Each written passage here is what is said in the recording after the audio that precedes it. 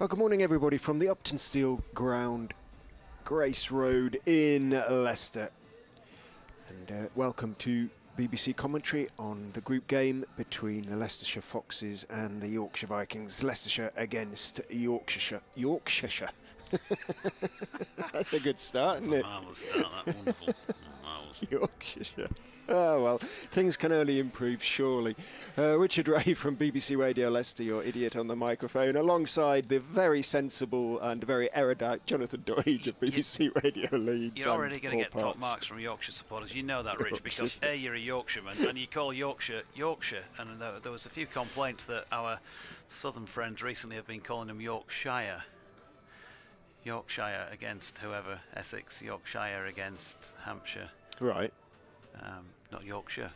Okay, all right. They've almost added an extra syllable then, haven't they, really? But yeah, it doesn't really work. The two umpires heading out into the middle, Neil Pratt and Steve O'Shaughnessy. Alongside them, the two Yorkshire opening batsmen, Harry Duke and Finlay Bean. The news from the middle is that Leicestershire won the toss and chose to bowl first. This is a used pitch. It was the pitch used by Leicestershire in the DLS win over Middlesex not 48 hours ago on Friday evening here, and I have to tell you, it nibbled around a little bit. 190 played 170 that day. The conditions sort of didn't help. It was dark, and well, obviously it was dark, it was night by the time we finished, but it was also pretty damp out there, and difficult conditions, very, very cloudy and humid as well, and so it's even the white ball swung a little bit. So was it dark this morning? It did, but I was very shocked. The sun went down. They tell me it does it every day, but it didn't make life at all easy for the batters out there. So it'll be very interesting to see what happens early on. We'll get the sides. Go on, Georgie, you see if you can get through it without stumbling. I won't be able to. Oh no, that means you're asking me to name the Yorkshire 11. Okay, Harry Duke and Finlay Bean are out there in the middle because they're opening the batting. Shan Masood will come in at 3, George Hill 4, Will Luxton is in the side today to replace Will Frayne at 5, James Wharton 6, Matthew Revis 7, Ben Mike back on his old stomping ground is at 8, Dom Bess 9, Ben Coed at 10, and Jack Shutt, who's back in the team to replace Dom Leach, is at number 11. Two changes for Leicestershire. There is illness in the Foxes camp.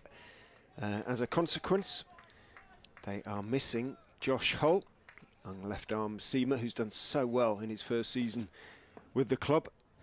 And he's been replaced by Will Davis.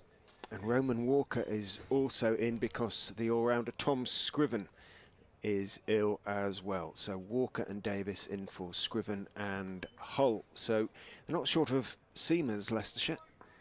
But it's a case of who, essentially, is fit to stand up, basically. Remember, no Ackerman, no Parkinson, who are away with the 100. And, of course, Rahan Ahmed. Vian Mulder is opening the bowling from the pavilion end. Bowls, swings in, foolish delivery to Finlay Bean, who just works it off his legs out towards deep mid-wicket. There is a deep mid-wicket in the mustachioed figure of Roman Walker. He is one of the two men out, so a single is taken, the other is at long leg, man out, that is. So one from the first ball.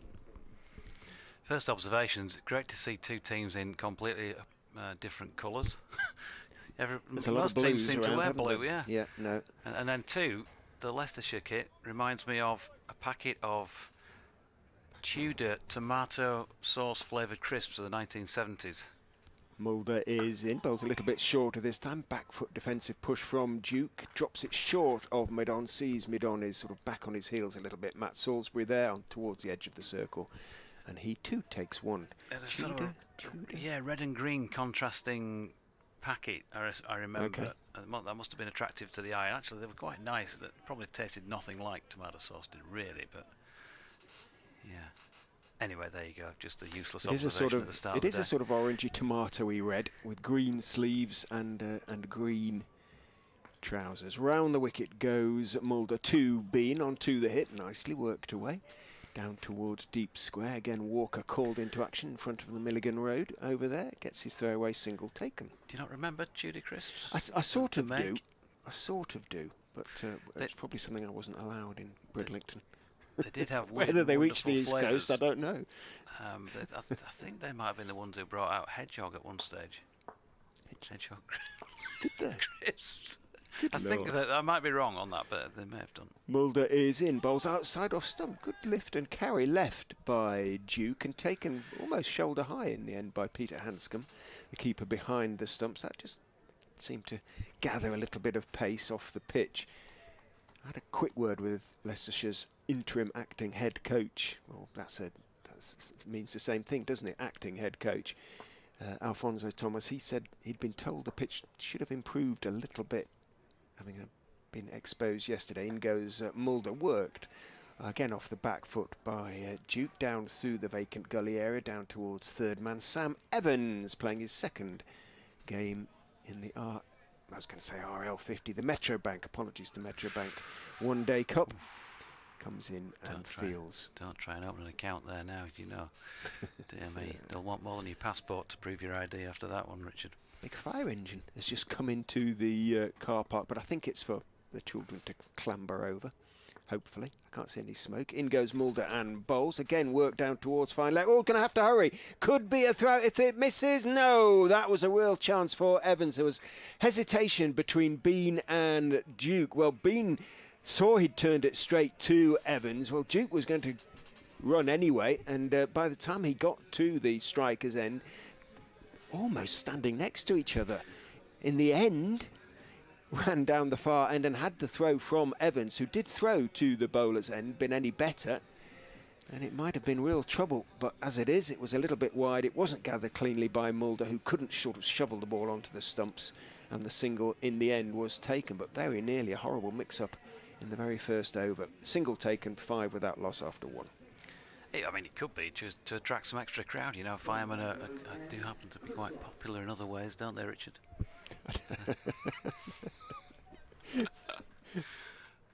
Who's bowling? It's going to be Chris Wright. Of course, the Baron. Yeah. Down the hill from the Bennett end. Down the hill, incline, before you email in. And he's bowling right arm over the wicket, and it's just been flicked down to third man by Finlay Bean for a single, first ball thereof. Chris Wright bowled really well in the championship game between the sides up at Headingley. First match of the season. I think let's get mentions of that out of the way now if we can. Left-hand, right-hand combination here for Yorkshire. I'm not sure. In fact, I was just speaking to Finlay Bean himself about this before the start of play today. Just wondering if he might not be better suited to 3. He got 100, of course, in that match, and he's got 3 championship centuries to his name, and batted in a really sort of unruffled manner in that form of the game, as Wright comes in and bowls to the right-handed Duke, who drops it out down to gully, but there is no run, so Bullinger into the fielding. And you know, the first 10 overs, power play. He's at professional level, certainly. I don't know what his background in terms of club cricket and when he's learning the game has been, but he's not yet shown me that he's out there to try and capitalise on 2 fielders only outside the ring. In comes Wright, and Duke steps back and pulls that the onside of straight, not intentionally, I don't think, and there's no run. Fielded there at mid-on by Sam Evans. So yeah, I just wondered if maybe that was an adjustment they could have made as this tournament has unfolded, with Will Frayne, who'd batted well with Harry Duke at the top of the order previously, and would be much more your man to get on with things early doors. Harry Duke, again, not that sort of player, and he's dropped that one back down the pitch to Wright, no run. I wondered if Bean might have been better at 3 during these last few matches, and the others just been shunted down 1. But that's not the case. They've obviously decided that Finlay Bean is their man to open in this form of the game, as well as he is in the championship.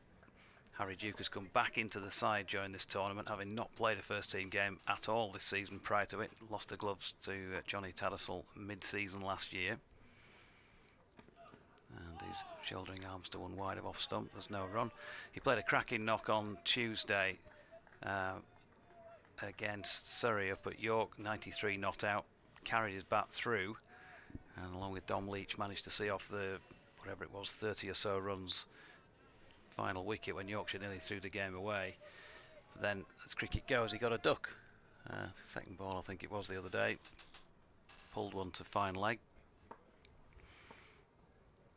Got 100 down here in 2021 when he first really announced himself as a batter of repute, as he pushed that one out to point and there's no run. So yeah, I just wonder if that might have benefited Yorkshire, that change at the top of the order. We're not going to know now because there's just this game and Middlesex, and having made the change and Will Frayne losing his place, you wouldn't expect that that's going to be changed again for the final match at Middlesex on Tuesday. And so they've decided to stick with these two. Shan Masood at 3, George Hill at 4, and slot Will Luxton into the spot that Will Frayne's been batting in at number 5. 6 without loss after 2. Mulder continues round the wicket to Finlay Bean, tall left-hander, forward, pushing firmly but only as far as mid-off, no run. Duke, one of only 2 Yorkshire batsmen to score more than 100 runs in the competition so far. An indicator of where one of the White Rose's chief issues has been, obviously just the 4 innings, courtesy of the weather. Mulder is in straighter, goes back Bean, turns his wrists on the defensive push out towards Hill this time at mid-on. Again, there is no run. So if you like, Richard, in context, what I've been blathering on about there is that I think you'll find that this pair play a bit more in that old-fashioned traditional one-day cricket mode of just being opening batters, and they score runs in traditional methods in the main. Harry Duke, you might see a couple of improvisations, but he won't be overdoing that. Mulder in, down the leg side, that'll be signalled wide. Surely, he says slightly hesitantly, because you haven't always known if batters have stepped inside. The umpires have been a bit more generous this season, but Neil Pratt does turn to the scorers, Paul Rogers and JT Potter, and extends his arms. So Mulder's going to have to bowl that one again. 7 without loss. Leicestershire won't play like that. I can absolutely guarantee that whatever the circumstances, Sol Budinger and Rishi Patel will go hard from the off. It may or may not come off. In goes Mulder, bowls full and straight on towards off stump. A little bit of shape arguably back into Bean, who is forward, playing firmly back up the pitch to Mulder, who fields in his follow through. We didn't get to find out what Shan Masood would have done had he won the toss. He did say, well, like all captains do, he said he would have batted. So and then the chap on the mic said, well, everybody's happy then. But you don't often get a captain said that, yeah, I would have done the same thing. In goes Mulder, bowls back this time, goes Bean, works it out towards mid-wicket. Rishi Patel at mid-wicket seizes on the ball, but tries to start to sort of pivot and turn and swivel as if to throw at the non-strikers end, sees the batters have made their ground, doesn't bother doing so. The newly capped Rishi Patel. I should add at this stage, a little ceremony before the game started when he was handed his gold cap. He was gold fox. The cap is still the same colour, green of course, as Mulder goes back over the wicket to Harry Duke. Little bit short, goes for the pull, but it was, for me, although he pulled over the ball and hit the pad, it looked to be a little bit high still, and also probably going down the leg side. Mulder looks pretty sure it was going on to hit the stumps, but of course most bowlers do in those circumstances. Let's have a look. Thoughts on the week? Yeah, it looked to be just going down and a bit high to me. At least as much as the height. Height was also questionable, but I think certainly the going down part of it would have been a no-no for Steve O'Shaughnessy, even as a Lancastrian. Obviously that doesn't come into it at all when umpiring. Balls clipped down towards fine leg and didn't stop it cleanly there, Chris Wright. He was a little bit slow getting down and did at least get 2 hands to it. A little bit slow. He went down in stages. He looked startled, didn't he, there, Chris Wright? He did manage to get 2 hands to it and chase back and drag it back inside the ropes. And I suppose he would say save 2, arguably let 2 go past him there. End of the 3rd over, 10 without loss, 5 to Bean and 4 to Duke. Yeah, just waiting for episode 3 of his attempt to get down for the ball there. It's a long way these days for a 38-year-old. How tall is he? Righty, he's about fairly tall, 6'3", something like that, I would imagine. Yeah, so I do have some sympathies there, I think. A fair old way down. Here he is in bowling, that's the job, and Finley Bean pushing into the offside. And there is no run. Finley's had a couple of starts in this competition, but as I say, just doesn't yet feel natural. He might be able to make himself into the sort of player who can get used to going after that ball early on and putting some pressure on the bowlers, but I think for his own sanity and form's sake, he probably just needs to get himself back into it in this innings. A bit more Bean-like short ball. He plays square both sides of the wicket well, and so he's got that away. Probably didn't time it perfectly, but he's got it to deep backward square leg for a single. 6'3", Chris Wright. Just to confirm. I'm not sure what sort of crowd we'd get in today. It's relative. It will build. Relatively sparse in the early stages. Lovely sunny Leicester morning, right in again, and Duke dabbing that one down behind his feet for Hanscom to come up with the gloves and retrieve. We played at a club ground last week at Kibworth, which is about 10 miles south of Leicester. Had a really good crowd, sort of from the very start. Must have been the best part of 1,500 people in there. Had to bring their own deck chairs and what, they had seats and fold-up seats. They all did, and it was a brilliant day, really good day. I reckon there were about 3,000 in for the matches at York, which was superb atmosphere-wise as Duke drops it into the offside. And there's no run. I say superb atmosphere-wise. I'm not sure the atmosphere was that superb at 37 for 7, chasing 311 on Thursday, Richard. No, I could imagine. Yeah. One or two caustic comments flying around. Yeah. See that thing in your hand? Hit it. Hit it with that. 11 without loss. Duke on strike is 4 not out from 12 and pushing one into the turf again. Wright bowling a good length here, which is not, well, in fact both of them are bowled good lengths, which is not offering thus far any boundary shots. They'd be taking risks if they were playing those, bearing in mind it is a used pitch. And maybe having batted second and suffered that fearful thrashing the other day, maybe Shambasu would have batted first here to get first use of it. That was a used pitch at York on Thursday. Right, Duke has a little flash at one. Has he got a nick? Yeah, he has. He has. Sounded like it, didn't it? According to umpire Neil Pratt, and the finger is raised. So having got that 93 last Tuesday, Harry Duke has had a couple of low ones since then. He stood, and it looks as though there might have been a word from somebody, because Harry would normally be given to turning round and having a good look, but he's doing the same. I think he was waiting for confirmation that it carried, because you could hear the nick from here, couldn't you? I mean, it was a very loud one, but I think it was a bottom edge. It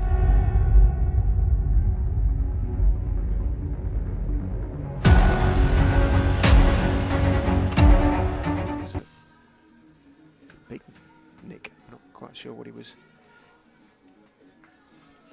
not happy about. Well, obviously not happy about getting out, but in terms of the actual dismissal, it just felt like the way he turned around quite sharply as he was walking off, that somebody might have reminded him where the changing rooms were, something like that, but I might have that one pegged wrongly. I couldn't hear a thing, I've got to say. I don't know if that's anything to do with how I'm wired up here, audio-wise.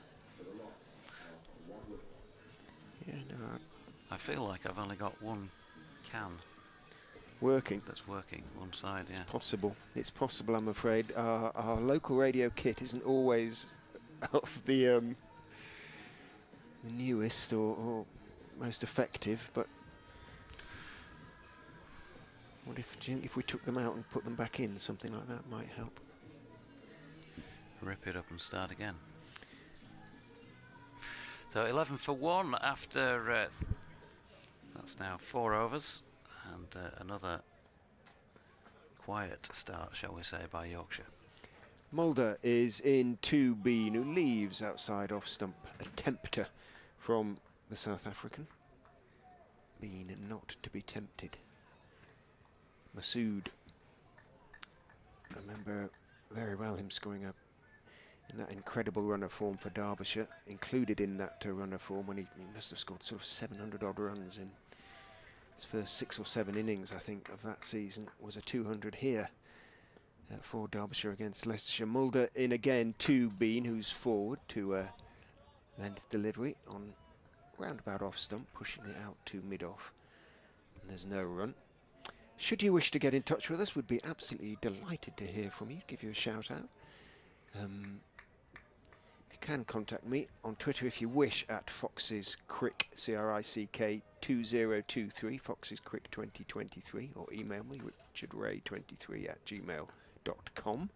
Give you Jonathan's contact details in a moment. As in goes, Mulder goes past the outside edge. Now that ball just looked to straighten a fraction from just outside off stump, and Bean unquestionably felt for that one, and then he gestures with his right hand to Masood. Yeah, that moved away a touch. Twitter? Nah, not bothering. No, I don't. Yeah, is that Jonathan Dodge? X, you mean? Yeah, or whatever it. Yeah. At Jonathan Dodge or BBC West Yorkshire Sport at gmail.com. Mulder is in. Bowls 2 Bean down the leg side. Bean tries to whip it on its way, help it on its way, especially with Evans standing up at short fine on the edge of the circle. Doesn't get anything on it. Taken by Hanscom, but is, of course, signalled wide by umpire O'Shaughnessy. 12 for 1. Lovely day. Plenty of white cloud around, but it is white.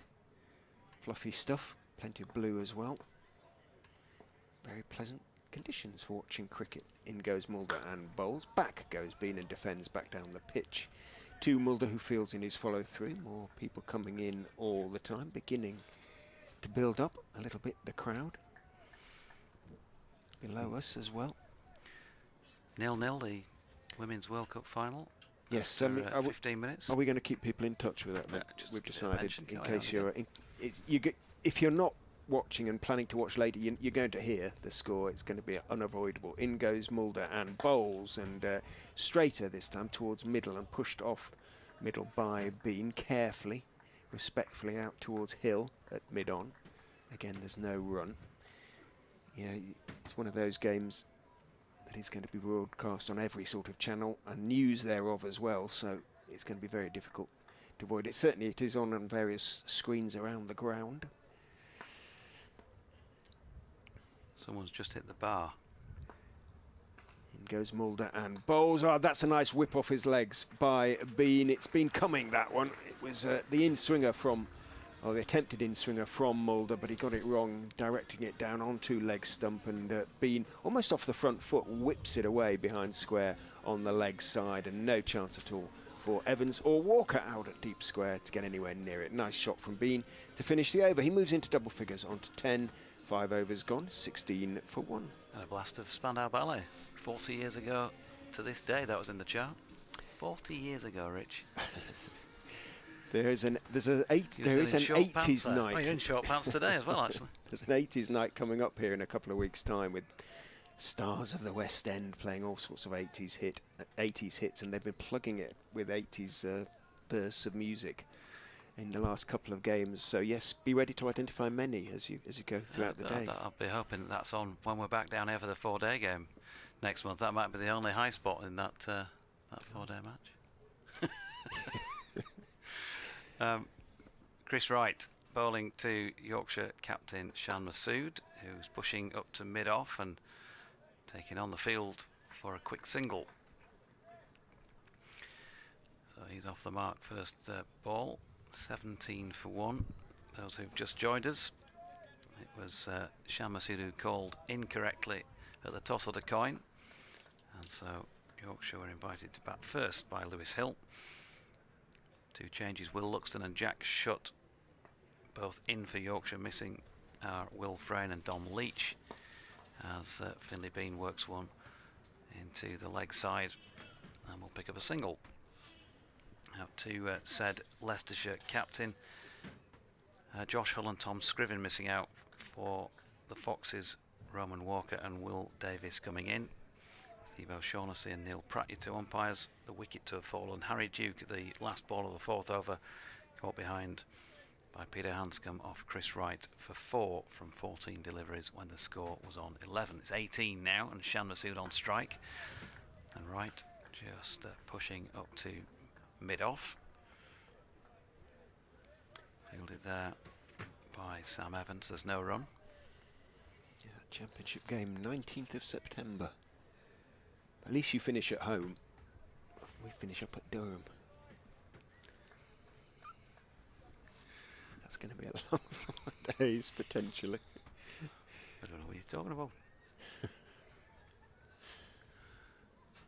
In comes Chris Wright down the incline, and oh, inside edgy from Shan Masood. He's got it away backward of square leg and will pick up 1 run, but it was probably thickish inside edge and not really ever in danger of a strangle to Hanscom, but not played as he really wanted. 2 from 3 for him, 19 for 1 Yorkshire. Finley Bean into double figures is 11 from 17. Not the flurry of boundaries from the Yorkshire top 3 that we are at least half expecting to see from the Leicestershire top order, from what we've been hearing of their performances in the competition so far. Wright in, and that's pushed to Patel in the offside no run. I'm not sure it's that sort of pitch though. Still might have improved a little bit from Friday night, but it doesn't look like it's really coming on.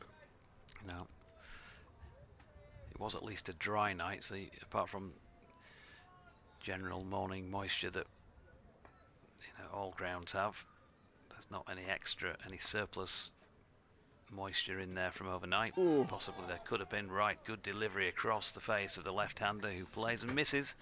It's 2 to Hanscom and a dot at the end of that. The 6th over, which sees Yorkshire at the end of it 19 for 1.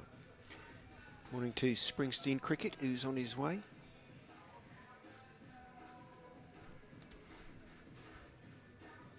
That's not an 80s tune, is it? That sounds a bit more recent. I don't know, I don't recognise it anyway. I think that's a noughties tune, isn't it? Hey ya. It reminds me of Leeds Rhinos Rugby League games, because they used to play it a lot on Friday nights at Headingley. Mulder's ready to go. He's brought in a slip, Lewis Hill, for Masood, who'll be facing Mulder for the first time. Mulder has got, well, certainly one to straighten at the left-handed bean. Masood also obviously a left-hander as well, so might be worth it from the Foxes' point of view for a couple of deliveries. In goes Mulder and bowls. That one doesn't sort of straighten, comes in towards Masood, who's walking forward into the defensive push, turning the bat face on the ball, pushing it out to Patel, saving one at mid-wicket. Again, the men out, Walker in front of the manual scoreboard, one of only 2 remaining on first-class grounds. And third man, Evans, down there in front of the electronic scoreboard. Mulder is in, bowls, similar delivery, similar shot from Masood, sort of stepping forward, turns the bat face, pushes it out to Patel, no run. Good morning to Martin Rowe and also to Bent Nielsen, who's hoping, says he ran out of pills during the debacle on Thursday, so let's have a nice quiet start, a nice quiet game of cricket. Come on, Yorkshire. And Andy Walker thinks that the Leicestershire kit looks more like Smith's crispy tubes. He sent me a photograph of the packet. Mulder is in, driving pleasantly. Had to reach for it a little bit, Masood, but he got on top of the bounce. He steered it wide of the diving Budginger at point, and sufficiently wide of third man for Evans not to be able to get there. Nice shot from Shan Masood, his first boundary. Judiciously played and executed. He moves on to 6, 23 for 1. Yeah, proper cricket show, wasn't it? Yeah. And Andy Walker asking what we make of the pitch. Well, I think Rich really has cottoned on to the fact that it was, having seen it once already, not quite coming onto the bat on Friday, and pretty similar so far. In goes Mulder, straight to Masood, played straight back down to Mulder, who sort of picks up in a vaguely threatening way. Masood quickly retreats into his ground and holds up his right hand. Don't need to throw it. Not that Mulder was going to. 23 for 1. Might get a little bit quick. It might work out for Yorkshire in those terms. Under the sun. In goes Mulder, bowls to Masood, who's turning it. The in-swinger away. Middlesex were bowled out for less than 200. In goes Mulder and bowls. Ooh, thick inside edge down towards the stumps from Bean, but he's in complete control, Bean, and just calmly watches the ball as it comes down and taps it away, just in case it was going to spin back onto the stumps. End of the over. The 7th, 24 for 1 is the score. Masood 7, Bean 11. 5 off the over. Yep. So they're first and foremost, I think Yorkshire trying to make sure they bat 50 overs and come up with what they can, and they're clearly treating the pitch with respect, so no thought at all in the early stages of going all guns blazing.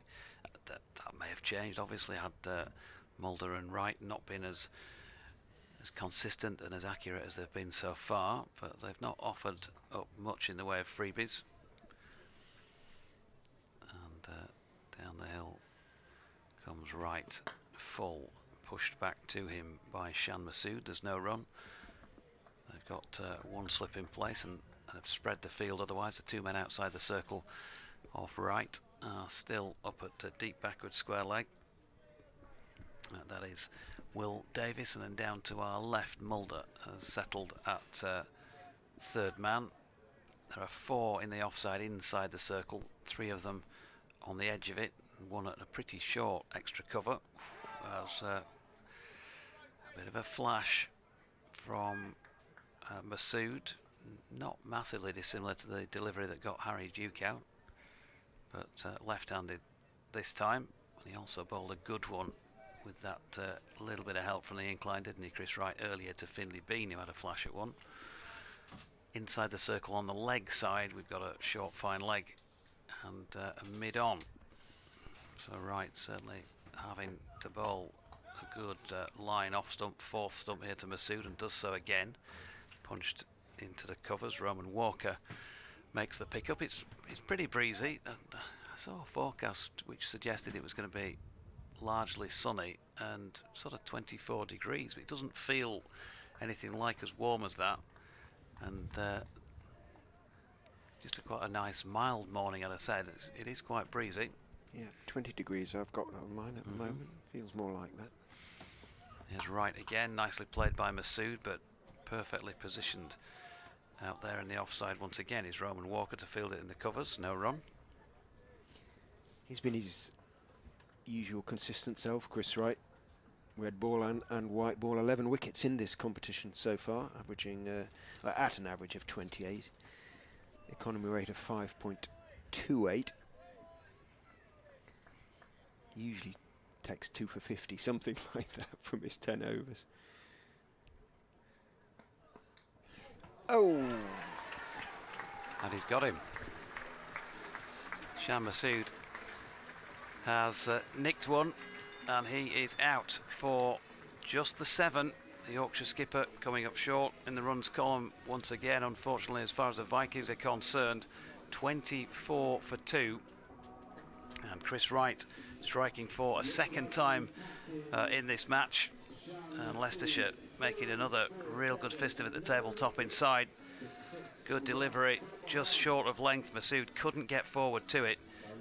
And a routine nick through to Peter Hanscom. Kimber at slip. Sorry, Kimber at slip, I should say, yep, across him. And 24 for 2. Will Luxton has been sent in at number 4 here, so just been moved up a place from where Will Frayne had been batting at 5. You could say that it didn't need to play at that one, Shan Masood. Bit of bounce. It did just straighten a fraction away from him, but it just looked as though it didn't look. It was the sort of shot that men who aren't really informed, batters are not really informed, play, don't they? It was just a little sort of feel for it, edge, and Louis Kimber saw it all the way. And they kept the slip in for Masood, and wisely so. Yeah, no, great surprise. He's just taken a little bit of getting going in most of his knocks. I mean, you would think, and he himself says he's best suited to this form of the game. He's got a bit more time, and I think his record would underline that. Fletch, having watched him play, obviously for Derbyshire as well, has said that to me a few times, but he's just not really come off just yet for Yorkshire. Not had a three-figure score in any of the matches he's played in. Chris Wright, 2 for 5 from 3.5 overs. In he comes then to bowl to the right-handed Luxton. He's bowled him. Looks like it could have been an inside tickle onto his stumps there. Either way, they're splayed all over Grace Road. Yep, inside edge, and he has gone. So his return to the side is also an ignominious one. 24 for 3. Luxton gone first ball. Yorkshire, as they were on Thursday, in big trouble. Gosh, that looked a slightly loose shot from Will Luxton. Let's have a look. It really was. I don't know if it was an inside edge. It was a faint one, but goodness me, just played all around it, really. Right on a hat-trick. Right has 3 for 5 from 4 overs.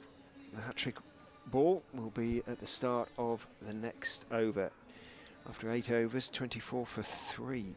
Oh, and that was a double wicket maiden for Chris Wright. And you know the old saw, lose 3 wickets in the power play and you're struggling a little bit. Well, Yorkshire have lost 3 wickets in the first 8 overs.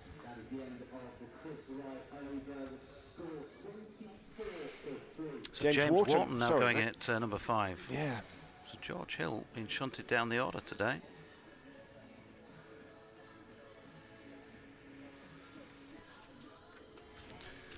And Wharton, well, rapid fire 100 in a T20 game earlier this season.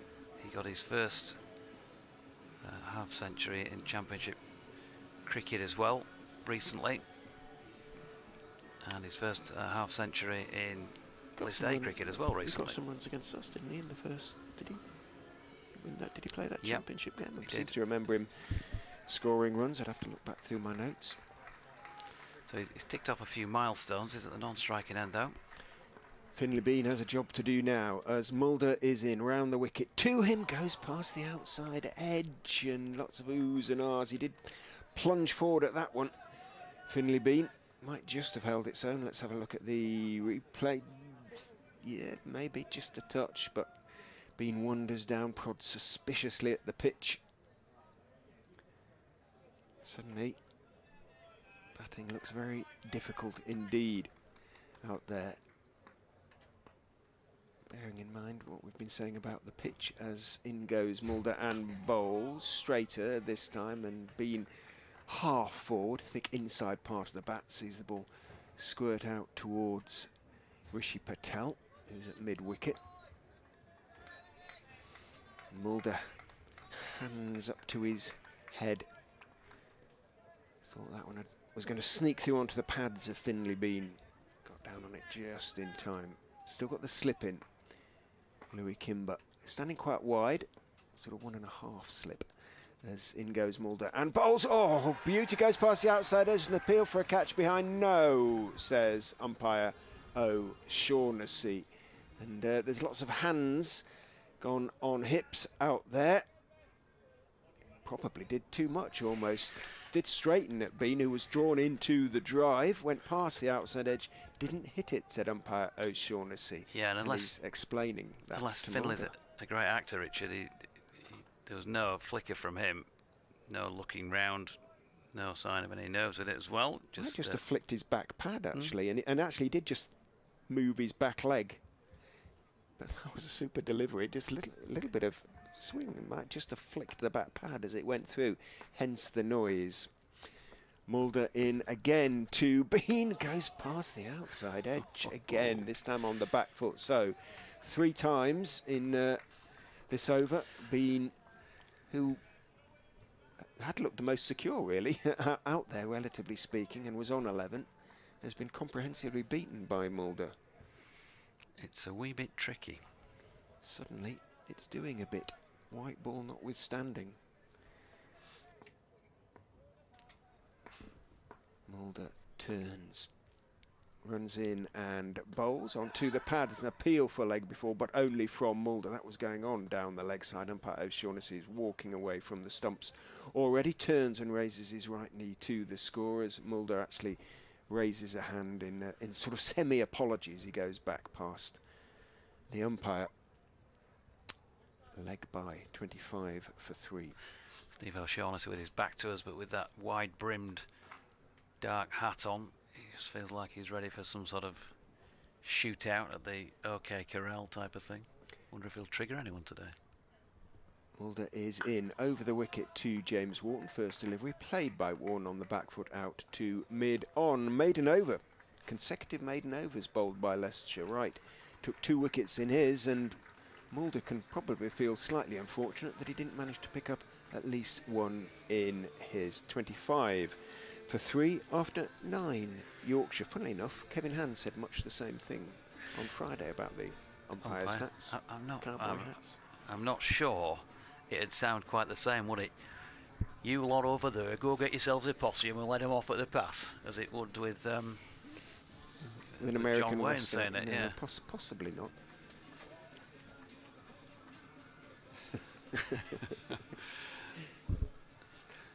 So 25 for 3 after 9, and to complete Hat-trick the ball. power play overs, here's right on the hat-trick, and it's going to be 4 runs, and my apologies for not sensing that one in the moment, but either way, fortunately it hasn't mattered. 4 runs through mid-wicket, just a little bit leg stump and a little bit over pitch, Richard. Yeah, not a great hat-trick ball, and Bean took full advantage. We could have gone back and done it again the next ball.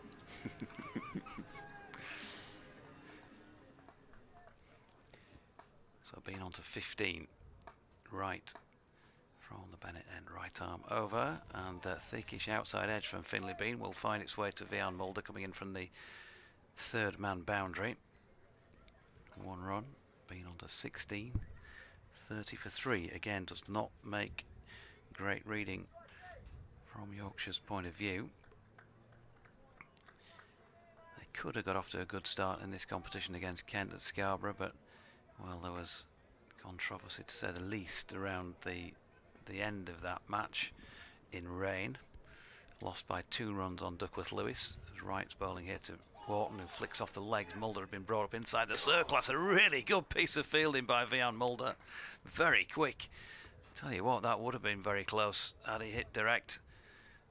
Wharton just Wharton was doing there. Did as batters do, didn't he? He struck it. He's already slightly off balance, leaning forward, so he goes into the first couple of strides of a run. His strides are longer than most. He's tall. And it was quickly to Mulder, who got the throw away. That would have been tight. 30 for 3. Right into Wharton, who plays this one much more solidly into the offside. And there's no run. So yeah, it could have got off to a flying start. They played in rain for quite a while. Yorkshire got in front on DLS. George Hill lost his wicket. They went about 8 runs behind, and they got it back to 2 runs behind when the umps decided that they didn't want to continue in the rain. So, you know, whichever side would have lost in those circumstances would feel a bit miffed, especially with the narrow margin. They never got back on. Big appeal for LBW here, but he's got a... Outside line? Yeah, maybe. Right, looks furious. Let's just see. Yeah, no, it wasn't outside. He didn't get as far forward as I thought he had done at first, but there was a fair bit of movement off the seam. It was. And Neil Pratt giving James Wharton the benefit of the doubt that might have been doing a bit too much, ironically, with the white ball. But Chris Wright is really getting a tune out of things here. 1 ball to come in his 5th. He has 3 for 10. All 3 wickets have fallen. Harry Duke, Shan Masood and Will Luxton. And Wharton waits. Here's Wright again, and he's solidly behind this one, pushing into the offside to complete the 10th over. The power play. 30 for 3. Oh dear.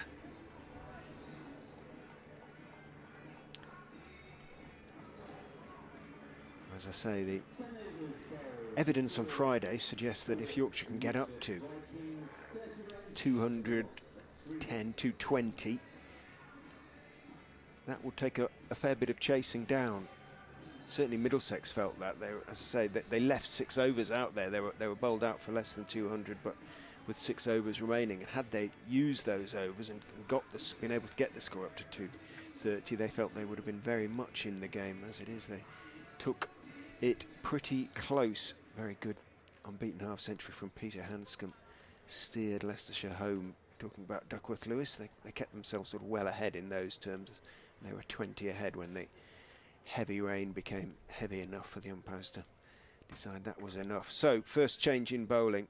End of the power play. Mulder, having bowled 5 overs for 19, comes off. Roman Walker comes on. The Welshman bowls around the wicket down onto the legs of Finlay Bean, who works it out towards deep mid-wicket. Mulder finds himself out there, gets his throw away. It is just 1. Walker had his one day in the sun in the season, really, so far in this competition, down at Beckenham against Kent, when he managed to pick up 6 for 43 from 6.5 overs. Otherwise, in the games he's played, he's yet to pick up a wicket, and he's been quite expensive as well. Back over the wicket to the right-handed Wharton, who goes back, plays firmly as far as Hill at mid-off, bounces off Hill rather, but straight in front of him, so no chance of a single. 31 for 3 remains the score. So Walker, with a little bit to prove, if you like, hasn't quite come on as Leicestershire hoped he might. After bringing him in from Glamorgan, goes in and bowls, again slightly short of a length arguably. James Wharton on the back foot, plays firmly out into the covers, where Mulder at extra cover is the fielder. All the hospitality boxes in the Turner Centre on the Bennett end, at the Bennett end side of the ground, occupied. Everybody sitting outside, absorbed. Leicestershire, a win today will secure a home semi-final for the Foxes. As Walker is in, again drops a little bit short. Wharton suggests it kept a little bit low, pushed it through out into the offside, called Bean through for the single. Bean a touch late in responding, but it was a good call from Wharton. He hadn't hit it very far, and although Mulder came running in, didn't gather the ball cleanly. The single comfortably taken. Wharton off the mark with a single, 32 for 3. And they would get a week off essentially as well.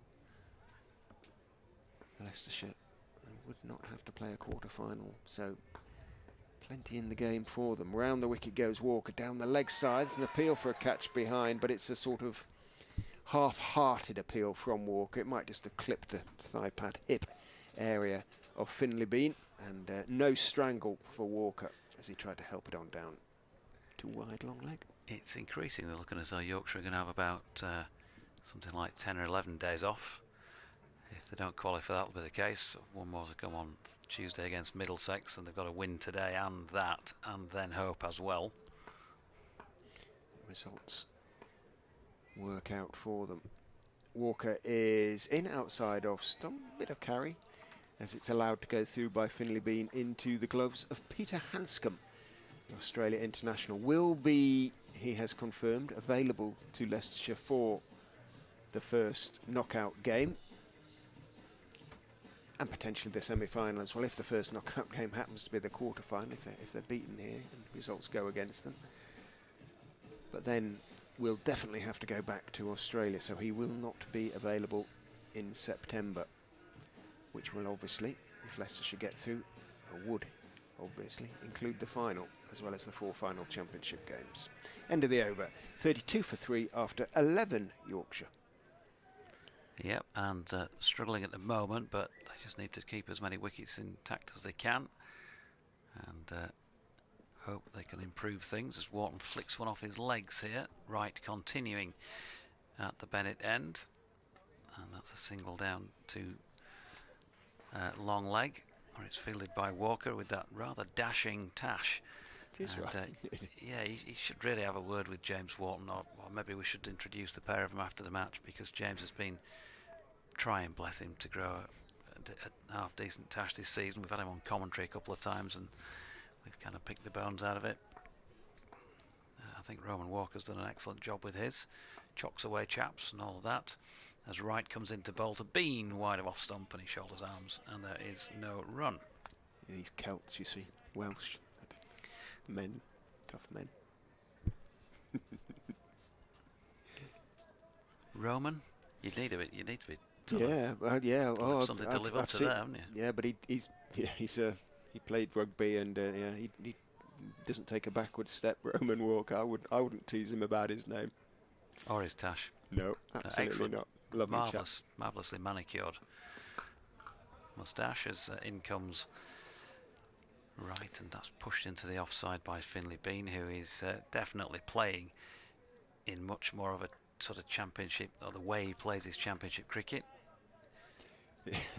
Roman was 12th man in the game against the championship game played at Oakham against Worcestershire, which Leicestershire lost in almost only just went to 3 days. The pitch did all sorts. Right in again, past umpire Pratt, short ball pulled by Bean with control out to deep backward square for a single.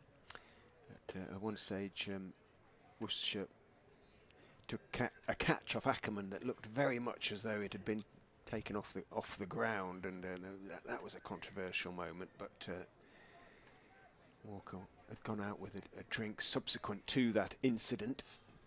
Jack Haynes of Worcestershire had said something, and Roman's response echoed around Oakham School. And it words that would have got him definitely detention, I suspect, had he been at Oakham School. He's in again right here, and that's wide of off stump. And Wharton shoulders arms. Certainly everybody in the ground heard them. I think we're getting the impression. I mean, the other burning question of the day is, what on earth has happened to Scooby-Doo? I woke up this morning, put the television on in the hotel bedroom, and they've modernised it so that the dog now talks completely like a human, more or less. What's going on? Made him sort of clever these days. In comes Wright, and that's dropped into the offside by Wharton, and there is no run. 34 for 3. Chris Wright, 6 overs, 3 for 12. And Leicestershire continue largely because of said bowler to hold Yorkshire to a very tight opening 12 over score. Yeah, I don't. I'm scratching my head. It's pretty obvious to say, really, Richard, but they've kind of been meddling with Scooby-Doo. Well, it was once they introduced the little one, the Scrappy. Oh, yeah. That was it. That was it. That was you the were end. 35 at that point, and you decided that's it. You're not watching anymore. I don't know when did you see it. Probably about then. Round the wicket goes Walker, and it's onto the leg stump of Finlay Bean, who plays that sort of front foot sort of paddle pull really nicely, whips it down, but he's picked out the man at long leg, who is Evan, takes it on the bounce, and it is just the one to Bean. He moves on to 19.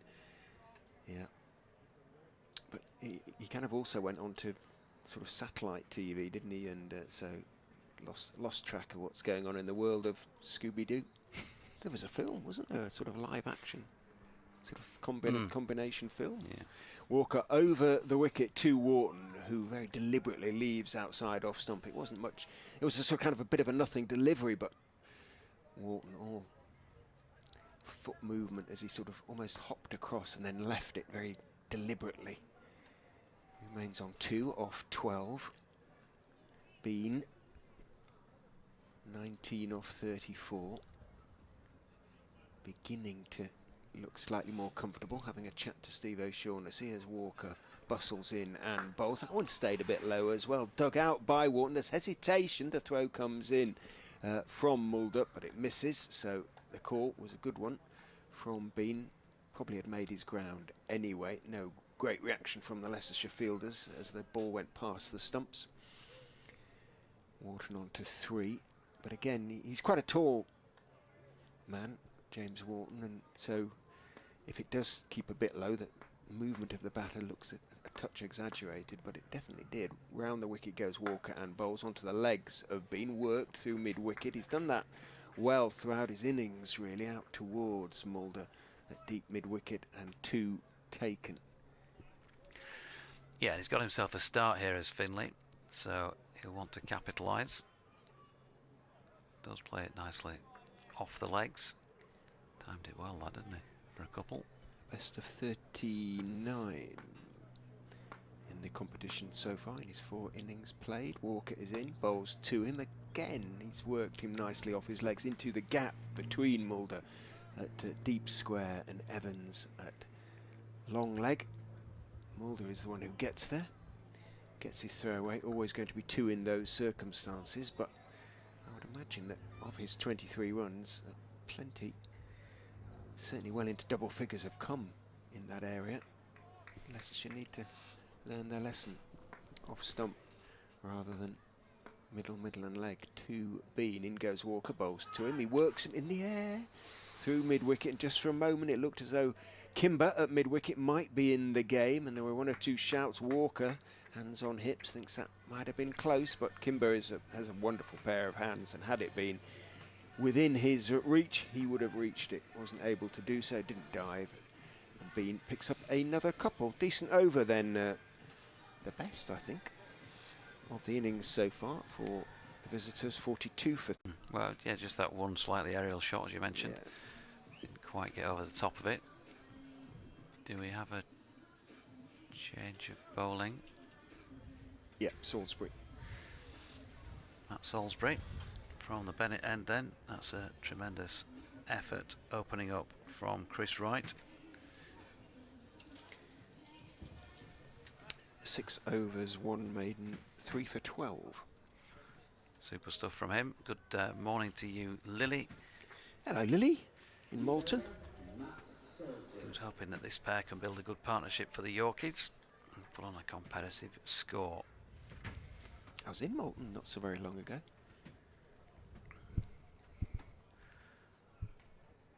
Salisbury then, right arm over, down the incline, seam up, pushed into the offside first up by Wharton. Fielded there and no run. Yeah, for what purpose? There was a triathlon in Castle Howard. Ah. It was an absolutely miserable weekend. It really was a filthy weekend. I saw the photographs. I went round Castle Howard about 10 days ago. Well, I went round the periphery. I had a walk around it. They let people like you in there? No, I didn't go in. I went to the CAF. I've been inside the building before a couple of times as Wharton drives pleasantly through extra cover here, and he really did time that well. It almost felt like it picked up pace on its way to the boundary rather than lost it. Beats the field, and it's a welcome boundary for James Wharton. His first of the innings. Yorkshire on to 46 for 3. Yeah, great spot, isn't it? So I went from there up to Helmsley then for the rest of the day. Nice part of Weld. Salisbury in, and oof, inside edge from Wharton. Didn't know too much about that. He's got it in front of square on the leg side. Definitely not intending to play it that way. He's picked up 1. Well, very nicely against Middlesex on Friday night. Matt Salisbury, who's been unlucky this season with injuries. He picked up nasty injury that kept him out for a couple of months in that first game at Headingley, that championship game. But 3 for 41 the other night. Justifies his retention in the side. In comes Salisbury again. That's hit very straight by Finlay Bean because it cannons off the stumps at the bowler's end out towards mid-off to the left-hander, and they pick up 1 run. 28 to Bean, 50 up for Yorkshire in the 14th over. So hardly trailblazing stuff. But this pair, well, they came together when the score was on 24, so just the green shoots of a little bit of a recovery.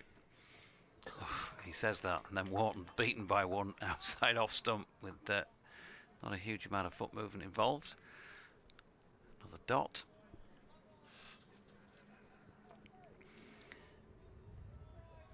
Tough going out there. The conditions, you'd say, take the pitch out of the equation aerially. Fine, it's a sunny day largely. The score's gone backwards. Don't know quite how it's gone from 49 to 48. Yeah, Finlay Bean's had 1 removed as well, 26 to him. Wharton on strike, and That's punched just to the onside of straight, half stopped, but they're going to get back for 2, so 50 will come up now, as will James Wharton getting into double figures, and that's the end of the 14th over. Then we think it's 50 for 3. The manual scoreboard has it at 50 for 3, 8 from it again, so consecutive overs that have yielded 8 to the Yorkshire cause. And these two have doubled the score and a little bit more. Being 26, Wharton 10.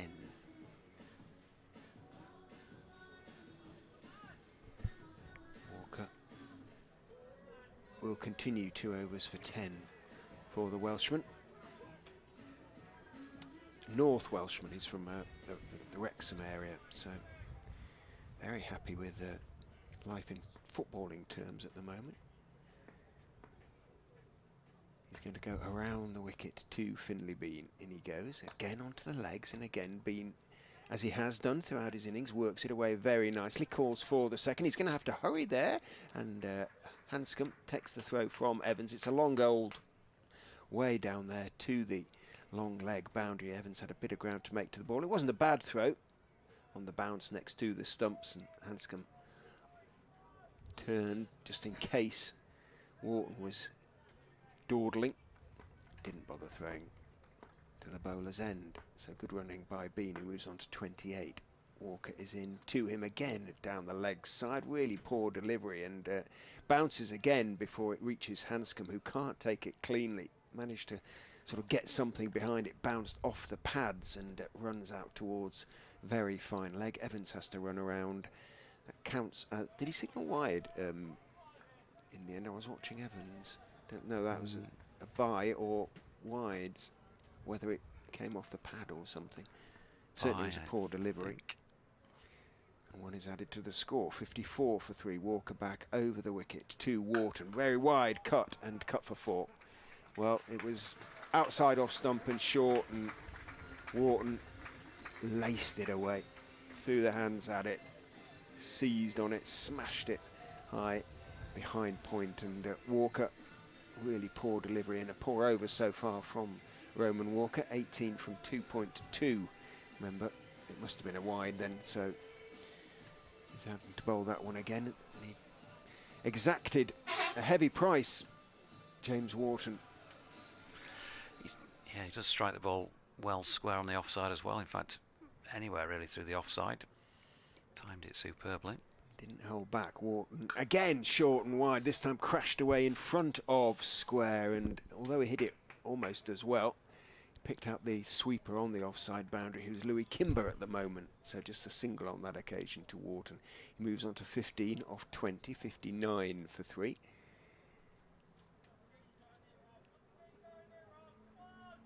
Problems for Hill, really. Walker's going to be inconsistent. Who can he turn to? Who will he turn to next? Round the wicket goes Walker and bowls.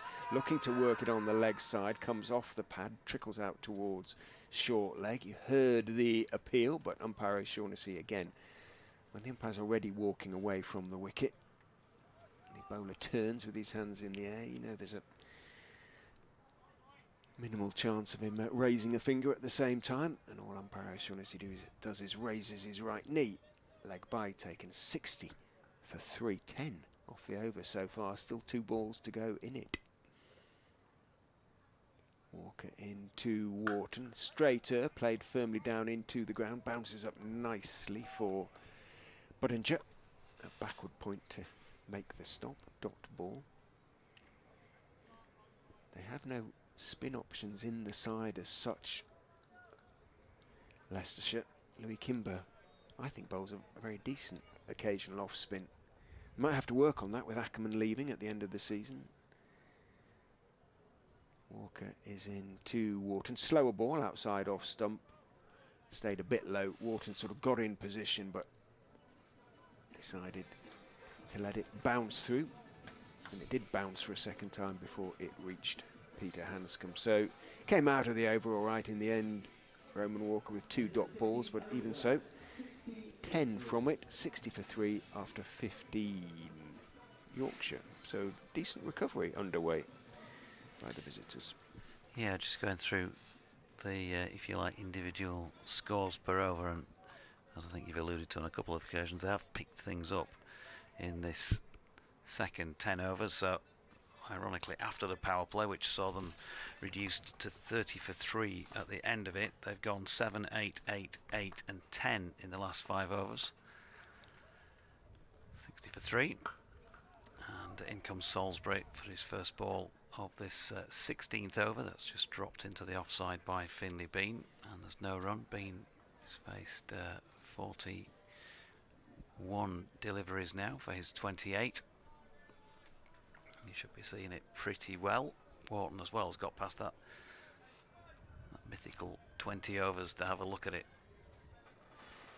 in his innings. 22 balls he's faced for his 15. Salisbury into Bean, and that's pushed to short extra cover, and there's no run. Of course, we say 20 balls, totally depends on the circumstances, conditions and pitch, but it does give you a chance to get an appreciation of what's going on out there. Some pitches, of course, you never feel like you're ever really in. Cut-off time today 2:30.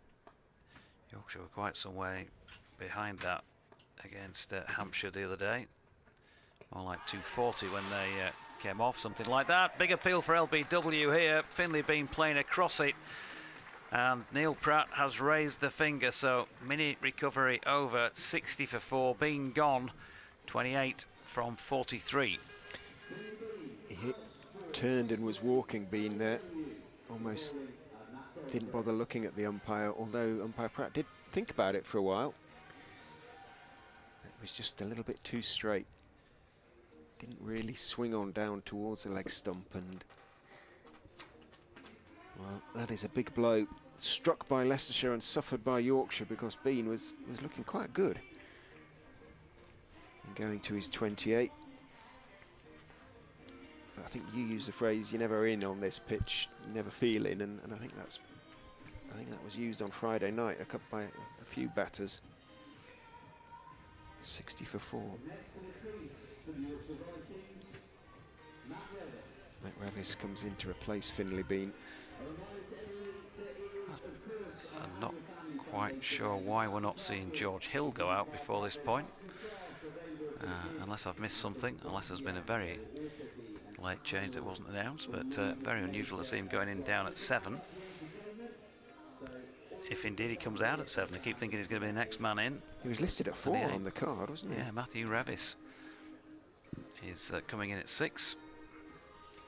This game is set up for Ben Mike to come in and smash 100 against his former county.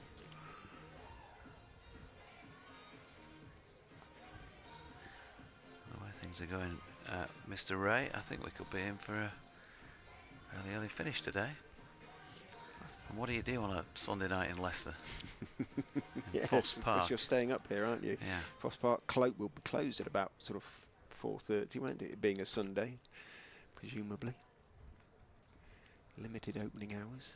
City Centre will be buzzing with people celebrating the England win. He says, not knowing what the score is. Presume still. Oh.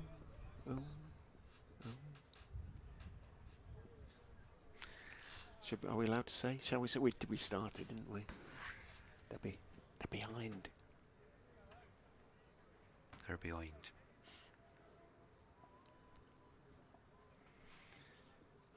And in comes Salisbury then for the first ball to Matthew Revis, and that is dropped into the offside, and there is no run. Good afternoon to you, Eric, who suggests I was rambling on during the obvious LBW that took the previous wicket. That's what we do, Eric. There was a hint of admonition in there from Eric, was there? Yeah, I think so. Salisbury from the Bennett end to Revis, stands tall, pushes to the onside of straight, and there is no run. I mentioned the attendees earlier in terms of their number. Still pretty sparse, but you'd think with the home side on the brink, by the looks of things, of semi-final qualification, immediate semi-final qualification, a home tie,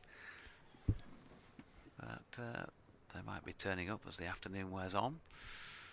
Cheer them on. Here's Salisbury to Revis with another solid push just to the onside of straight to complete that over. 16 of them now gone. Wicket maiden. Yep, excellent stuff. Just the second maiden of the match so far. 60, the third maiden, I'm being told, 60 for 4. A Mulder bowled one, then right bowled his double wicket maiden, and a wicket maiden there from Salisbury. Did he really? Yeah, I've got the 7th over. I'll check it. I'll check it. You may. I've only got the 8th right. over as a previous maiden. Well Chris Wright's over. You're nearly always right. So I'll check it. Walker continues. Can he come to the party? Bowls fullish to Wharton, who stylishly drives out into the offside, but he's picked out Vian Mulder to extra cover. Good morning too on email. Graham Watts. Glad you enjoyed the Essex game at Kibworth last week. I was there too, and great to see the Foxes win in front of a full ground. And he too asking about Hanscom's availability. In goes Walker bowls, shorter of a length this time, and again Wharton implies it had kept lower than it should as he went back and dug it out, rather, played it out into the offside. And yeah, just to confirm, Graham, he will be available for the remaining knockout stage, bracket S, either quarter-final and possibly semi-final, or possibly straight through to the semi-finals. Walker is in, outside off stump, walking into the defensive pushes. Wharton plays with an angled bat, steers it out to Budinger at backward point, and there's no run, but he won't be available for the final. So he'll be available until the end of August, essentially, and then back to Victoria, and wife and baby have been here, but are now back in Australia, awaiting his return. Walker is in and bowls outside of stump, cut very nicely by Wharton, but good work by Louis Kimber, running away to his left towards the backward point area. Budinger hadn't been able to reach it at point. Kimber clears up, but Wharton picks up a couple, moves on to 17, 62 for 4. Good memories of playing against Leicestershire for James Wharton. Got the second team performance of 2018. I think that might have been at Kibworth. Big score. Walker is in, bowls to him. He's on the front foot, steering it, driving it wide. He wants a second, but is sent back by Revis, who would have been running to the danger end and would have been run out. As a throw came in on the bounce from Kimber, and just to make sure, Walker whipped off a bail. But Wharton had stayed sent back by Matt Revis, 63 for 4. And I think, from what they were telling us at Kibworth, they've signed a sort of 3-year deal with the club, so they'll be getting games in the next couple of years as well. In goes Walker, outside off stump, cut firmly by Revis, but this time it bounces straight to Budinger. So again, Walker doesn't really look a threat compared to the other bowlers so far. And Hill comes up and has a word with him, gives him all sorts of pats on the back, and then signals out to Will Davis. So I think Walker's work for the time being is done. 4 overs, none for 22, 63 for 4 after 17. Roman, your work here is done. Just the 3 off the over though, so it wasn't a bad one. 63 for 4, 33 overs remaining for Yorkshire to try and put on a total that might ask questions of Leicestershire, and as bearing in mind it is a used pitch and Yorkshire have had their struggle at the top end. It's not a done deal, but they would want, as Richard's been alluding to, 200 and quite a bit to make that a real game of it as Wharton pushes the first ball up to mid-off. 200 and you're in the game on the pitch. No, you know, as was evident on Friday night.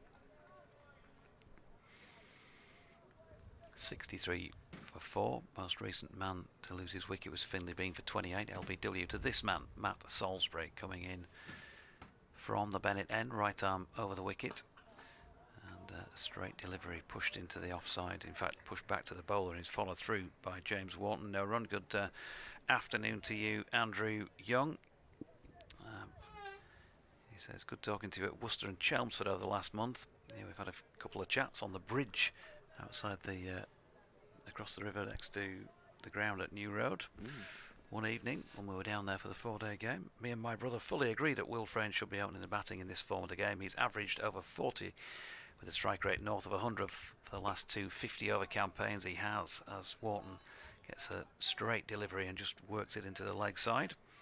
No run. Thanks for the positives. Read the comms, Andrew. Hope you're both well. And the road both bridge, in a better state than Yorkshire. The road bridge, the big road bridge. Yeah. Yeah. Not the sort of pedestrian bridge, sort of about a mile downriver. You think I walk a mile to cross a bridge? As Wharton drops another delivery into the offside, and there is no run. I did have a walk actually to Worcester Racecourse that night. I didn't realise how close it was to the ground. I was going to say, it's only on the other side of the river, isn't well, it? I sort of circumnavigated the city centre and then came back that way. And is that not one of your regular sort of racing? Was that? Never. That's the first time, the only time I've ever been to Worcester. So I've never actually seen a race there. I did step onto the stand. I walked onto the track, stepped on the stand, and then got a sort of warning, audio warning. As nicely played here, James Wharton pushes into the extra cover region. It's fumbled and they get through for a single. Just took one step on. I took a few photographs and I thought I'm just going to go up and get a better vantage point, take another snap. And as I put a foot on the stepping of the terracing on the main stand there at Worcester, it said something to the effect of, "Step away from the building. You are on whatever it is, CCTV cameras in operation." Not quite in that accent, but just did it for dramatic effect as Revis this time pushing forward tentatively gets an inside edge into the leg side. He's yet to get off the mark, Matthew Revis, at the end of the 18th over. One run coming from it, that was all. 64 for 4. He's got into a good rhythm, Salisbury, as he did on Friday night. Davis. I'm trying to think if he's played at all this. He didn't play. I don't think he played a T20 game either, despite an awful campaign for Leicestershire. Only 2 wins, home and away against Durham in T20. He must have played a T20 game. Will Davis, check through. But he's replacing Roman Walker as you may have heard, the PA announce, Staffordshire man. He's going to have a bowl from the pavilion end. Lewis Hill has a word with him. His 4 men out, 3rd man long leg, extra cover and mid-wicket. In he goes and bowls. That's a decent delivery. Drifts onto the legs of James Wharton, who was kind of looking to work it into the leg side. He was going on down the leg side, bounces out towards Evans at short third, and the leg bye is taken. A sort of a semi-howl of an appeal from Davis, quickly choked off, and out comes Leicestershire 12th man with a helmet for Peter Hanscom. Clearly Revis has been inclined to try and get forward to negate any movement or reduce any movement, the effect of any movement. It's Uttam Ramji, acting 12th man at the moment, 18-year-old leg spinner. Davis is in and bowls just outside off stump, steered by Revis away down towards 3rd man, who overthrows Sam Evans' Hanscom, but Rishi Patel is behind him, making sure that there are no overthrows. Single is taken. Revis is off the mark now. 66 for 4. 18.2 overs. Davis is in and bowls straight, just worked away off his legs by Wharton down towards the sweeper on the leg side, who is Roman Walker. Throws on the bounce, single taken. We're hearing lots of steward down below us. Can't park in loud there. conversation. Cannot park there. Too well anybody to get a car down there in front of the pavilion. Davis into Revis, bowls straight on, driven by Revis, but Salisbury gets across from mid-on. He had a fair bit of ground to make up, and seeing that, to get to the ball that is, Revis calls Wharton through for the single. He looks a solid figure, Matt Revis, doesn't he? Big, tall right-hander, broad shoulders. Must be 6'3" himself, I would imagine.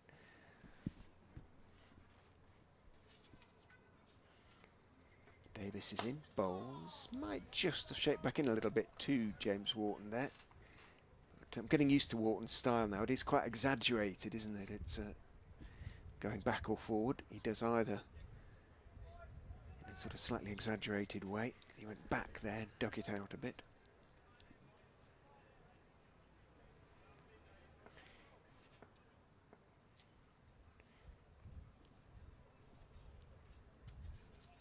In, isn't he in the who's who? He's not. In goes Davis and bowls, fullish, and ooh and an ah from Davis, but it was a really nice sort of on-drive clip by Wharton. Took it off leg stump, but it was a perfectly legitimate shot, and it was wide of mid-on, and it's running down to the long-on boundary for 4. So Davis concedes 8 from his first over.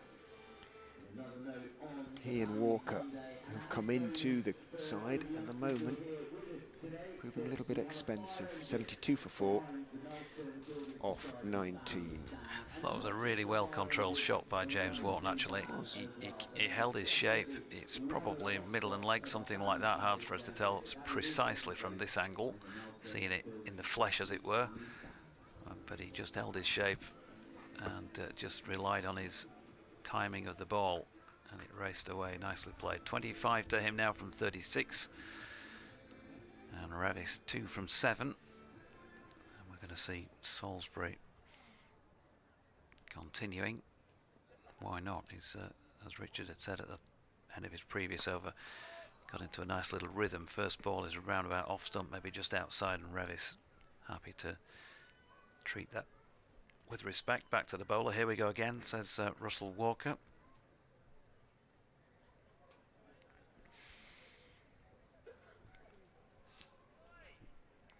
Lily can't understand why George Hill isn't batting.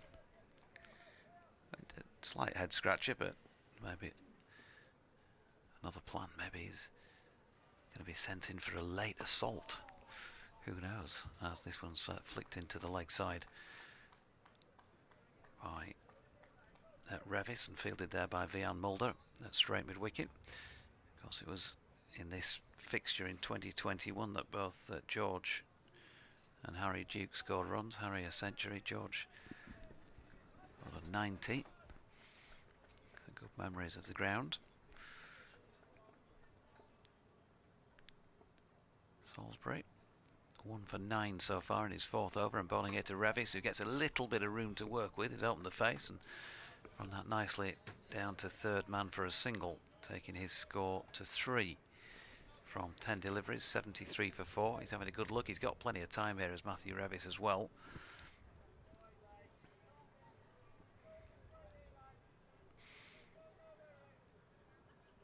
Tends to need a bit of time out there in the middle as well. Wharton stands tall, high back lift, and then brings that back down on another straight delivery from Salisbury that he fields off his own bowling and flicks out to his right to Evans. Hands it on to Lewis Hill. Not much in the way of ball shining going on from the Leicestershire captain, just tossing it up one hand to the other. They don't shine at all, do they? Have you ever held one, those white balls? They're sort of, so it's just what they put on it, I don't know, but they just don't shine as such. Salisbury to Wharton, who opens the face and drops it out just a few metres towards point. Budinger in to do the fielding, no run. It's almost like a sort of paint, and it starts to sort of flake off.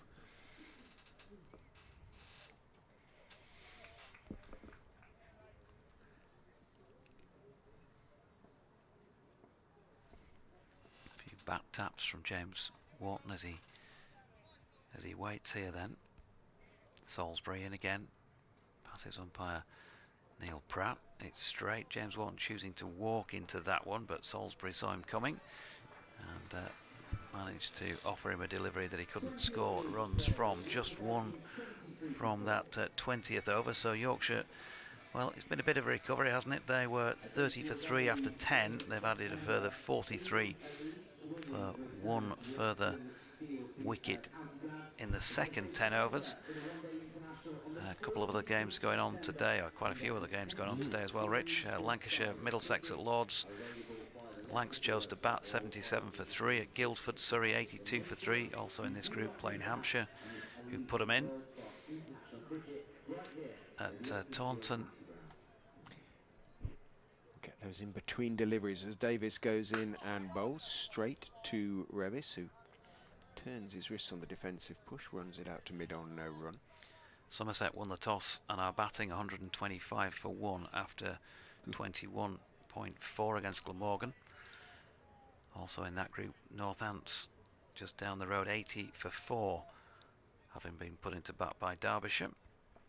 Kent 108 for 1, having chosen to bat against Essex in this group. Davis is in a little bit short this time, stays on the back foot. Revis, it's straight though, and plays it firmly, but fairly straight out towards mid-off. Hill, the fielder. That Kent-Essex match at Canterbury. At Edgbaston, Warwickshire put Durham in. They're 100 for 2. And at New Road, Sussex won the toss. Oh dear, 21 overs gone. They're 85 for 5 against Worcestershire.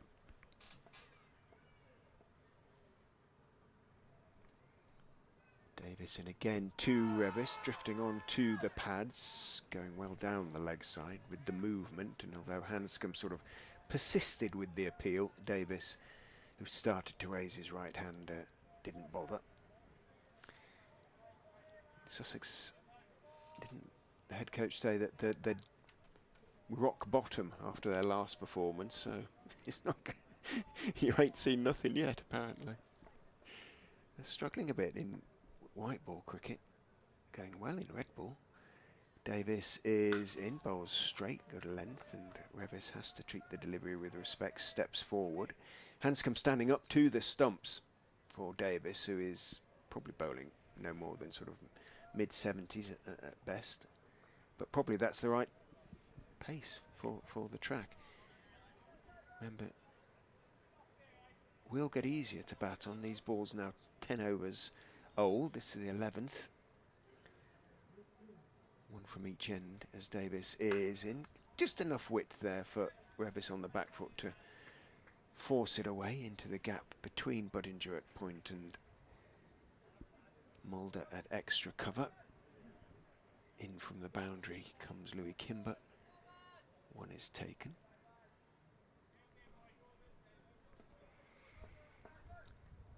Revis on to 4 from 15.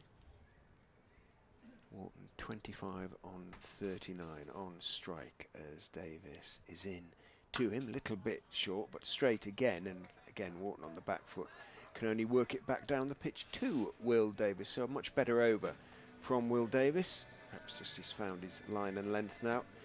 Conceded just a single from it. 21 overs have gone, 74 for Yorkshire. Yeah, and that wicket has made a difference, hasn't it? I mentioned the scores of the previous 5 overs before it, 7, 8, 8, 8 and 10. Wicket taken during a maiden by Matt Salisbury, and since then Yorkshire have scored 3, 1, 4, 1 and 1. So the brakes have really been applied. And Salisbury is going to continue at the Bennett end of the ground. Bowling to Revis, who drives quite firmly up to mid-off. And there is no run.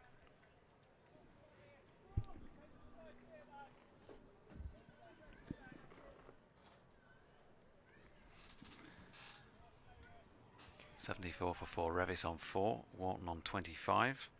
Are we in the second half of the World Cup final then? Presumably now. It started at 11, didn't it? Yeah. Our time. Here's Salisbury bowling to Revis. Pushed into the covers this time, or dropped into the covers really. No run. Yeah, Spain penalty there, 1-0 in front as well. Well into the second half, presumably. Dean Southall says, hope we can post a decent total against Leicestershire. Dare I hope for a win against the table toppers? Hoping for a dry day there and here, as I will be gardening at my aunt's this afternoon. That's Dean up in Doncaster. Good luck with the gardening, Dean. Obviously accompanied by some commentary. And Salisbury's in, and Revis gets a full-length delivery and can work it no further than mid-on. No run. 17 he's faced now, Matthew Revis. And we'll have him to have a good look here. Used pitch for those who joined us more recently. Yorkshire lost 3 wickets inside the first 8 overs. Duke, Masood and Luxton for 4, 7 and no score respectively. Revis gets another good length ball, and there is no run, pushing back to the bowler. Fire engines giving the kids a ride behind. Blue lights flashing. Oh, what fun.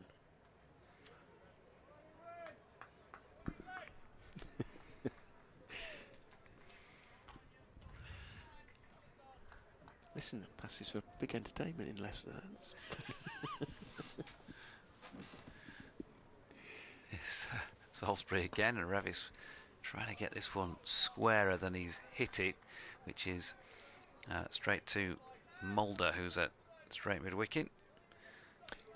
Talking about the 80s, there's Radio 2 are bringing a big concert to Victoria Park in the city centre in a couple of weeks' time. All sorts of huge names. Huge names. Kylie, Pretenders, the works. Seen them both actually. Have you? In Leeds, yeah. Good.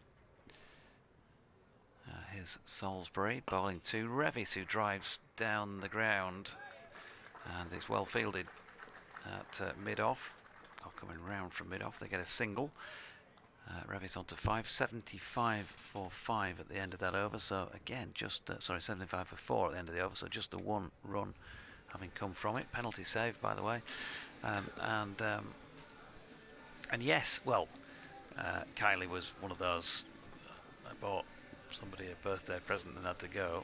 But actually, it was a good night, to be fair, on arrival. And the Pretenders, yes, that was a long time ago.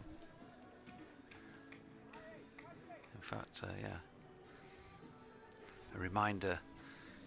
Sadly, it's 29 years to the day since my gran passed, who used to watch a lot of cricket with me at school holidays back in the day, and it was just before, it was about 2 days before that I went to see the Pretenders, so it must be 29 years ago. Well, they're still going strong. As Will Davis is in from the pavilion end to bowl to Revis, and played straight out to mid-on. Could have been interesting had Matt Salisbury picked up the ball cleanly at mid-on, because Revis went through for the single. Umpire Shaughnessy leapt to one side, scattering hats everywhere. He has two sort of reddish baseball caps. Umpires use sort of clips these days, don't they, that sort of hang down, and didn't work very well on that occasion. Single taken. In goes Davis. Bowls straight to James Wharton, who again on the back foot defends. Out to Hill at mid-off, and there's no run. Well, they kind of be wheeling Chrissy Hind on these days. Bless she her. must be knocking on a bit now. Well, yeah, but from what I've seen, she's as active as ever. There's all sorts of famous names from the 80s. Davis sort of leans forward into his run, bowls, a little bit short, pulled by Wharton, but only as far as long on. He's bowling straight, Davis, and as a consequence, Wharton hits it straight, but only down too long gone. Takes the single. He moves on to 26. A lot rests on his shoulders now for Yorkshire if they're going to get up to sort of the 220, 230, which will be very much in the game if they can get that far. Davis is in, bowls, a minimal foot movement from Revis on the back foot, but manages to punch it past the diving Patel, who's at a wide-ish mid-on, almost mid-wicket really, couldn't get across to cut it off, and it runs down to long gone, so comfortable single in the end.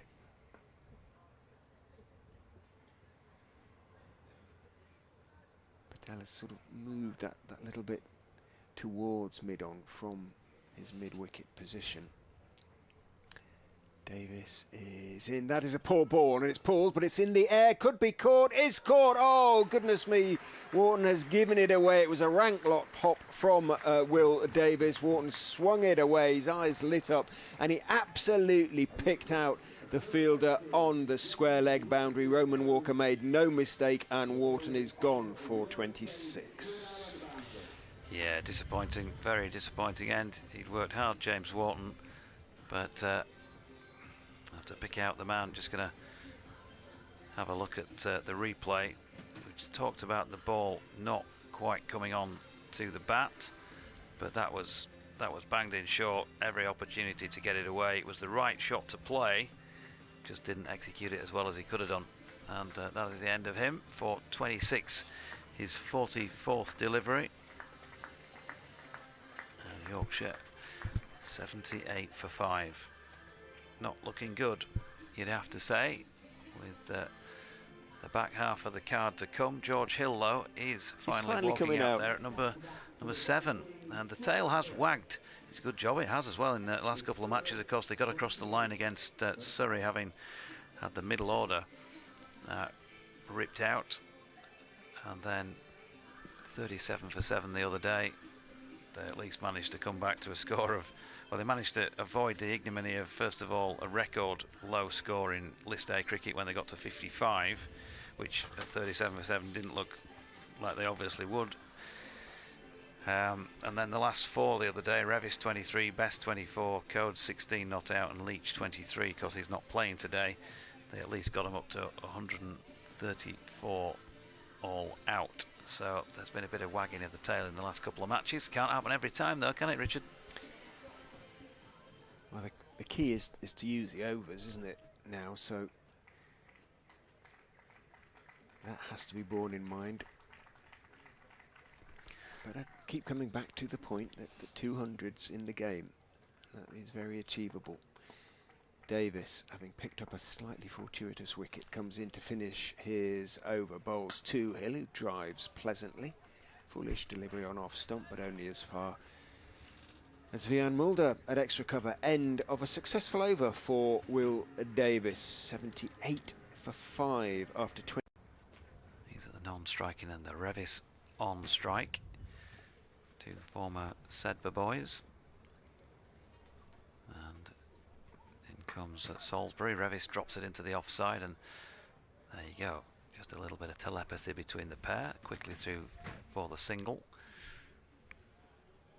So George Hill will get to face his second delivery. His first one from Salisbury. 79 for 5 with Revis on 8. Big job for this pair to do.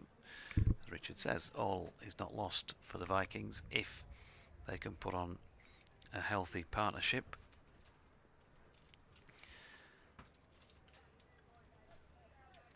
And at the moment they haven't had one of those. 36 is the highest partnership that Yorkshire have mustered for the 4th wicket.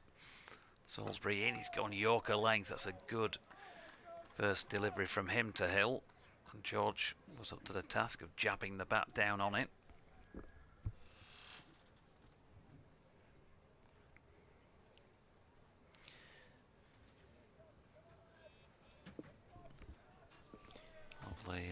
Lovely day.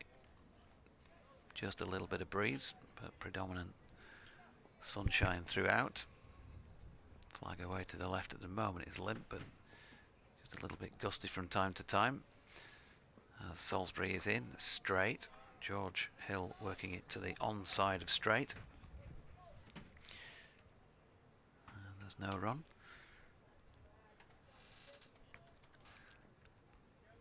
Just got to take his time here. Still plenty of times. 26.3 overs remaining.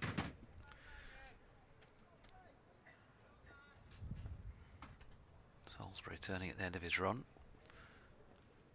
Going to come in once again past umpire Neil Pratt. Ooh, now then, that one dies on George Hill. Dangerous delivery if that one's straight. Fortunately for him, it's wide of off stump and bounces on its way through to Peter Hanscom.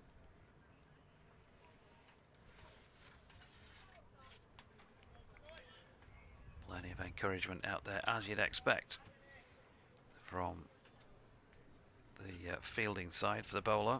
They're on top at the moment at 79 for 5, having won the toss and put Yorkshire in. Shan Masood saying he would have batted anyway, and in comes Salisbury, and George Hill hasn't had a chance to play himself in because he's just had a little nibble at one on the rise as it went by off stump, and a routine catch for Peter Hanscom leaves Yorkshire in deep trouble at 79 for 6. George Hill gone without scoring.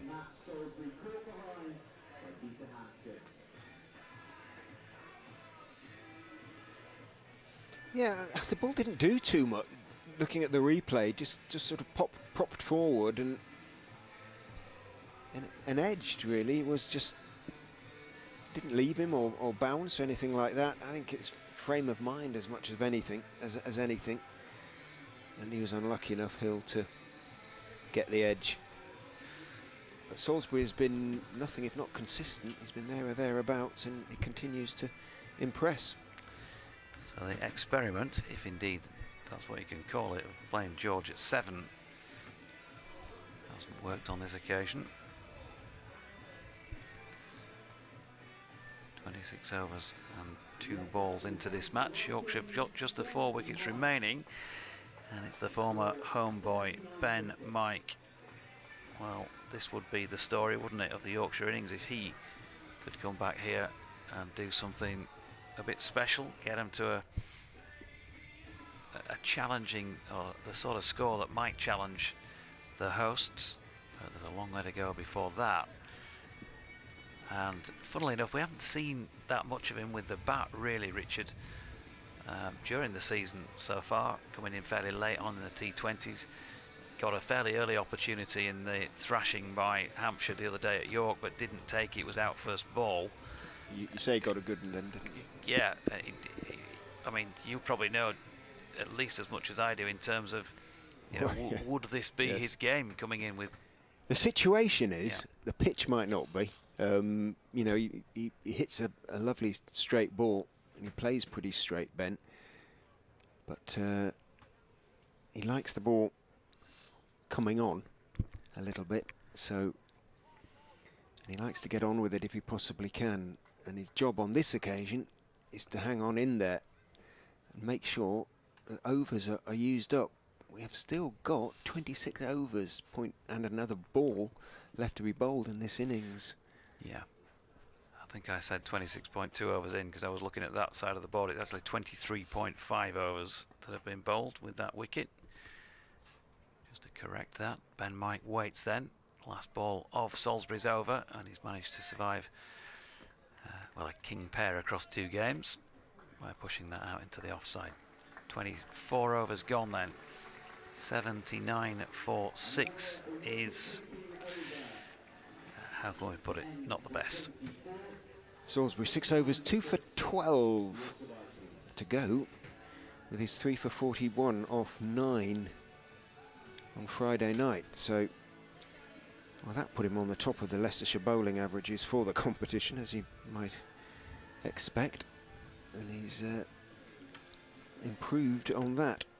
Josh Hull, the top wicket taker in the competition for Leicestershire. It's a shame you haven't got a chance to see him, though he did play against Yorkshire in the first game, didn't he? Davis is in and bowls very straight to Matt Revis, who is solidly forward. Back down the pitch goes the defensive shot. Hull, an 18-year-old left-arm seamer, 6'7", and he gets good swing and bounce and movement. Leicestershire's coaches and Leicestershire supporters quite excited about him as a prospect. He's sitting it out today. He's ill. Davis has replaced him, comes in and bowls and punched back towards him. If that throw hits, it's going to be close. Oh my goodness, it didn't hit from Lewis Hill. Well, Revis drove it back down the pitch towards Davis, got a left hand to it, slowed it en route to Hill. Whether as a consequence of that Revis decided there was a single in it, but it was very risky. And Hill picked up cleanly, threw at the stumps at the non-strikers and missed them. But Revis would have been struggling then. That would have been it seemed an unnecessary risk in the circumstances. So Ben Mike down to face his old teammate Will Davis. Hanscom, standing up behind the stumps, was facing his old teammates. He captained Middlesex last year, of course, Peter Hanscom. But he's the sort whom nothing sort of much seems to faze or change his approach, and played just the same. Davis is in to Ben Mike. Foolish outside off stump. Hanscom doesn't take it cleanly as Mike leaves outside off stump. Doesn't concede any extras there. Bounces off his sort of gloves and pads. Just drops down at his feet.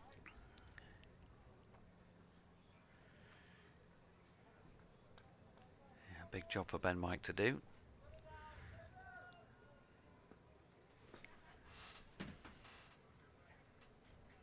Waits with bat raised as Davis bowls to him straight. Goes past his outside edge. Did he play inside the line? Did it just drift away? A touch either way. Went past the outside edge taken by Hanscom. Everything looked nice and close together there for Ben Mike, but played down the wrong line. Just looking back through the results, Richard, for Yorkshire in this competition of the last, counting this one, the 3 seasons now, 21, 22 and 23. Davis bowls, Mike is forward, touch late, dropping it out into the offside. The side that won here 2 years ago, not massively dissimilar to this really. Will Frayne and Harry Duke opened the batting that day. Frayne 45, Duke 125. Gary Ballons batted 3 and got 43. George Hill 90 not out. Johnny Tattersall not out 6. Revis, Bess, Matthew Waite, Pillans, Ben Coed and Jack Shutt were the other players in the team that day. Davis in past umpire O'Shaughnessy, very straight bowls and a nice straight defensive push by Ben Mike, runs it out into the onside and then he examines his bat rather critically. Ben Mike, end of the over, just a single from it. 25 overs have been bowled, halfway, Yorkshire 80 for 6. But it kind of feels like, in terms of progress, I mean that was obviously different. I think, yeah, 2021 was back in the days when Richard Pyrer, of course, was running the side, if you like. I think Andrew Gale was off with the Northern Superchargers. They had 4 wins that season, and they got to the quarter-finals, of course, as well. 4 wins out of 8 got to the quarters in those days. Yeah, they might have picked up no result. Yeah, rained off. Good delivery from Salisbury first up, which certainly has the better of Matthew Revis, who gets a big inside edge on it between his legs and his stumps. Ooh, cramp. And that's down to long leg for 2. Cramp from commentating. And 4 wins. We've been used to sitting on a bar stool, but yeah, so the 3 wins in 2021 came away from home. They won here, they won at Derbyshire, they also beat Glamorgan as Revis flicks this latest delivery up to mid-on. There's a direct hit from there by Chris Wright, but he always looked home. Last year, 2 home wins at York and Scarborough, and also wins at Glamorgan and Queen's Park for a 2nd successive year. That's been the scourge of Yorkshire in T20 cricket, but they seem to be okay playing there in 50 overs and Championship. And then just the 2 wins so far this year at Chelmsford last weekend, and then at York on Tuesday. In comes Salisbury again. Mike solidly behind this one, pushing back to the bowler, no run. Of course, they've been more weather affected, I guess, this year than in those previous 2 years. But yeah, quarterfinals a couple of years ago, missed out on qualification last year, and at the moment, at the moment looking nailed on certs to miss out again, unless they really can turn things around here for starters and then go and win at Middlesex at Radlett on Tuesday. Salisbury in again, straight delivery, big appeal for LBW. There's some thought from Neil Pratt before the finger is raised, and Ben Mike on his former home ground has gone for a duck, and Yorkshire, well, just about cooked here. 83 for 7. Mike gone 7th ball without scoring. Did think about it a long time, and he was forward. Let's have a look at the replay. Salisbury's been very good.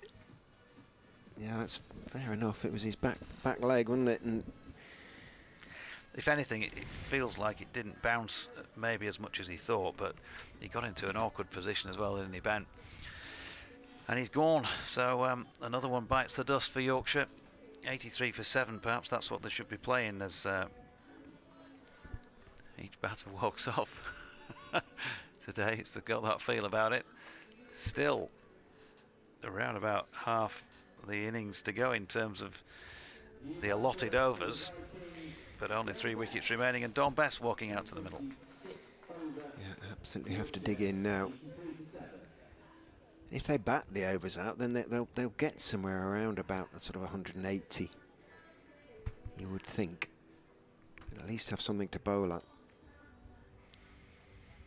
Bess perfectly competent with the bat, as he's shown in this competition. Yeah, of course, Yorkshire 26. Announcing the signing yesterday of Dan Moriarty, 3 years from Surrey. Had a spell on loan when Don Bess went out on loan, so clearly that would suggest that there are questions to be asked about the future of Dom. Does imply, doesn't it? I asked him the question himself last week on the record after he did well at Chelmsford, and he said as far as he's concerned he remains a Yorkshire player. He's got 1 more year on his contract, so he does remain a Yorkshire player. Right, he's got a job to do for the county now. So 83 for 7, Bess on strike, Salisbury to do the bowling, and he's been doing it pretty well so far as Bess pushes into the offside, and there is no run. Yeah, 3 for 15 for Matt Salisbury now, off 6.5 overs. I think whatever we say about the pitch, and you can have a pop about maybe 1 or 2 of the shots here. I think what you got to say about the Leicestershire bowling is most of them, 4 out of 5 probably, have been just there or thereabouts all the time. They've not been handing freebies to the visitor. For the new batsmen, so we have just the 3, unless long on out below us, no, just the 3 men out now, so Leicestershire trying to just squeeze these 2 new batters. Brought the extra man into the circle. Davis is in a little bit short, up on his toes. Coed, and he's going to get 4 runs. Perfectly good shot there, punched away into the offside, past Kimber, out to the extra cover boundary. Poor ball, and well dealt with by Ben Coed, who, as he walks past Don Bess, they just touch bats, and there you go, easy peasy. Yeah, what have you been doing, batters, before me? Now he'll play that shot. He does play that shot well. He likes a bit of width outside off stump, does Ben, to work with, and if you give him it, he'll have a crack. Well, they've dropped the sweeper back out now, Leicestershire. Lesson learned, they feel. Davis is in again to Coed, who's driving into the gap, out to the sweeper. It'll be a single. It's a fullish delivery. 2 poor balls to finish his over there from Will Davis. Conceded 5 from it, 96, but he did pick up the wicket earlier. 6 from the over altogether. 96 for 8, Coed 5, Bess 2. And that is the Monkeys, not Neil Diamond, isn't it? So that's definitely yeah, the I'm a Monkeys. believer. Yeah. It's not coming home, by the way. Oh well. Celebrations in Iberia.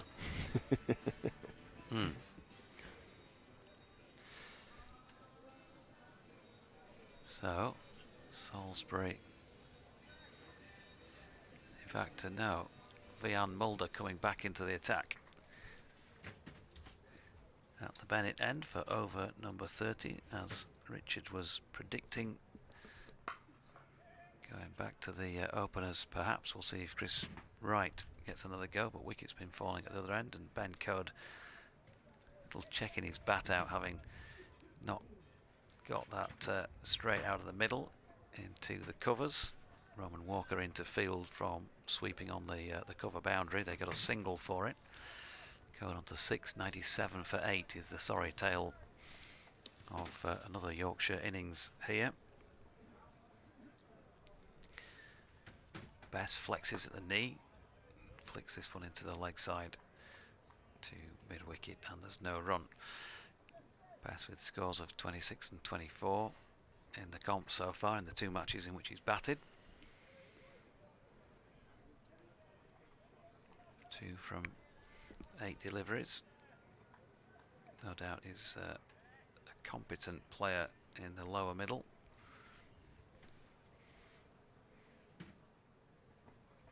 And in comes Mulder again, flicked off the legs by Bess. Down to Davis, who's at fine leg just down to our left. And they get a single. I've got to say, favourable, Richard, sitting on these, they're almost like barber's chairs or bar stools in a way, aren't they? Those that higher and lower, because we do have a white metal bar across the front of our composition. If I sit next door when I'm not commentating with you and I'm doing a T20 game, you notice that, as that's a flash to a ball short of length around about 4th stump by Mulder, and Coed, the man flashing, misses out due to Hanscom, who's a lone figure behind the stumps, has been for some time. None for 21 for Mulder. 2 to come in this over. Walks back to the Bennett end, where there are a few people outside what I presume are hospitality boxes at that end of the ground at the 1st floor level. And Mulder in again, and Ben Coed turning this one into the leg side. But there's no run.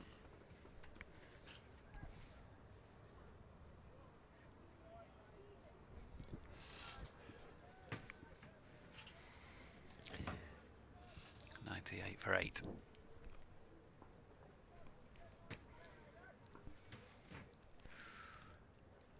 So Coed waits, stands tall, high backlift, his little trigger movement of back and across, and then flicks it to mid-wicket off the final delivery of the 30th over, which sees Yorkshire now 8 down, 3 wickets they lost in the first 10 overs, 1 in the second 10, and then 4 more in the third 10 overs, and they really have hit the skids, particularly since Salisbury took his first wicket out of Finley Bean when the score was on 60 in the 16th over.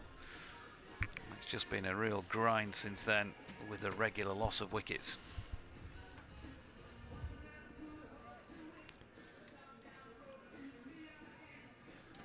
Chris Wright is coming back on at the pavilion end. Is that an unusual move? He tends to prefer to come down the slope, such as it is. In he goes, bowls very full to Bess, who drives on the back foot out as far as Hill at mid-off. He's still going down as Davis on the scoreboard. But I think the scorers control the electronic scoreboard. I think Paul Rogers controls that. There we go. It's switched across to right now. who is in and bowls. Ooh, looking to drive there, Don Bess. Gets a bit of an inside edge on it, rather shovels it out to mid-on. Wasn't quite there to drive. So Hill has gone back to his opening bowlers in the hope of finishing this innings off early. And as you've implied, I suspect of Leicestershire supporters, the chef is hoping that Yorkshire dig in here, particularly. As right is in, bowls driven by Bess, and that's going to go for 4. Oh, great stop. No, it isn't, because Hill scrambled across to his right, put in a full-length dive, and at the full extension of that dive, managed to get his left hand to the ball. Saved 3 runs. I thought for all the world that was going to go wide of him and run down to the deep extra cover stroke long off boundary for 4. Yeah, great stop, because I was in full agreement there. It struck it well. It looked like it was just going to evade Lewis Hill. Winded himself a bit there, Hilly, as right is in. And oh, horrible hoiking pull across the line from Ben Coed from outside off stump. It didn't get up that much, but Coed missed it by a long way, and everything about that was a little bit ugly. Could have easily hit the stumps. He'll be interested in that, won't he? Ben Coed as a bowler. Yeah, absolutely. Oh, yeah. Straight. Absolutely. There's plenty in it for the bowlers, and Yorkshire supporters should not abandon hope here if they can get 160, 170. Right is in to Coed, who goes back, and the ball behaves perfectly normally and pushes it out into the offside and takes the single that brings up the 100. And I think I detected down below 1 or 2 slightly ironic cheers in a Yorkshire accent.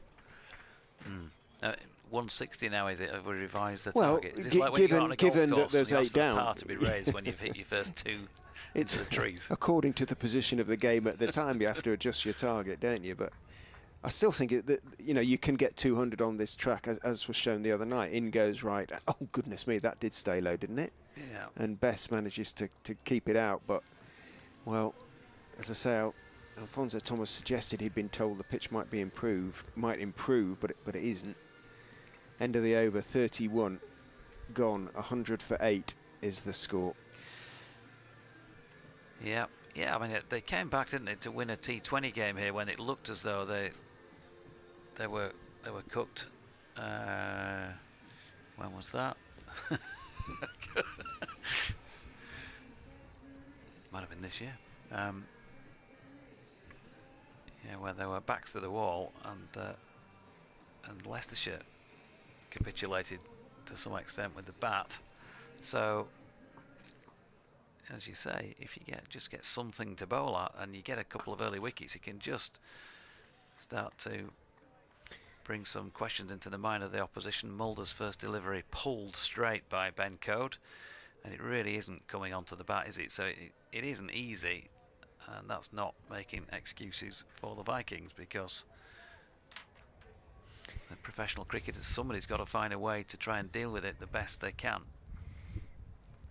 And with a highest score of 28 from Finley Bean, nobody has really managed to do that. You want to get somebody to pull up a half century for you and try and bat round him, at least, as Ben Coed lays his bat on one down to third man for a single. That shot Coed played there, sort of nice, delicate, just waited for it down to third man. It's what Hanscom did the other night against Middlesex. He just played it late, played it calmly, didn't make any mistake, and got an unbeaten half century. Just didn't take risks. Bess takes his bottom hand off that one as he too runs it down to Salisbury, who's fielding at third man. Another single takes him on to 5, 102 for 8. I do think modern batters are so used to really good pitches with the ball coming on and swinging through the line of the ball, then when the pitch is different and offering the bowlers plenty, it's just...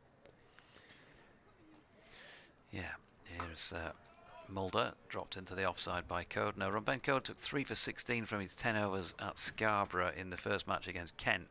He's not had loads of wickets since then, but barring one match at Essex last week when he wasn't at his best, he's bowled well. So if you like, there are wickets waiting to happen from him, and who knows if he gets it, if he bowls it as well as he did at York the other day, or in that game at Scarborough today, it could be the day when he gets a hatful. Mulder in, bowling to Coed, who's lofted that one into the leg side, and it's just short of dropping into the hands of Chris Wright, who had that moment probably where he thought this is mine, but then the ball's dying on him, and it's never the easiest to get in that moment and take the catch. Might have launched himself forward possibly, but probably still would have ended up short of him. Coed's body language is not promising in this innings. Now Mulder in bowling to him again. He's got underneath this one. Chance for a catch. Ooh, drops a couple of yards short of the incoming Patel from down at fine leg, and they get back. Yeah, back with 2. I don't think they took a run in the end, did they? No, no. Say, yeah, they all happened fairly quickly. I hadn't noticed the runnings of watching the catch, but no, they haven't. They haven't taken a run off that delivery, top-edged by Ben Coed, so he remains on 8 at the end of the 32nd, 102 for 8.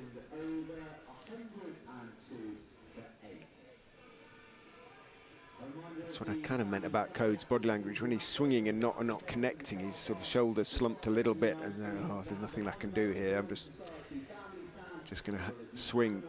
When he played sort of sensibly, he was okay. So just a case of playing out the overs, getting what you can, and you never know. Wright is into Bess. Bounces a little bit on him and takes his bottom hand off the bat as he steers it out towards, or as the ball runs out towards backward point. I don't think you could definitely say he steered it to there. Wanders down, prods at the pitch. Leicestershire wouldn't fancy, I don't think, chasing much more than 150, that's for sure. Well, no, I mean, it's been interesting from the start, but it seems to be getting appreciably worse. Wright is in, nicely played off the back foot by Dom Bess. Does genuinely steer that away towards deep backward point. Kimber has a long way to run around. Does, and throws on the bounce to Hanscom, who looks rather reproachfully at Kimber because he had to run out from behind the stumps and take it on the bounce. 2 taken, Bess on to 7. He's certainly not improving, is it? So you would think that's going to be the case second time round. We've had plenty of sun on it already this morning. Oh, it's afternoon now. Yeah, it hasn't taken any of the spite out of it, has it? Wright is in again to Bess, who edges down to the fine third man boundary for 4. Evans chasing around from in front of the hospitality marquee, puts in the dive, can't get there, and it was a sort of wristy edge from Dom Bess, and he won't mind if it wasn't quite out of the middle. Takes the boundary that takes him into double figures, moves on to 11, 108 for 8. Slightly interesting difference between the sides in terms of the bowling attack is obviously Leicestershire going seam. Yorkshire have got a couple of spinners in Bess and Shut. Wright is in, short, wide, chopped away for 4. Well, short and wide, this isn't good from Chris Wright, and that sat up nicely. Bess laced it away over Budinger at backward point, and it runs out to the backward point boundary for 4. So consecutive boundaries to Dom Bess. Indeed, 10 off the last 3 balls. He moves on to 15, 112 for 8. And these runs may prove very valuable. If he'd watched Dom Bess bat at all, he would know to keep it away from there, because it is probably his strongest area through point. Wright is in to him, bowls straighter, he doesn't get up, thumps into the pads as Bess tries to swing it away into the leg side. Was going on down the leg side. Wright didn't appeal. The appeal was from Peter Hanscom behind the stumps.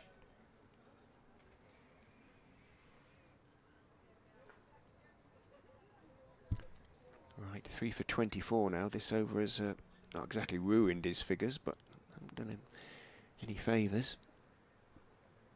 10 from it so far, as Wright is into Bess, who tries to nibble it away down to find third man for 4. That wasn't a great shot, and didn't get anything on it. Nothing particularly tricky about the delivery, just didn't quite execute the shot as he would have liked to 10 off the over though. Bess, as I say, has 15. Ben Coed has 8, and together they've now added 21. Yes, no. 12, Yep. 12 and 9. 21. 21, Which is the second highest partnership of the innings. Again, the tail beginning to wag a little. It's the first time, in fact, it's only the second time in the match that 10 has come from an over. The previous one, the 15th over. It's taken till the 33rd to get Yorkshire into double figures from a single over. And Coed now facing Mulder, who bangs one in, but again, it doesn't bounce particularly. Coed playing nicely off his hip.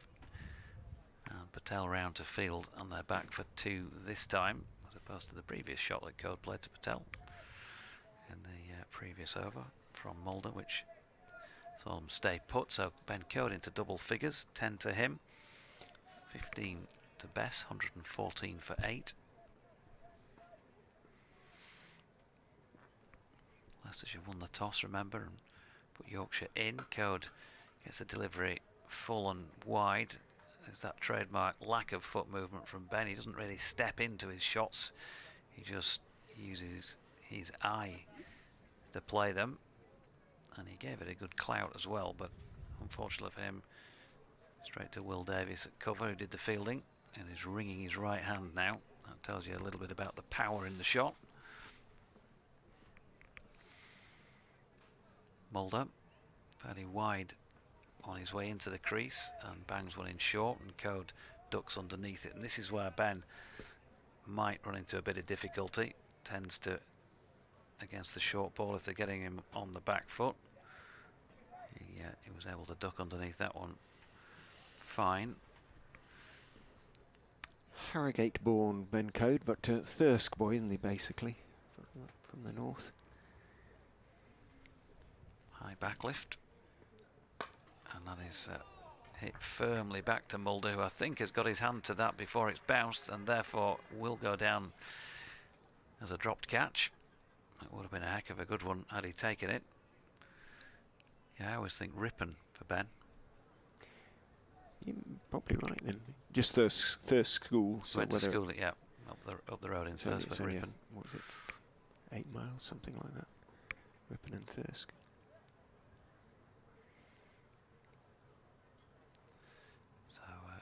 Coed standing tall again. In comes Mulder, and that's up there. That's a lovely shot. Wide of off stump. But a pretty good length delivery, and he's got it away with a sort of a square drive that goes a little bit further backward of point. But timed it nicely, and the ripple of applause will tell you that it's gone for 4. A relatively lesser spotted boundary in this Yorkshire innings. 14 now to Ben Coed, 118 for 8. Well, Hill has gone back to his opening bowlers. Since when? The runs have been coming. The runs have, well, relatively speaking, yeah. Mulder in, wide of off stump. Coed leaves to complete that over at 118 for 8. 6 runs coming from it. We say the runs have been coming. Well, there was 2 off Mulder's return over, 2 off right, 2 again off Mulder, then 10 off right, and now 6 off Mulder. So you wouldn't say it's been hugely dangerous, but as you say, on this pitch, if they do get 150, 160, something like that, and they get a couple of early wickets, then it might change the feel of things. They'd have to probably take a couple of earlies with them and then keep chipping away as well. Well, they've got to get to 150, 160 yet, and they're a fair way off that. Hill has rolled the dice now because he's gone back to Walker, who was very expensive. Wright's return only lasted a couple of overs. Walker is in from the pavilion end, bowls down the leg side, clipped away into the deep mid wicket area. They're going to turn for the second. Davis's throw is a good one, but it's a long way out there, and Bess is making his second comfortably. Moves on to 19, 100. I beg your pardon, on to 17, 120 for 8. So partnership is worth 29 now for the 9th wicket. Walker is in and bowls a really floaty full toss onto the leg stump, which somehow Bess chips up into the air, back down the wicket, but Walker can't change direction sufficiently quickly as it comes, presumably off a leading edge, and drops safely to the ground. In fact, it was not just on leg stump, it was well down the leg side, and somehow Bess sort of got a leading edge to it, and that would have been a mode of dismissal which, well, I think that would have probably become a meme or something. It was horrible, everything. He did well to sort of reach it in the way he did. Not so well to chip it back up in the air. Got away with it. Walker is in again outside off stump. He tries to chop it away into the offside, gets a thick bottom edge, bounces down into the ground and up into the air and just trickles out towards the sort of silly point area. Hanscom comes running up to field and there's no run. 29 this partnership worth now, Richard, is in danger of becoming the best of the match so far.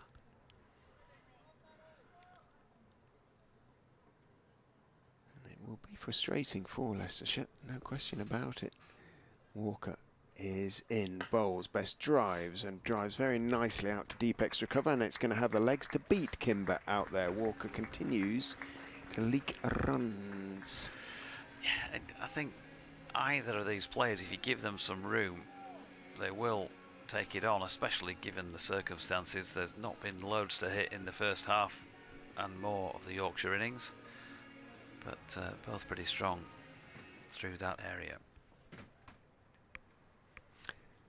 Walker tries again. That's a slightly better delivery, straighter and better length. And Bess, having got his runs off the over, really, just content to push it out into the offside.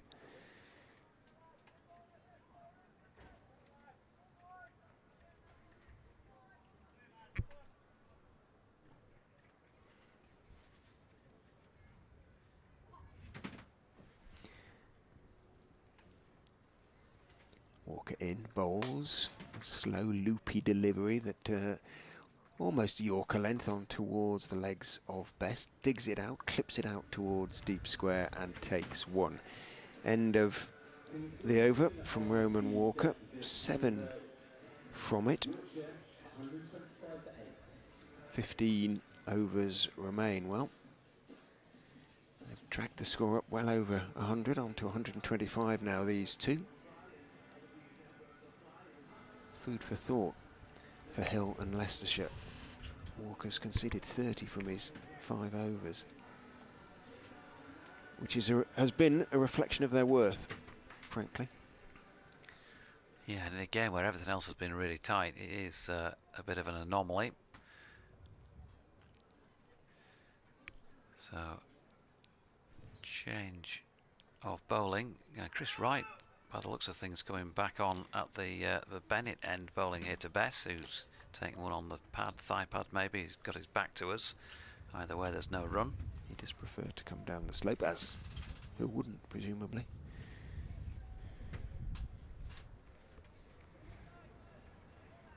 So 125 for 8, Bess 22 from 27. Is only the third Yorkshire player to make it past 20. Flexes at the knee, high back lift, back and across, and then gets a good length ball which he just works up to mid on, and there's no run. You can get in touch if you're still with us, that is, at Jonathan Deutsch, BBC West Yorkshire Sport at gmail.com. Just remind us of yours, Richard. Richard Ray 2323 at gmail.com. Email's better than Twitter or X or whatever it is. In comes Wright again, and ball looks like it might have nipped in towards Bess. Hard to say precisely again with him with his back to us, but once more he safely negotiates it, dropping it down by his feet. The flag away to our left, Leicestershire flag, which looks a little faded, I have to say, is faded and withered. Is blowing out a little more towards the horizontal now, suggesting the wind has got up.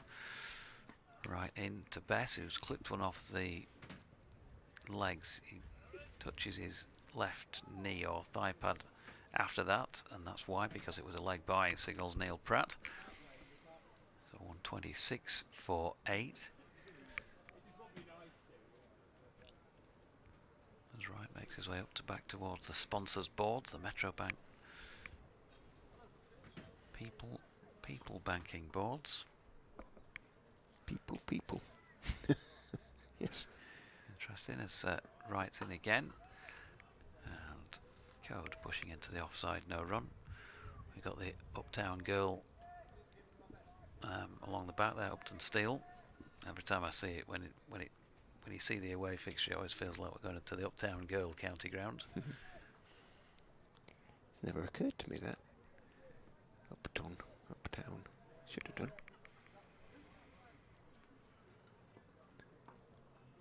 126 for 8. Right then, running towards our commentary position.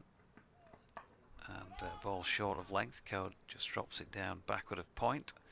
That will complete another Chris Wright over. He's only got the one remaining. 9 overs, 3 for 24. Yorkshire having scored just the one of that one. 126 for 8 with 14 overs of their innings to play if they're good enough to get through that. This partnership came together when the score was on 91, so 35 makes it very much the second highest. In fact, 2 more runs and it will be the highest partnership of the innings match, whichever way you want to put that. And Walker going to get another chance to redeem himself.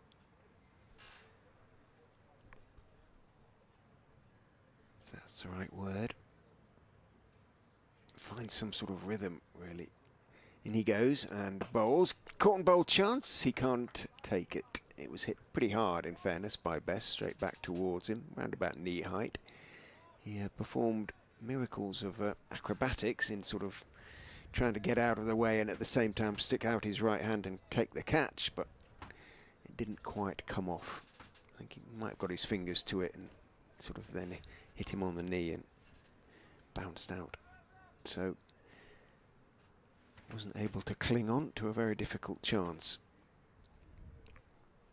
In he comes, bowls again to Bess. That's a better delivery. Just had to wait for it. Don Bess went for the drive, but rather thick outside edged it along the ground all the way out towards Budinger at a backward point. And there's no run. 22 off 32 for Bess, 14 off 22 for Ben Coed. The crowd has gone a little bit quieter now. As I say, they know these runs have got to be scored. Walker is in. Down the wicket is Bess, swinging and missing. It goes through very low outside off stump. Hanscom can't take it. It comes off his foot. Runs away behind square on the leg side. Hanscom in hot pursuit, but the bye is taken. Everything about that was not particularly aesthetically pleasing. No, it was a bit sort of pinball, wasn't it, really? Poor delivery, stayed low. Horrible swing and a miss. Wicketkeeper can't take it, bounces off his foot. First class cricket, folks. Well, it isn't, is it? List A cricket. This is Walker. Is in. Coed swings him high, over long, on for 6. Bang! It hits the fence and the advertising hoardings next to the sight screen. Well, Ben Coed, the first maximum of the innings. Lovely swing. It was tossed up outside off stump, really, by Walker. It was absolutely in the slot, and Coed with mid-on on the edge of the circle, no long on, needed no second invitation. And with it, becomes the highest partnership of the innings, 42. Walker in again to Coed, who's driving him. It was full. It was a half volley out towards deep extra cover. Kimber has to run round. That should be 2, and is. Coed on to 22, 135 for 8. He'll be loving this, Ben. He's scoring at around about a run a ball. He's got more than most of the batters. Certainly it's his highest score of the competition this season. Check what his best list A score is. In goes Walker, bowls to him. Short, clubbed in the air, but it's going to go over mid-on and bounce away for 4.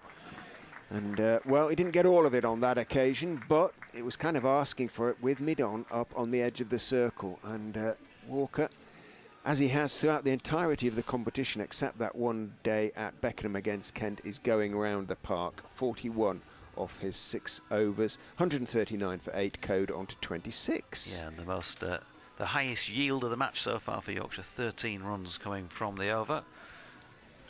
And as you say, Coed 26 joins James Wharton on that score as the second highest individual in the Yorkshire innings so far, striking at more than 100. He'll be off there whenever they finish here, saying, "Come on, lads."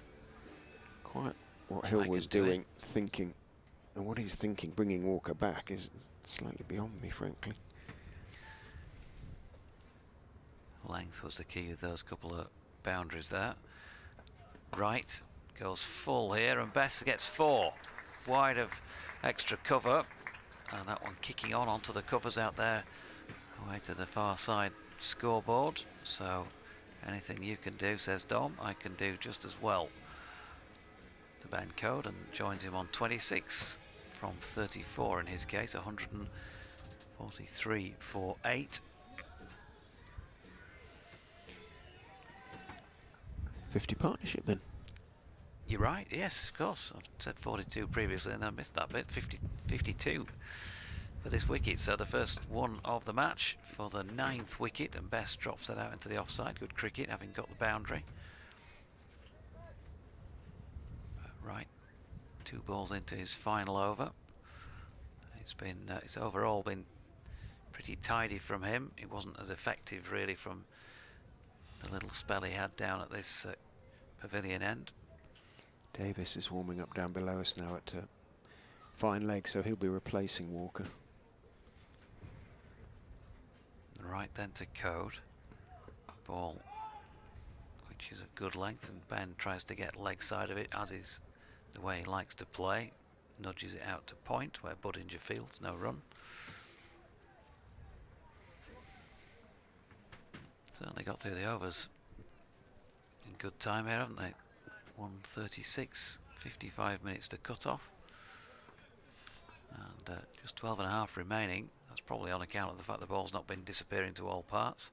But there have been some wickets to stymie their progress in that respect, and it's all been seam as well, as Coed drops one out backward of point. The throw comes in, and they've got through for another one. 27 now to Ben Coed.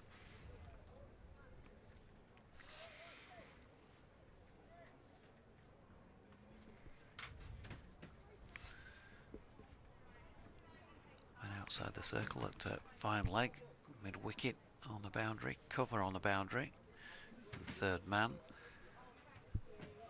Right into Bess, but he can't get it either side of Budinger, who's backward of point. So no run.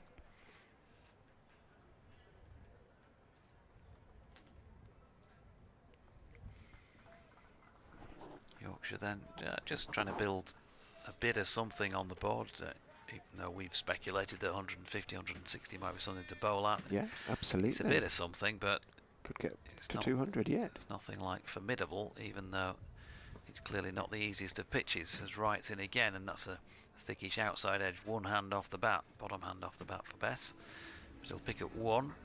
28 to him, takes him level with Finley Bean as the top scorers in this match so far. 146 for 8, and well bowled Chris Wright, 10 overs, including a maiden. He's certainly done his job for the Foxes.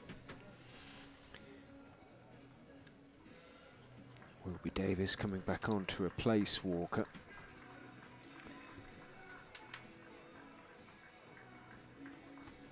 Hasn't covered himself in glory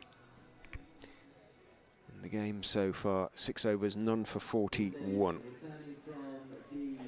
As I say, other than that one day at Beckenham, everything else, other than that, in the other 4 games, he's been wicketless. Davis is in to Dom Bess. A little bit short, goes back and looks to try and work it on the onside. Thick inside edge onto his pads, drops down then into the offside.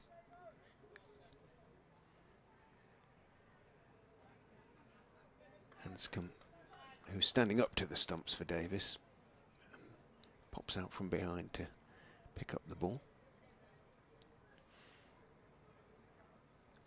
Davis is in. Bess is standing across or stepping across and beautifully ramping it down towards the long leg boundary, over short fine leg for 4. Lovely shot, just stepped right across outside off stump and helped it on its way in the air down towards long leg and brings up the Yorkshire 150. He moves into the 30s now, onto 32. Still 11 overs.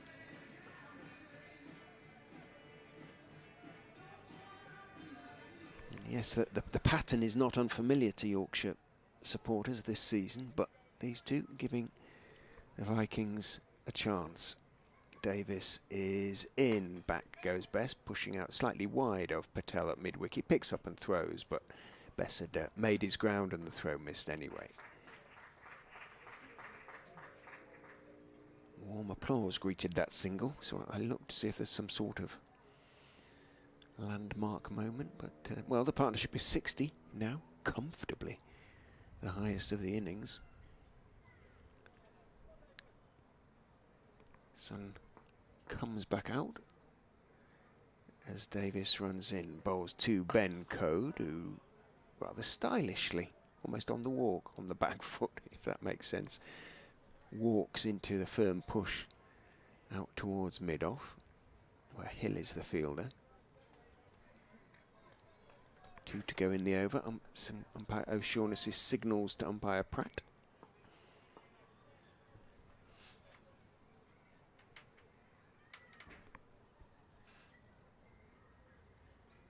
Davis is in.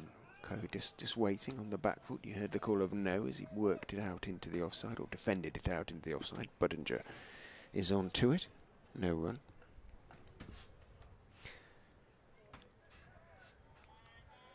Looking forward to a bit of salmon for lunch, Richard. Yeah, you were tempted by the beef and Yorkshires, weren't you? But went fish in the end. I feel like one or two of the Yorkshire batters. In goes Davis, bowls and chopped out backward of point down towards wide third man by Coed. No, he says, turning for the second and seeing the ball already on its way from Sam Evans down there. Single then to finish the over. 152 for 8 as the Human League. I think they're on that concert list. Are they?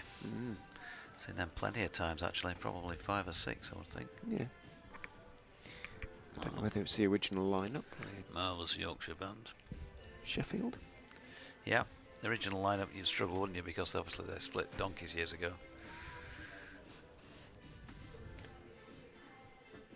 And became Heaven 17 and the Human League. Did they? Ah. They were the Human League, Phil Oakey, Martin Ware, Ian Craig Marsh, and then the latter pair formed Heaven 17 with Glenn Gregory. And Phil brought in the girls and had Philip Adrian Wright and Joe Callis. 152 for 8. Oh, impressive knowledge. Names and surnames. Coed on strike on 28. And he's got a ball just short of length. Tried to push it out top of the bounce into the offside and missed. Referian says one word sums up the season from Yorkshire's point of view: embarrassing. I don't think any of this season's signings have added anything to the club, especially the captain. Never understood why you'd bring in an outsider to skipper a team when he doesn't know the players.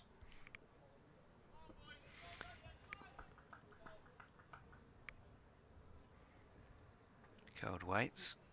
Sun shining brightly here in Leicester as he dabs one down to third man.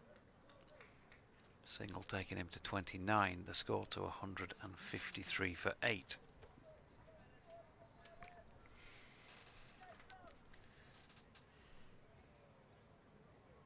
Don Bess, whose future clearly has to be a future with the club, you know, the subject of some question, and they've been asked of him specifically already.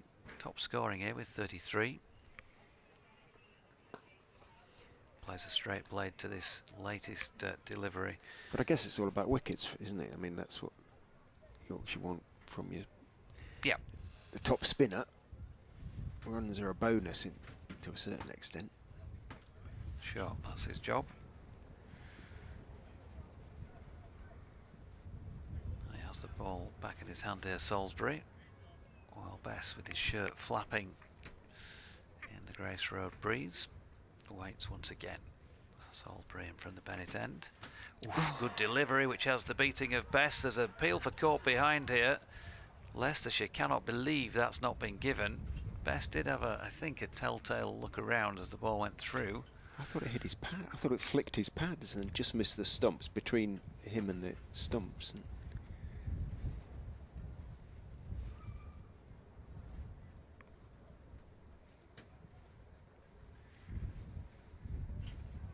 so did umpire Pratt, it seems.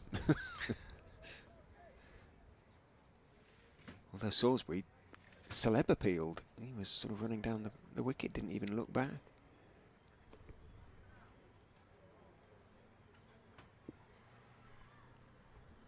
Salisbury then running towards us. Bess gets a full length delivery and flicks that one pleasantly between straight mid wicket and mid on. The latter, Chris Wright, has made the run out to field the ball and will at least save the boundary. They've got back for 3. Bess on to 36, Yorkshire to 156 for 8.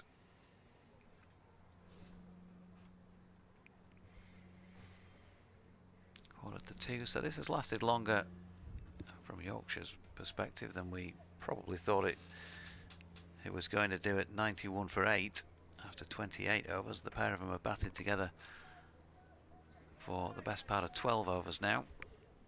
Easily the longest partnership. And Coed is in and pushing into the covers this time. Final ball of Salisbury's over. He's bowled 9 overs, 3 for 23 so far, so a good effort from Matt Salisbury. 4 runs coming from that over. Takes Yorkshire to the 10 overs remaining point at 156 for 8. Well, the lesser spotted Scott Steele, who hasn't appeared for the first team this season, red or white ball, has come out to replace Rishi Patel, who just left the field. Is that just lack of form or injury or being out in the cold? Or? He hasn't, yeah, I think the latter, essentially. Thought we'd see him for the T20 or at least the start of this competition, but neither was he called on. Well, he's been called on here, but only as 12th man. 10 overs to go. 60 off these gives that 2 sort of 10 area. If these two can do what they've done here for the last 12.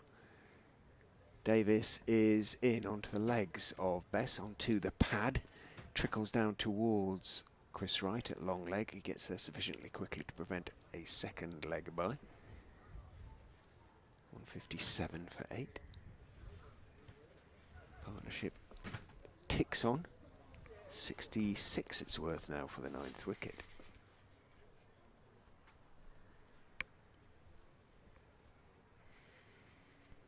Davis has 3 overs, or 2 overs and 5 balls left to him. 2 for 29 so far.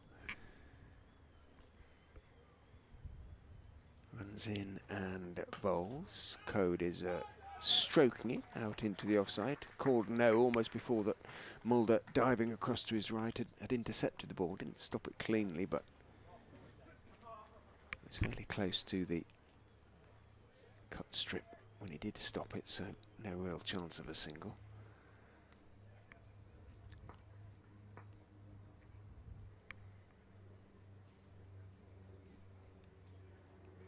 Davis is in, big swing and a half stop by Mulder as it cracked out into the covers by Coed. He's going to pick up a couple as Kimber running behind from the sweeping position on the offside picks up and throws. Coed into the 30s.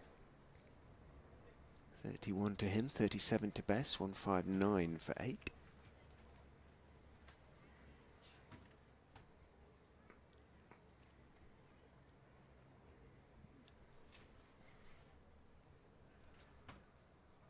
Davis is in, bowls straight, Coed has to play a little more respectfully, just checks the drive slightly, pushes it out as far as again as Mulder, who's examining his left hand a little ruefully after that previous delivery when he dived across and half stopped. Probably saved 2 runs because that would have run away to the extra cover boundary had he not done so.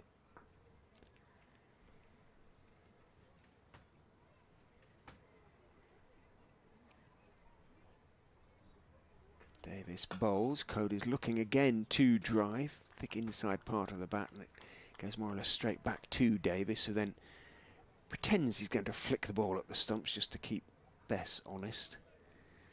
And on striker's end, Bess quickly reached back, put his bat down in his crease. Chris Wright's being summoned from long leg up to short fine. Presumably that means that mid-on was already back. There was a long on already, was there not? No, Steele's down there now. So deep mid-wicket and a long gone. The 2 men out on the leg side as Davis is in. Bowls a little bit short. Oh, punched through Mulder by Coed there. Went straight through him, and it really should have stopped that one. You don't often see Vian Mulder make mistakes like that. 2 runs unnecessarily conceded by the Foxes to finish the over. 161 for 8, so 5 from it. 9 overs remain. Yep, and they've given themselves just a little bit of a absolutely they squeak. Absolutely. As a result of this. But it's still, in any game of professional cricket, when you've got 50 overs, clearly feels on the low side. We'll see how they bowl with use of this pitch, which is obviously giving some assistance to those with ball in hand. What he can say is that it's a personal best for each of these batters. It's in List A cricket, both on their highest List A scores at the moment, and they've put on a partnership now of 70 for this 9th wicket. In decent time as well. Scored at 5 and over, haven't they, pretty much, although the overall run rate's still relatively low, 3.9.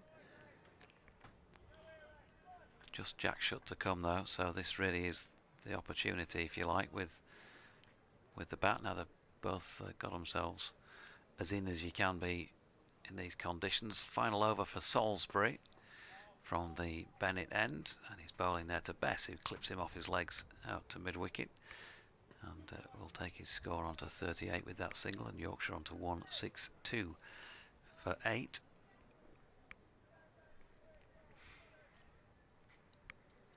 Ben Coed, as I say, he'll be really enjoying this out there. Bit of sun on his back and a bit of fun with the bat. 33 from 38.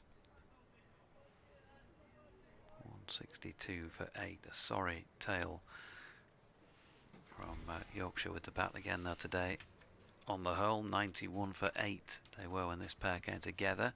Salisbury bowling to Bess, to Coed, my apologies, who flicks that nicely off his legs through mid-wicket and will pick up 1.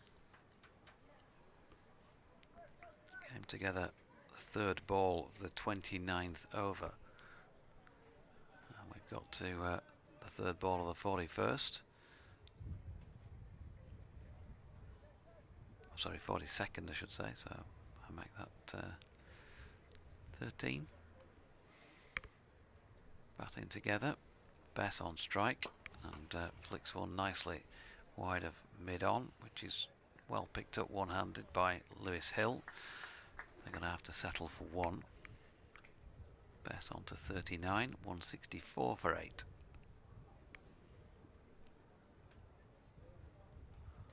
Of course, these two might have a say in the outcome with the ball, both likely to bowl. Well, Coed certain to bowl at the top of the order, and I guess Bess is very probably going to do so. He's not bowled 10 in every match so far though. Inside edge from Coed onto his pad, which drops out towards Budinger coming in from point. They scurry through for 1. Cloud cover just at this moment, but it's been largely a sun-drenched day so far. 8 overs and 2 balls remaining. And if they could kind of get to something like 200, then just that feeling there'll be a bit of deflation about things from Leicestershire's point of view, having had them at 91 for 8. As Bess flicks one off his legs square, and they're happy to take the 1. And if they're going to be taking singles, then 200 is very much on. But they do, of course, really, for Yorkshire to get there, probably have to stay together. Jack Shutt could probably hold an end up and try and let his partner have a go if he comes out there. We ain't seen too much of Jack's batting over the years at first team level. Coed waits, pushes into the offside, and that's going to be a dot to complete over number 42, with Coed on 35, Bess on 40, and Yorkshire on 166 for 8, and Ben Coed calling for a drink, I think. Will Frayne taking that on for him. Well, Salisbury finishes 10 overs, 3 for 28, so good effort from Matt Salisbury for the second match in succession. Family Fun Day. Yeah, it was Kids for a Quid, or is Kids for a Quid today here at the Uptonsteel County Ground. They knew Yorkshire were going, you see. Keep it cheap.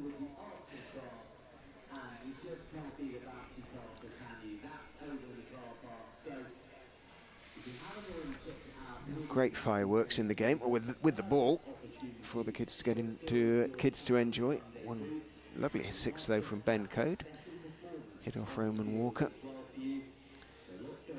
Bess onto 40 now, Coed 35, and it's going to be Vian Mulder replacing Will Davis at the pavilion end. He's going to be bowling up the slope.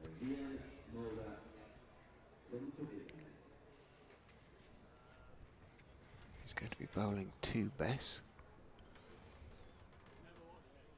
In he goes, slightly short, clubbed, or attempted to be clubbed back towards him by Dom Bess, didn't time it. And Mulder, left hand, slowed the ball en route to Lewis Hill at mid-off, dot ball.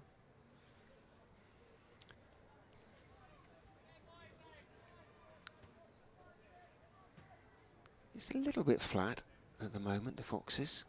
As you say, perhaps generally hope to dismiss Yorkshire around about 120 at one stage. It looked a possibility as that one is pushed back again past Mulder, who again gets his left hand to the ball and slows it en route to Hill. 75 now this 9th wicket partnership is worth. I'll wager that'll be a record 9th wicket for Yorkshire against Leicestershire in this competition. I'd be very surprised if it isn't. Don't worry, don't look it up. It's, it's not, it doesn't feel necessarily.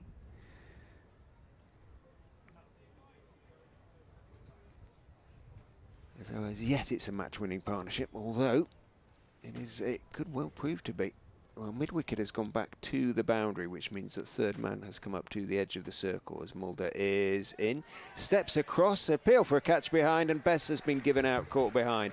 He stepped across to the offside, tried to sort of paddle it around to the leg side. I think he got almost a Q end of the bat, just flicked the far end, and Bess's really doughty effort has come to an end, and he looks really disappointed about having been given out, and he's staying out there having a long chat to Ben Coed at the moment, perhaps about how Coed is going to play from this point in. Jack Shutt comes out to join him, but if I was Dom Bess, I wouldn't hang around too long with Steve O'Shaughnessy out there. He's saying it is his pad, I think, is Dom Bess. Yeah, but you have to go if you've been given in the end, and he's still out there at the moment. He's talking to Jack Shutt. Now he's heading off. Well, brilliant partnership, and as I say, it's kept Yorkshire in the game, really. Yep, 75 for the 9th wicket, far away, more than double any other partnership in the innings. That's how valuable it's been in context. How valuable it'll be in the ultimate outcome of the game, well, we don't yet know, but well played to Don Bess. Whatever the outcome is, you can't take away that he's brought up his highest list A score, 40 from what I made as 50 deliveries, 166 for 9. Mulder is in, shot is forward, twitchily, defending down the pitch on the onside. No run.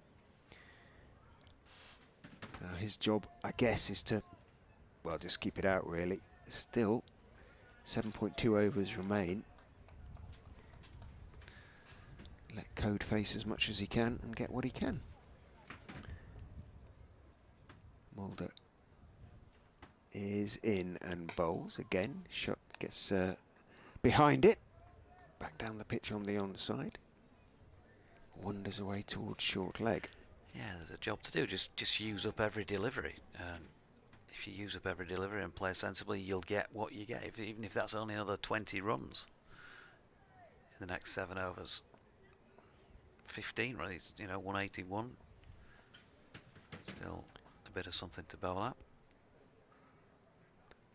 Mulder is in, shot forward again. No, he says as he pushes it out into the offside, and that is the end of Mulder's 9th over. His first wicket taken in it, 1 for 29 for him, and a relief for Leicestershire. But still power to add for the visitors. 7 overs to go. Wicket maiden then. Was. Yep. Yeah. So that's the second of those in the match so far. Good. Well, will he have a bit of fun here, or will he be playing to try and eke out each and every one of the remaining 42 deliveries and try and get what they can? I suppose we'll find out fairly early on in this over. There's going to be a change of bowling though. Louis Kimber is appearing to be coming on, the first sign of slow bowling. Indeed. Occasional off spin from Louis and Ben Coed. This could be interesting. It could, couldn't This could be interesting. If you're in the hospitality marquee over there, keep your eyes on the cricket. Long on and long off dispatched. Cow corner dispatched is probably 5 yards in from a fairly long boundary down there. Backward square leg also 5 yards or so in. And a sweeper square on the offside. Well, Coed doesn't go big first up, he's just pushed it along the deck to long on. And that single takes his score to 36. Yeah, he trusts shot, clearly. 1 off the first ball. Sorry, long off inside the circle, long on remains out, as do the other 2 fielders.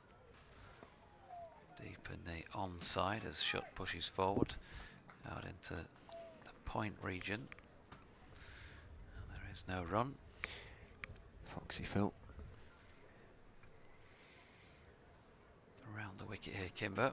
And nicely flicked off the legs by Shutt, who, he thought he'd got a run. He flicked it to Chris Wright, who was just inside the circle, but sent back immediately by a good, strong early call from Ben Coed. He makes the point that Coed will be a real handful on this pitch to face. Kimber in again, and a little nudge from wide of off stump, this time by Jack Shutt. And again, there's no run. And he thinks that, as Ethan Bamber did for Middlesex on Friday, you can see Coed bowling 10 straight off and, you know, coming off with a good handful of wickets.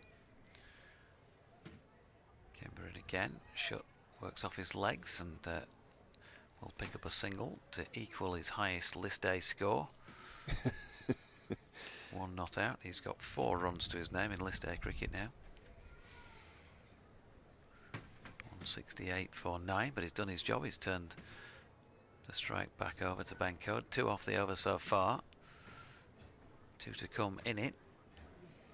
Kimber to Coed, drags it down slightly short, and Ben Coed, he did hit it in the air, but he split the gap between straight mid-wicket and Kimber in his follow-through.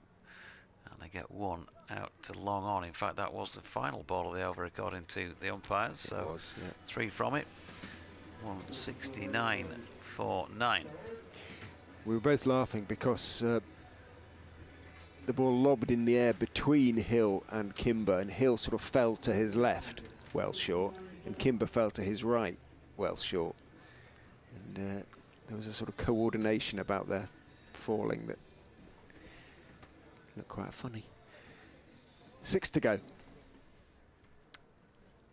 Mulder is going to try and make sure that Yorkshire don't use all those deliveries.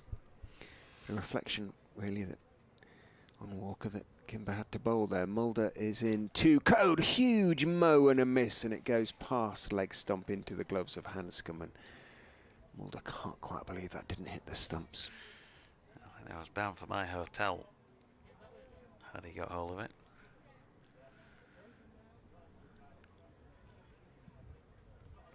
Not that I own one, obviously, Richard, you understand, but the one I'm staying at.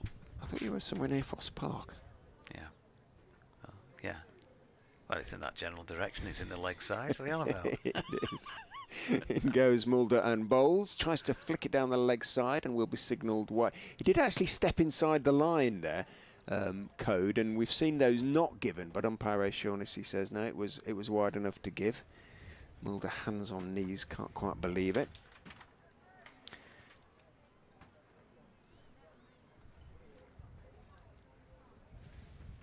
The Yorkshires will have risen by now, won't they? So I wouldn't imagine the Sheffers will be quite happy if the innings finishes.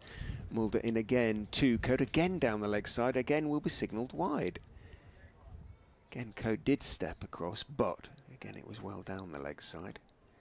So the over will be a longish one. Just had one legitimate delivery so far, 1 for 31 from Vian Mulder so far. Coed on 37. Mulder is in, bowls to him, thick inside edge. You'd no idea where that had gone, and it sort of trickles towards leg gullies. He stepped away there, and in the end he was just trying to, I think, as much keep it off his stumps as anything. And dot ball, he rehearses a much more impressive looking shot, a sort of force through the offside off the back foot. Over 170 though now. Plenty to bowl at. Well, at least something to bowl at anyway. Mulder in again to Coed, who clubs it off the back foot out towards Hill at mid-off. It was slightly wide of Hill. Moved across to his left, so Coed able to take 1. Moves on to 38. Adding to his list day best all the time. Improving his list day best all the time.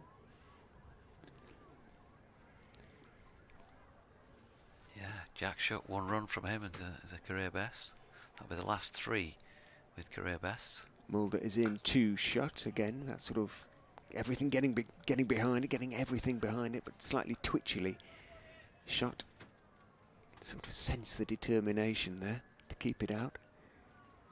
Mulder feels in his follow through. So a few bucket hats around. I understand Yorkshire have produced one as well. Most of the counties have now, haven't they? Taking advantage of cricket's current penchant for the article. In goes Mulder, bowls, slightly squared up his shot, but he plays it well enough. Thickish outside part of the bat, but gets on top of the bounce. Along the ground all the way towards Budinger. And moving across to his left at backward point. Looking forward to a bit of late lunch now. Yeah. Food in the hotel last night, when I got the right hotel. Sat-nav took me to the wrong one. Yeah, they're not always reliable, are they? Mulder has his hands on his hips at the end of his, at the start of his run. Now he's ready to go. Runs in and bowls. Shot is wristily working it down towards wide third man. Should be 2 there. Could be comfortable 2, in fact, and there is. Nice shot from Jack Shot. Moves on to 3. And it means that Ben Coed will be on strike. And will they go again with Kimber? 5 overs to go, 174 for 9. Yeah, so 5 from it. 1 for 34 for Vian Mulder. And with that 2, Jack Shot just equalled his highest single scoring shot in his entire list A career. Moves on to 3, a personal best. 30 deliveries. Can they A, see them all out, and B, pick up another 26, say. Let's think about it in those terms to get to 200. Coed waits. Kimber going to continue. 1 over 3. Ben Coed trying to flick this one into the leg side. Misses out. Mulder, by the way, 10 overs, 2 maidens involved in that as well. Did a good job as Coed opens the face and pushes one out to the incoming Walker from the cover boundary. They stroll through for 1.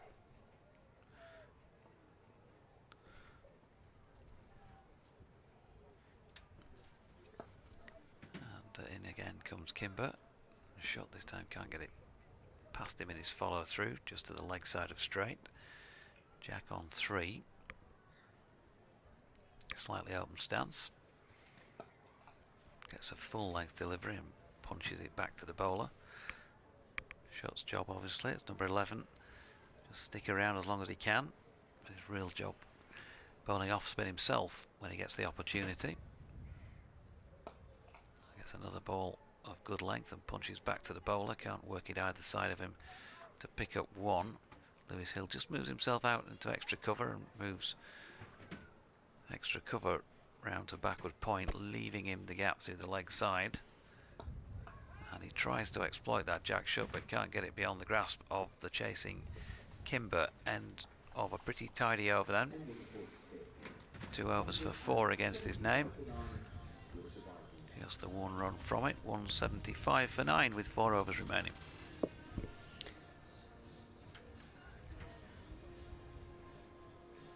The last 2 wickets are coming up to having doubled the Yorkshire score, so the bowlers doing it with the bat. Can they do it with the ball as well? This could be a memorable day for Ben Coed, who's on strike on 39, not out now. Will Davis takes over from the bowled out Vian Mulder at the pavilion end. Davis has 2 to bowl. 2 for 33 he has at the moment. Runs away from us past umpire O'Shaughnessy. Bowls. Coed swings him into the leg side. He wasn't timing it very well, wasn't quite at the pitch of it. Had to just wait for it a little bit. The Kish inside part of the bat runs out towards deep mid-wicket. 1 is taken.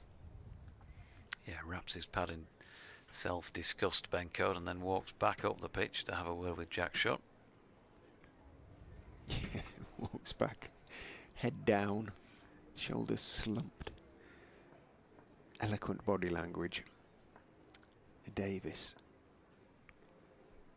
is into Shot, who is twitching at that one outside off stump. I thought it had actually gone through and almost bowled and pretty much bowled him. Didn't quite. Went through to Hanscom. Jack Shot from Barnsley. Yorkshire, of course, lost one of its famous Barnsley sons during the week. Yes, yeah, sad news. A lot of the tributes mentioned his huge love for cricket. Michael Parkinson, of course. In goes Davis, bowls, and it's just pushed wide of Louis Kimber by Jack Shot. And applause from 1 or 2 of the Yorkshire faithful, because he's got the single which gets Coed back down on strike.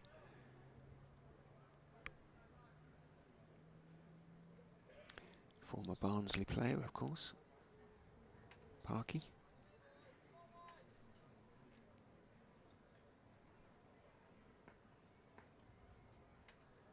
As he was almost universally known, wasn't he, really? In goes Davis and bowls. Coed swings it away, clubs it away through extra cover for 4. It's got it between Kimber at extra cover and Hill up mid-off, and it runs down the slope to the extra cover boundary for 4. And Coed on to 44. Yeah, he becomes the highest scorer in the Yorkshire innings, batting at number 10. Well,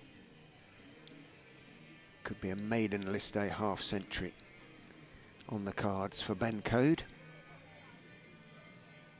And they have now pretty much doubled the score, haven't they? The last 2 wickets of the innings. 91 for 8, now 181 for 9. Davis in again to Coed, who goes back, has to wait for it, works it out towards deep mid-wicket, thinks about the possibility of a second. Won't be a second, has to settle for the single. That's okay, because there's only one ball left in the over. He's moved on to 45. And again, he sort of had to drop on that, didn't he, as if it didn't bounce as much as he thought. So he'll have his own theories on where he needs to be bowling here, but he's seen plenty of it out there in the middle, which won't do him any harm when he has the ball in his hand. Davis is in to Shutt, who is calmly turning it off middle and leg out towards mid-wicket and taking the one off the last ball of the over, so he'll keep the strike. And he's beginning to look quite confident out there, Jack Shutt. He moves on to 5, 183 for 9. 3 overs remain. Well, 200 would be quite a psychological, I think, sort of achievement, and they'll take lunch in much better heart.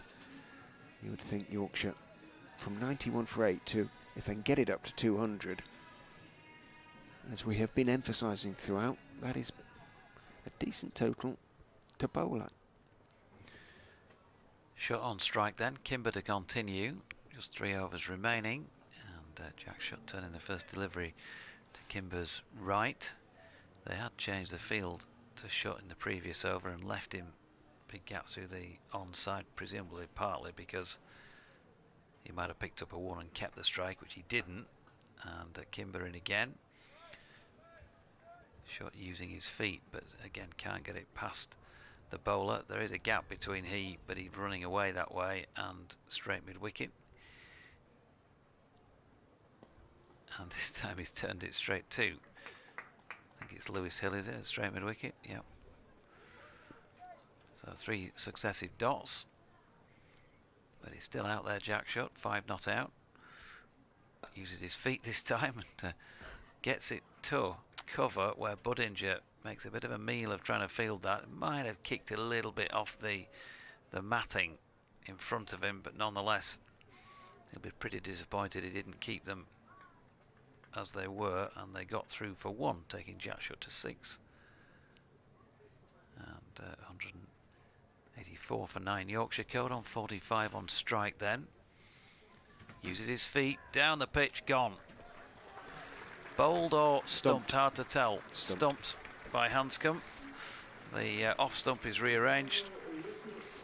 And Ben Coed's excellent knock as far as Yorkshire are concerned comes to an end, as with it does the Yorkshire innings.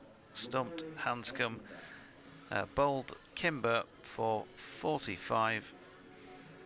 A career best list A score for him from 52 deliveries, and Yorkshire all out for 184, that being the 5th ball of the 48th over. They didn't quite manage to see it all the way through, but a 75 for the 9th wicket has given them just a bit of a squeak, and an 18 for the last wicket won't do too much in the way of harm either. Jack Shutt finishes on a career best, 6 not out from 21 deliveries in his case.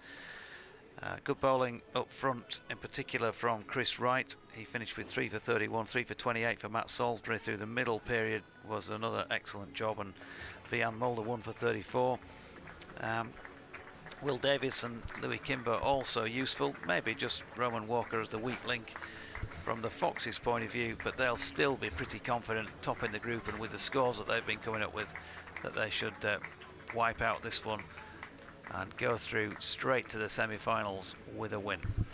Well, they will need to score at 4 runs and over if they're going to do that, but they do know the pitch, and out comes the light roller to go on it. The heavy roller's coming out as well, but that can't go on this pitch. It's going on another one, presumably for either the quarter-final or potentially the semi-final, which Leicestershire might qualify for if they win this game. We're going to get some lunch. We're looking forward to that, it being well after 2. And we suggest you do the same. We'll be back with you here at the Uptonsteel County Ground in good time for the start of Leicestershire's reply. But just for now, it's good afternoon.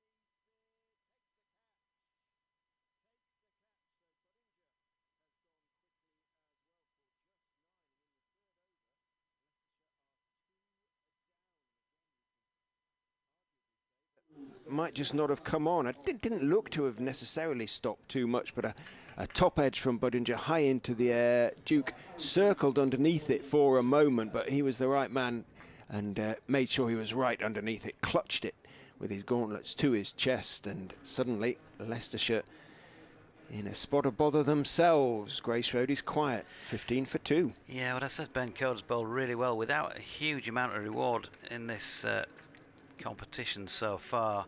It's not a great shot again, and particularly when you've seen your partner go at the other end. And yeah, I know it's worked for Leicestershire so far in the competition. Clearly they've done tremendous things, top of the table.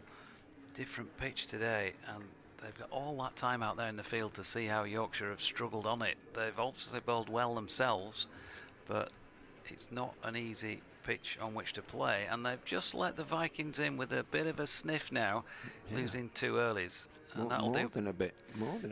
That'll do Ben Coed's confidence in terms of as a wicket taker some good again, because he'd just been toiling away without any luck. Like I say, beat the bat loads of times against Hampshire the other day at York. And also Harry Duke, got to say, he's back in the side in this competition. His keeping has been pretty tidy. He's took an absolute peach of a catch up at York the other day, and this time they're never easy, are they, when they're swirling around in a bit of a breeze here. And he was looking backwards. He was facing us in the over end, his shoulder, wasn't it? Yeah. And he called everybody else to get out of the way. Don't get in my eye line. Just let me concentrate on the ball. And he took it and he enjoyed it, didn't he? He pointed away to, I think, probably the Yorkshire bench down to our right on taking the catch. So 15 for 2. Yeah, both Bean and Shutt could have got there, but they were sent out of the way by Duke, and Yorkshire fancy this now. Well, this is the key wicket, potentially. Peter Hanscom has come to the crease.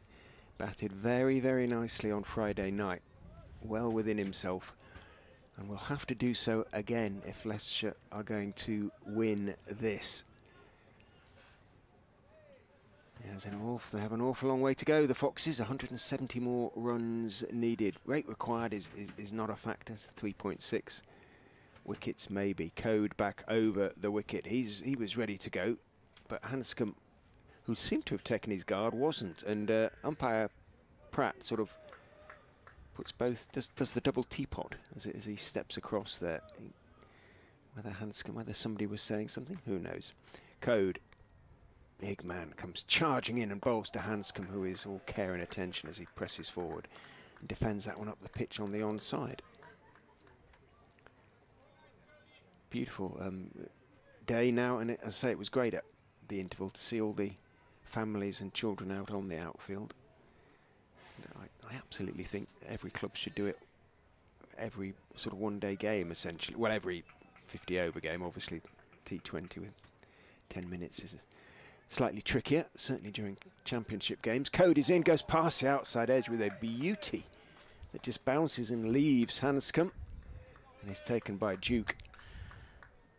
I must admit, while I was being treated to that sumptuous dinner, I didn't notice whether the heavy or the lighter roller had been used. Just the light. I don't even, you can't use the heavy, can you, during the intervals? Is that a rule? I think so. Okay. They brought the heavy roller out, but they used it on one of the sort of pitches they're preparing. Coed is in, bowls. Hanscom is beaten on the outside edge again. That one is even closer. So Coed asking all sorts of questions. When those two deliveries, Hanscom didn't have an answer. 15 for 2 after 3. Leicestershire. Yep, so, well, disappointing starts, disappointing innings from Yorkshire. You can say disappointing starts from both sides. Yorkshire lost their second wicket at 24, so there or thereabouts, 15 for 2. It's just going to make Leicestershire work that little bit harder, and if George Hill is on song with the ball, things may even get worse. We'll see. Lewis Hill, right-handed, he's going to take strike. The Leicestershire captain, Yorkshire attacking with a slip in place. Finley Bean, by the looks of things, has gone in there, and Hill going to bowl over the wicket then from this pavilion end. The ball that looks like there's a bit of shape on it, away from the right-hander, who just turns that into the leg side.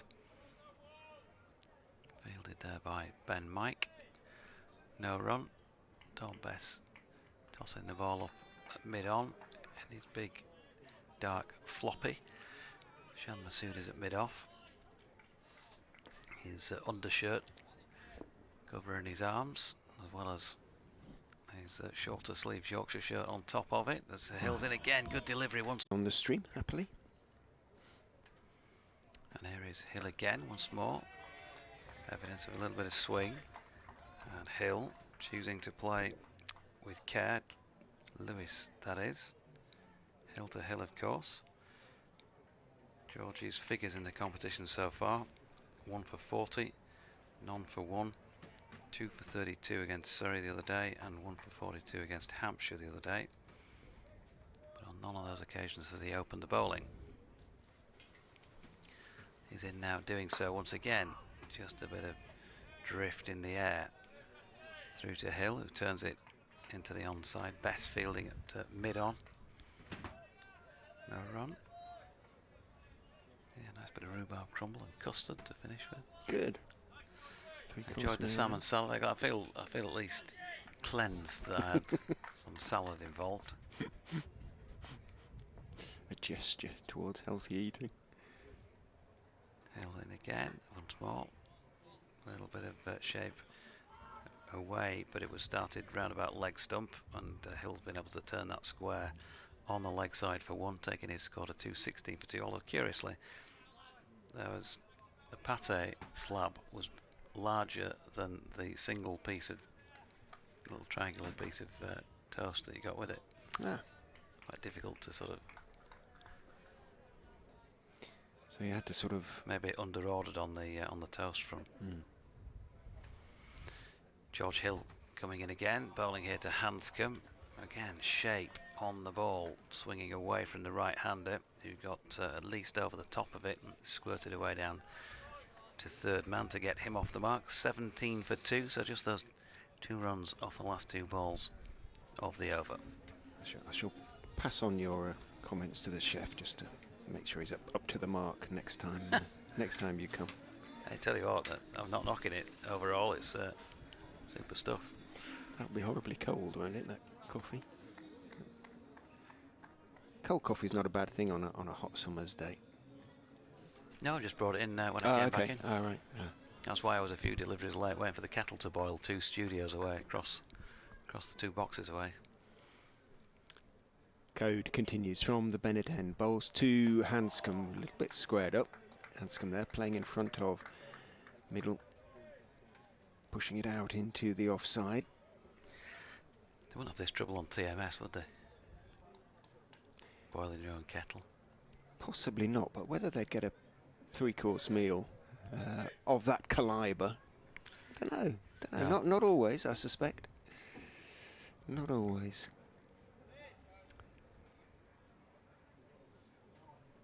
Hanscom back raised, waits as Coed is in. Bowls a lovely delivery that goes past the outside edge again. I say that, he might just have dropped his hands. We're out sort of fine leg for Coed's bowling to Hanscom. But looking at the replay, it looked to me like he did play at that. Confirming one's first impressions. So he's played and missed it at least 3 from Coed. Pete Hanscom.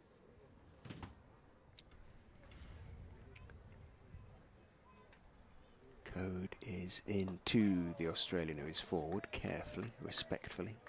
Slightly angled bat out into the offside it goes. Matt Revis bounces in from extra cover to field. So we've had Benno, and now we've got Coda from his teammates so far for Ben Coed.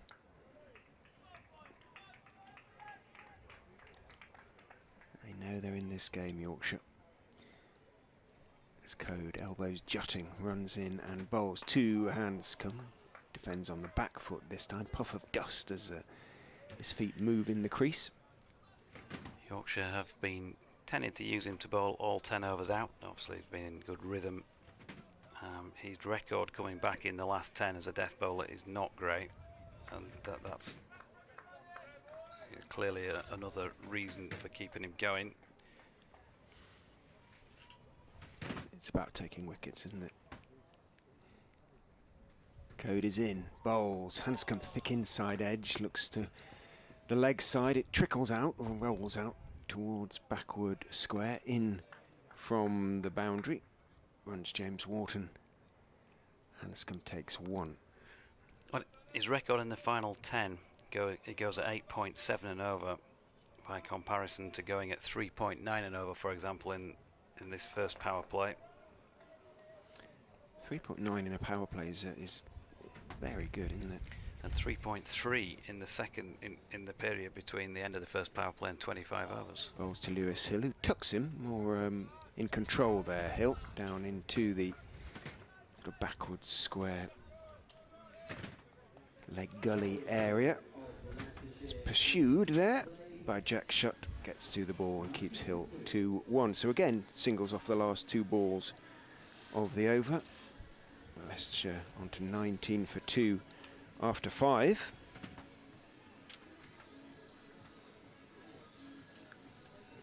This could go the distance, you know, you kind of feel as though it'll be a close one. I ought to be keeping an eye on the Hampshire score, shouldn't I, really? Could be a nipper. I was reliably informed by Chris Waters of the Yorkshire Post that at the break for the interval, as Hill is bowling here to Hill, pushes into the offside, and they take on Masood, and as they've done quite often this season, they managed to get through for a single to the Yorkshire captain. 20 for 2, but Chris said that if Yorkshire lose this and Lancashire win, then that's the end of the Vikings' hopes, even if they were to win on Monday. So an eye on the Lancashire score in a moment as George Hill is in, and that's worked into the leg side by Hanscom, but can't get it past Ben Mike at mid-on. No run. Lancashire, I should say, made 303 for 7 at Lords. So it's going to be a pretty tough chase for Middlesex, who were 17 without loss in the 5th in response. Surrey made 203, Hampshire 48 without loss in the 13th over. Looked like strolling it. Yeah, they've made a good start there as George Hill comes in again. Hanscom, with respect, drops that into the offside. No run at Taunton. Somerset 298 for 7. Glamorgan 85 for 2 in the 10th over there. So a couple of early wickets lost, but they have certainly got ahead of the rate. Northants all out for 201. Derbyshire 33 for 1 after the power play, trying to knock those off down at Northampton. Canterbury, Kent 287 for 8. Essex 39 for 1. In reply, as George Hill is in again and Hanscom once more, treats that with a bit of respect and just plays a sensible forward defensive push. At Edgbaston, Durham 338 for 8 in their 50. Warwickshire 17 for 1 in response so far in the 4th. And at Worcester, Sussex were bowled out for 190, and Worcestershire 64 without loss in the 15th of their response, looking favourites for a home win. George Hill in again, and Hanscom nicely played, times that superbly through mid-wicket. Revis comes in off the boundary, good running in as well from Matthew Revis, snuffed out any thoughts of a second run. No need for Leicestershire to take any unnecessary risks here. They've got absolutely loads of time to find the other 160 odd runs they need to win this match. It's just the wickets column they want to keep intact. Hill up this slight incline, bowling to Hill, turns that into the leg side. Mike fielding, and there's no run to complete 6 overs then, with the hosts on 21 for 2. Doesn't feel like a slight incline when you're running up it, I promise you. Does it feel tougher than that? Yeah. What, as a triathlete yourself? Well, that was I've just played in a sort of Lords v Commons games here, and the first time I went up there, I didn't think I was going to get there really. I almost delivered the ball from behind the stump somewhere. I worked it out in the end, but. You playing for the Lords? I was, yes, I was actually. There was only one Lord playing. Lord Ray? It was no. There was a Lord of Leicester, obviously. There were no MPs playing for the Commons or anything like that.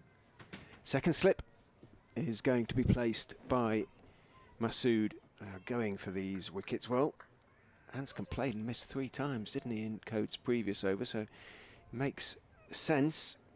George Hill has gone in at first, so Finlay Bean moves across to second. Slip, they fancy an edge here. Yorkshire. Coed. Down the slope, bowls to Hanscom, who is almost down on one knee as he leans forward, defending that one. No great stride forward from Hanscom. His sort of back leg goes out as much as his front leg goes forward. Or goes back, I should say. At a slight angle as well, but is very much the key wicket. He would love to leave Leicestershire knowing the Foxes were going to be playing in a final. And a step towards that would be getting them straight through to a semi-final. In goes Coed, and that's not the way to do it, as he drives at one outside off stump, comes back in, beats him, I think, on the inside edge, and is taken by, have a look at the replay, Duke diving away to his left. What's the inside edge? It did beat the inside edge. Takes it to his left, diving across behind the stumps. 3 off 15 for Peter Hanscom, who is walking away now from again, whether somebody's saying something or what, but Neil Pratt, the umpire, doesn't look over impressed. He steps across and looks inquiringly at Hanscom. Made 54 not out off 74 balls against Middlesex. Coed is in, bowls to him, very straight. Hanscom is popping forward again. Down the pitch on the onside goes the ball. Afternoon to Howard Ray. No relation or spelling? No, sorry, that's what would throw me. R-A-Y. He looked very Catch on, puzzled JD, then. catch on.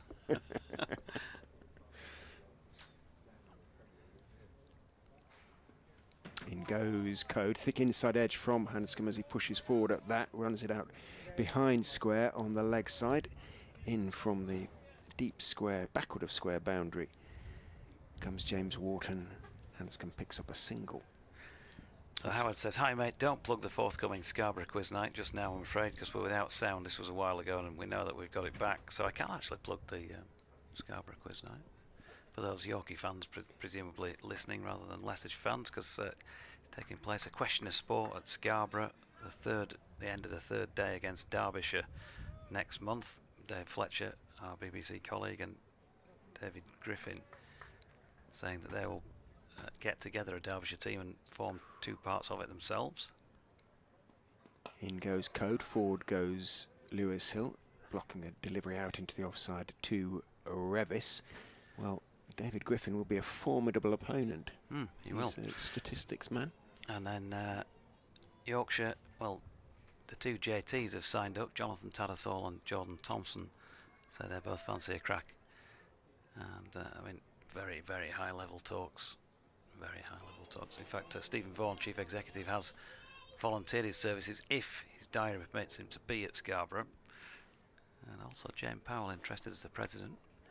Coed is in. Hill is leaning forward, dabbing the ball out into the offside. Single from the Coed over. His 4th, 1 for 12 for the Yorkshire opening bowler. And Leicestershire limping along at the moment. 22 for 2 after 7. So that's Tuesday the 5th of September in the marquee at the west side, the bottom side of the ground at Scarborough.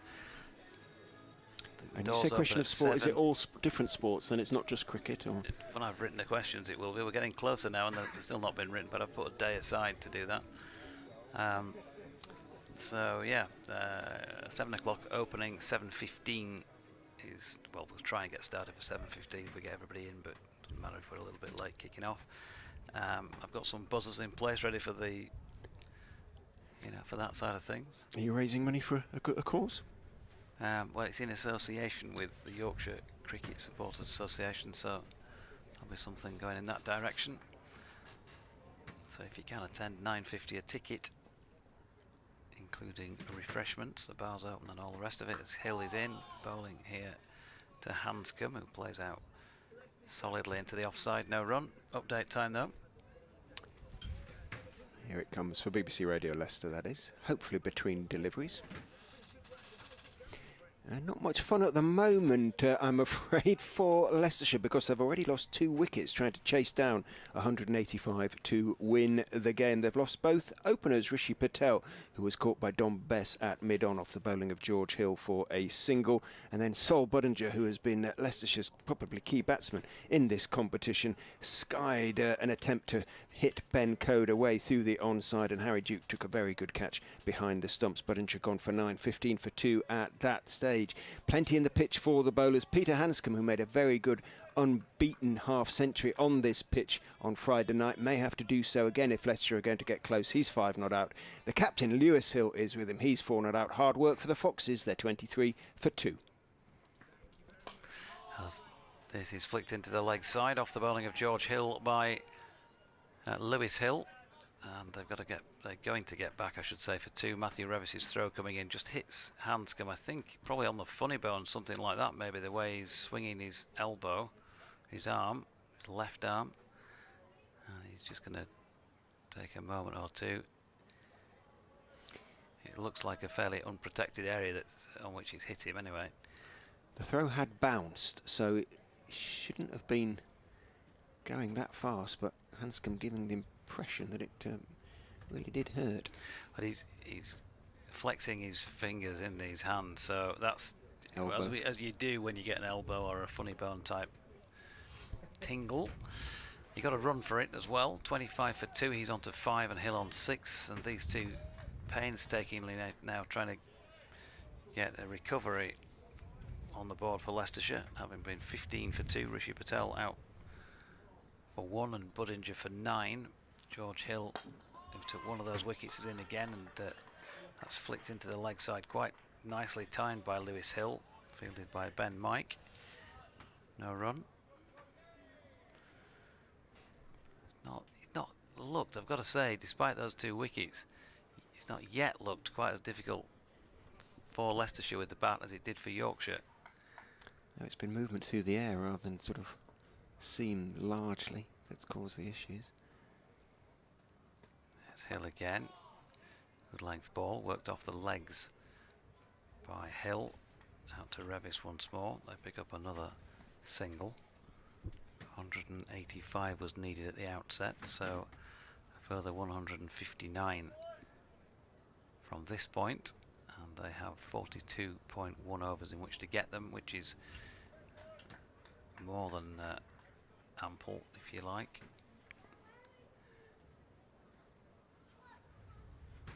As Hill comes into bowl here to Hanscom, who flicks it into the leg side, and Ben Mike, and again fires it over the top to Duke. It's the end of over number 8 with the Foxes 26 for 2. So how many sort of questions will you have to sort of come up with for this? Do you find for this quiz? I've got to say that the planning hasn't been lengthy just yet, because I spend half the time as we do doing this job, getting in a car, driving somewhere, covering a game, moving off somewhere else, bits of other work in between. So I'm leaving it all. I'd like to know who's in both sides before I ask the question. Yeah, because I might just tailor some of the questions then. So if I know the full 4 in each Derbyshire team. batsmen of the 1930s, things like that. Yeah, for Griff. Yeah.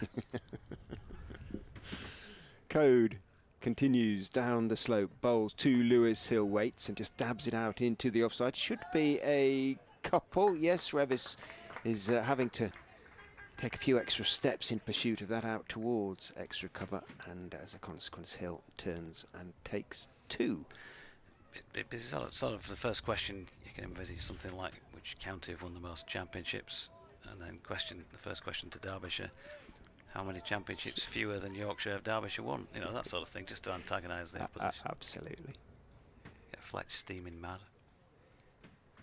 Coed is in, bowls. Hill is beaten outside off stump. Not taken cleanly, though, by Duke. Bounces out into the offside, off his gloves, and there's no run. Well, Fletcher's a Lancastrian, isn't he? But obviously has feelings for his sort of semi-adopted count, although he still lives up in the Bolton area. I thought he told me he was Cheshire-born, lives in Lancashire, but was educated in Yorkshire at Pock, wasn't he? Pocklington School.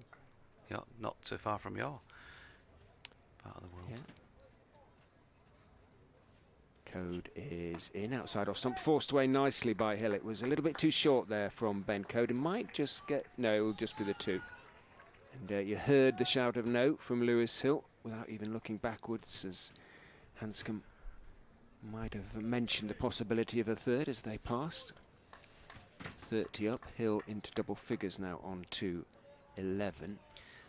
Griff, I think, he lives somewhere closer to Leicester than Derby, doesn't he? He's somewhere down the Ashby. Does he? Ashby de la Zouch. Coed is in, Hill is forward, defending out into the offside.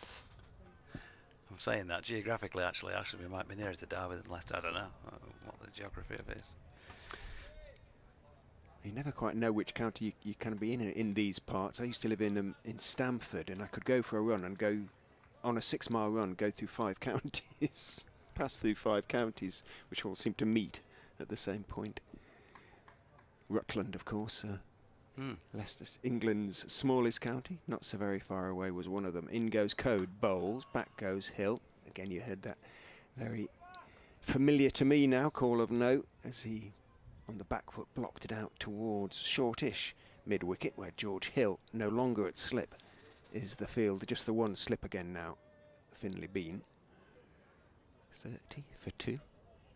Gorgeous afternoon if you're in the vicinity.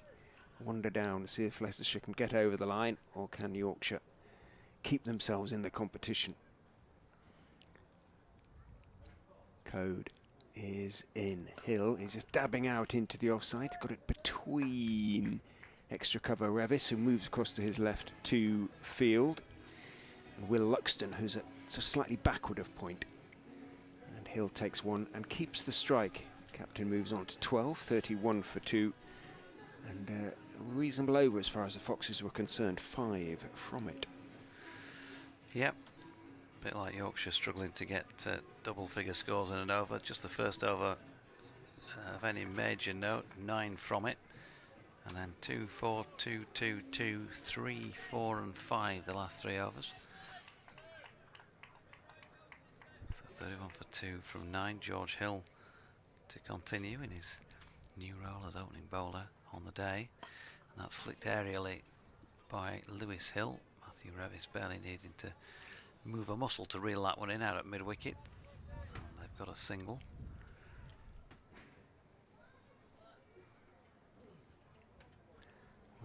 I always hope at the start of each year that Leicestershire will get a game in Scarborough. Hasn't happened yet.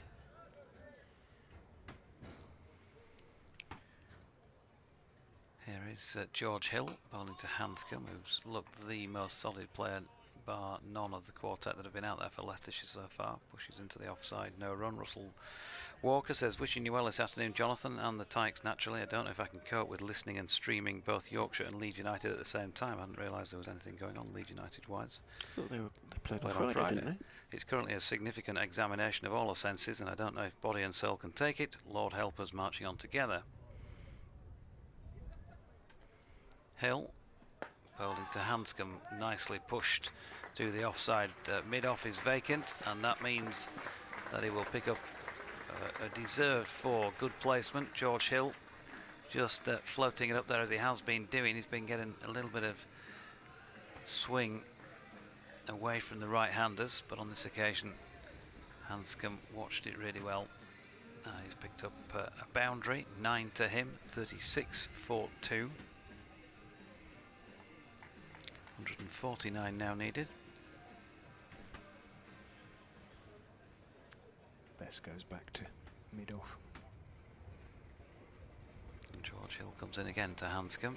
This one down the leg side though, maybe just trying to compensate for his previous delivery. It's a wide. Yorkshire been pretty ordinary in that respect in the competition so far. We've had a lot of wides and no balls. There were 24 of them the other day against Hampshire, and it does make a difference, doesn't it? Not only the run, obviously, but the extra ball drags things out when you're out there. I noticed that there were 10 extras in the Yorkshire innings, 1 by, 3 leg byes and 6 wides, not a single no ball as George Hill is in, and that's nicely played. Just too much width here for Hanscom, and he's going to get 4 runs. Just makes its way over the boundary rope through the covers on the longer of the 2 boundaries. So George, well, he pushed one up there for Hanscom to drive at with no mid-off, and he conceded 4. Then he strayed down the leg side. This time he's gone a little bit too wide, so he just needs to try his best here. I'm sure he is to get back on it. 41 for 2. He's gone for 20 so far towards the end of his 5th over. That's a better delivery. It's fuller, and Hanscom, having picked up a couple of boundaries, doesn't need to do anything out of the ordinary, just sensible defensive push. I had a brief word with Will Luxton, by the way, because he came in to field that ball. It reminded me at half time, and just checking that he did get an inside edge onto his stumps. He did, he said. As Hill is in. Oof. Reaching for that Hanscom because the ball didn't bounce on him. That's the first one I think we've seen in the Leicestershire innings so far, and that was the last ball of the 10th over. Quite a lot in the Yorkshire innings, so maybe when this roller, such as it was, wears off, we may get the same again. At the moment, though, having seen Yorkshire reduced to 30 for 3 off the power play, Leicestershire have responded, and they're on top. But not by a huge margin, 41 for 2. Yeah. Duckworth Lewis always useful. And it suggests that Leicestershire should be 44. So nothing in it at all. And that was the first over that's gone for double figures in the innings so far, 10 from it. Coed, as Jonathan said would likely be the case, will continue. And may well bowl out from the Bennett end. He's just changing his field at the moment. He's sending short fine leg back to long leg. He's got a deep backward square as well, and a third man, and there's usually one other. He could have one more out. Can't quite see if anybody is out at the moment. Coed is in. Hill is advancing down the pitch. It beats him on the outside edge. Good delivery. That one moved away, and that's why Finley Bean is still at slip.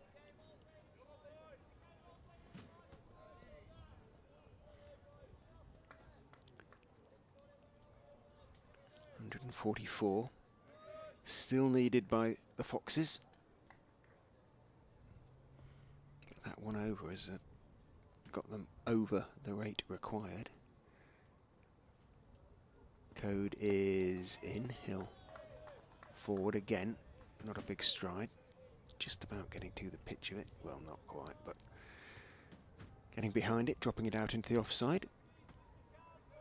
Familiar tinkle of the ice cream van in the vicinity of Aylestone, the suburb of Leicestershire Leicester, in which Grace Road is situated.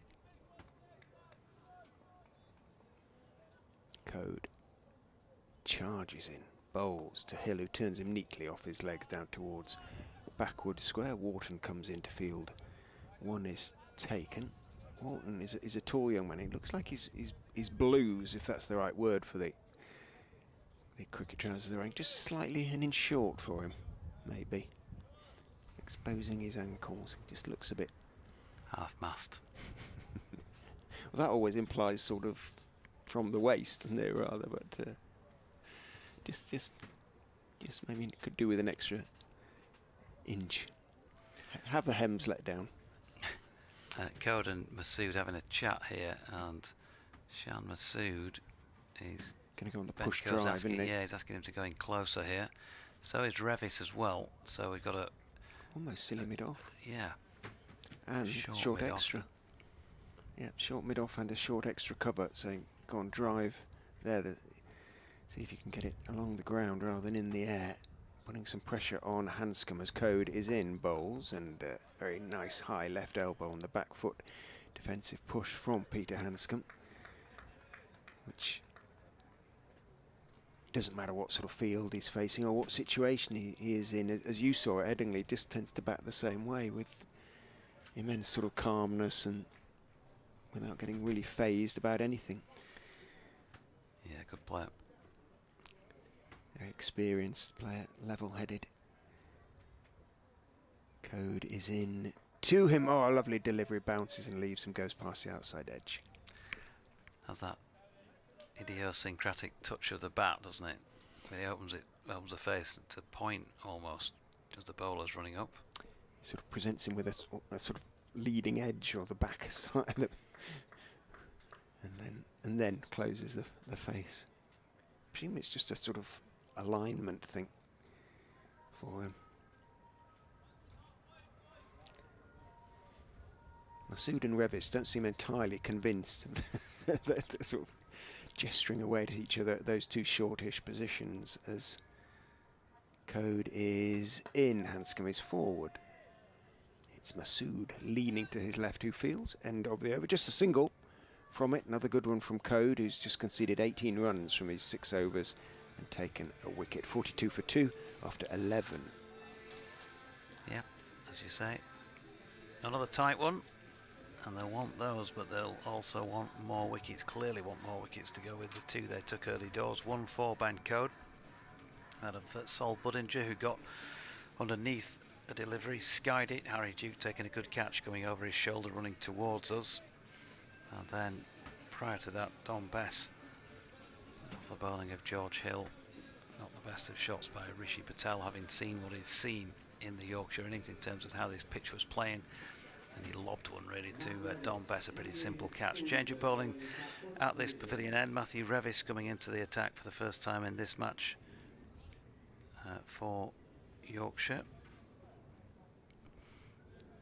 Right arm seam.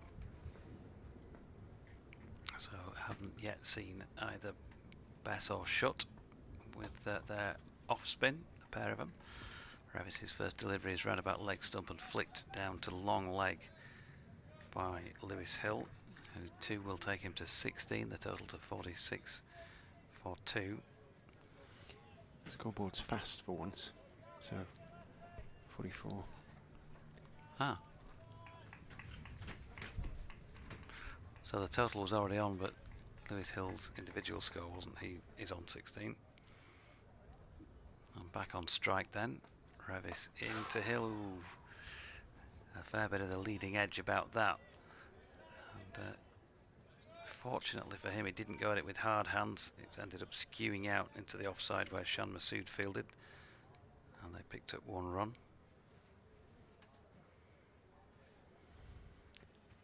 O'Shaughnessy just wanders out, checks the Revis follow through. Does he ever have issues in that respect? Nothing major I can recall. Here he is again, and that's dropped out into the offside. Comfortable forward defensive push. Matthew Revis's card in this competition so far has seen him take 3 for 57 at Scarborough against Kent in the defeat. 4 for 54 career best figures down at Chelmsford this time last week. 2 for 53 against Surrey, and then 1 for 70 against Hampshire the other day.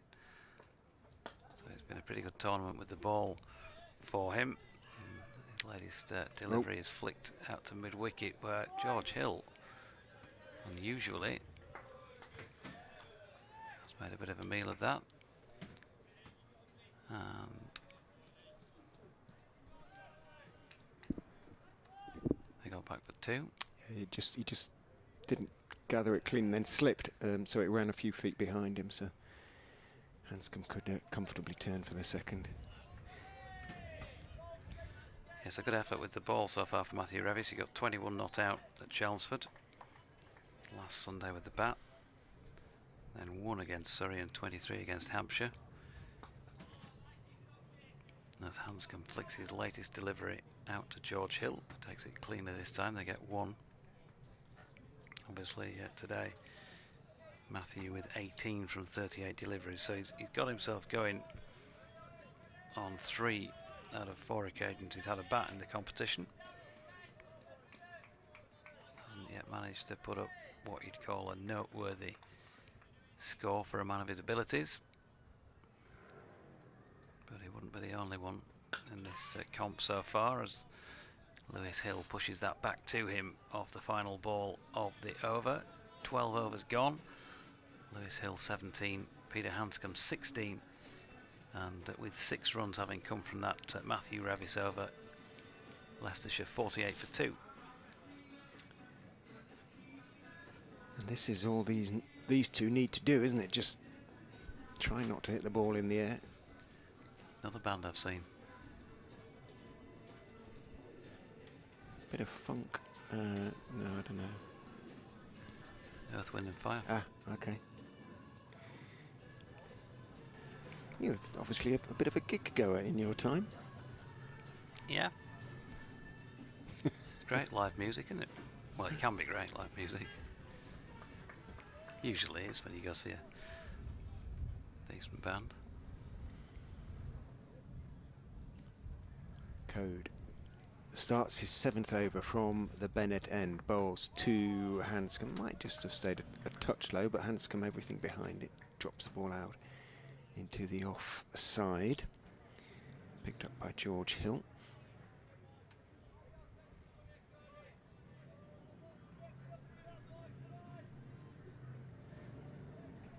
Sounds like the Hells Angels chapters coming back from their Sunday jaunt. They occupy one of the houses on the Milligan Road. As Coed is in, bowls. Hanscom slightly looking as though he's falling over himself there as he pushes that out to mid-wicket. Bess juggles with the ball before picking up and throwing to Duke. No run.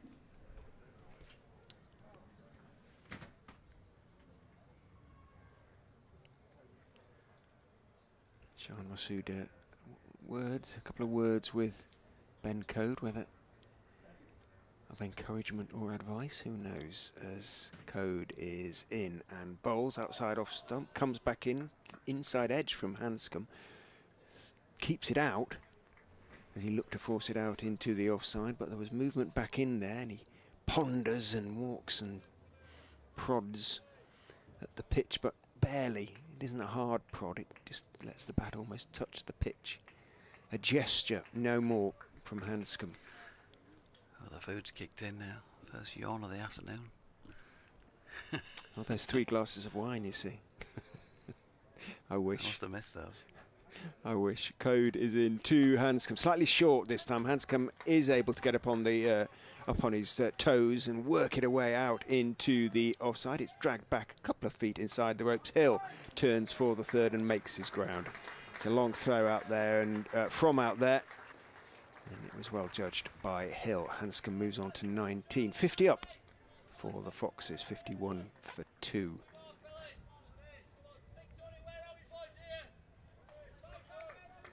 Impressively stentorian tones. Was that Duke or Bean as they walked back towards us? It was Harry. Makes a lot of noise for a little fella. In goes Coed and bowls, squares uphill, but gets behind it, blocks it back down the pitch to the North Yorkshireman.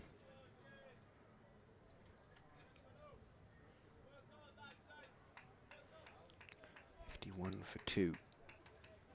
134 more needed by Leicestershire. Rate required, a run rate 3.6. Currently scoring at 4s. Coed is in and bowls. Hill is forward, playing with an angle bat, working the ball down along the ground through gully to Ben Mike, who's down at 3rd man. Takes one, keeps the strike. That's the 4 off the over. 52 for 2 after 13 Leicestershire.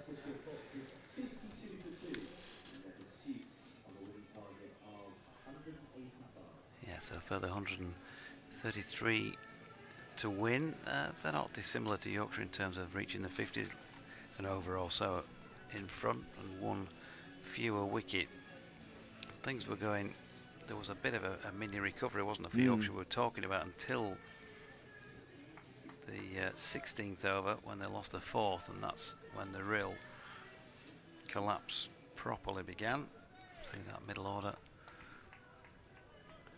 They know one wicket will change the game. One brings two, lads, and all the rest of it. Bang, bang, as they say in the modern parlance. So Revis coming in to try and apply a form of bang, but not with that delivery. Lewis Hill has got it away down to short fine leg. Jack Shutt in, and they pick up one run. Hill just hobbling his way back to the non-striking end, having had a word with Hanscom. The pair of them 19 runs apiece. And Mike doing one or two little warm-up exercises, whether in hope or expectation. Revis in, is flicked off the legs by Hanscom out to George Hill, who is squarish at mid-wicket. One run.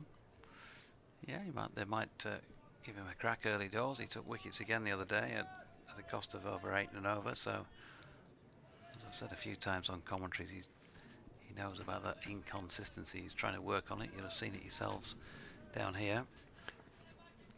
Yeah.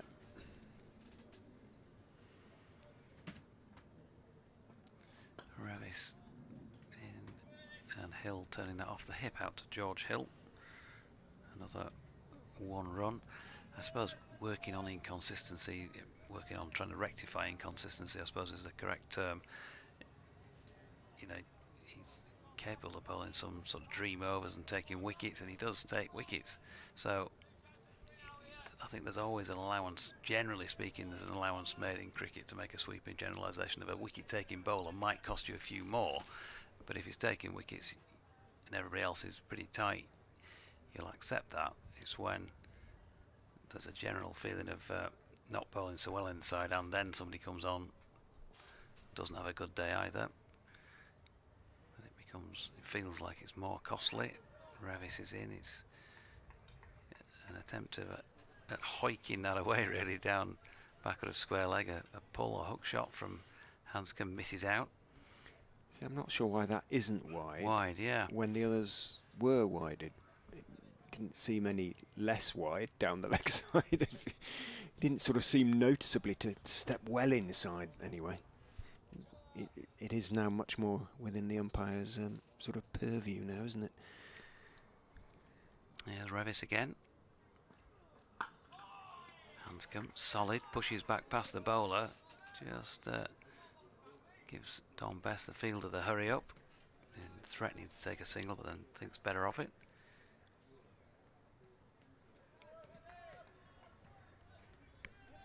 Yeah, if Ben Mike gets a few right with that extra little bit of pace he's got on this deck, you know, if he gets a couple to keep low, could be dangerous times, but if he bangs it in halfway down the track and doesn't use the pitch, as sometimes can be the case, then it could be costly. Big appeal for LBW here. I think that's hit him on the full, has it not? It did, but it looked to be drifting down to me. Not out, says O'Shaughnessy. He's the key man in all of that. So 14 overs now complete. Each batter has 20 runs against their name. 3 runs coming from that over from Revis, meaning it's 55 for 2 Leicestershire. So 40 added by these two for the third wicket so far. Hill towels off, as does Hanscom. Leicestershire won't start, or Leicestershire supporters won't start to relax until they've taken the score an awful lot closer, though. Coed will continue. 1 for 22 from his 7 overs. Ramji, one of the 12th men, not quite sure who the other young man is, somebody from the academy I suspect, an unfamiliar face to me.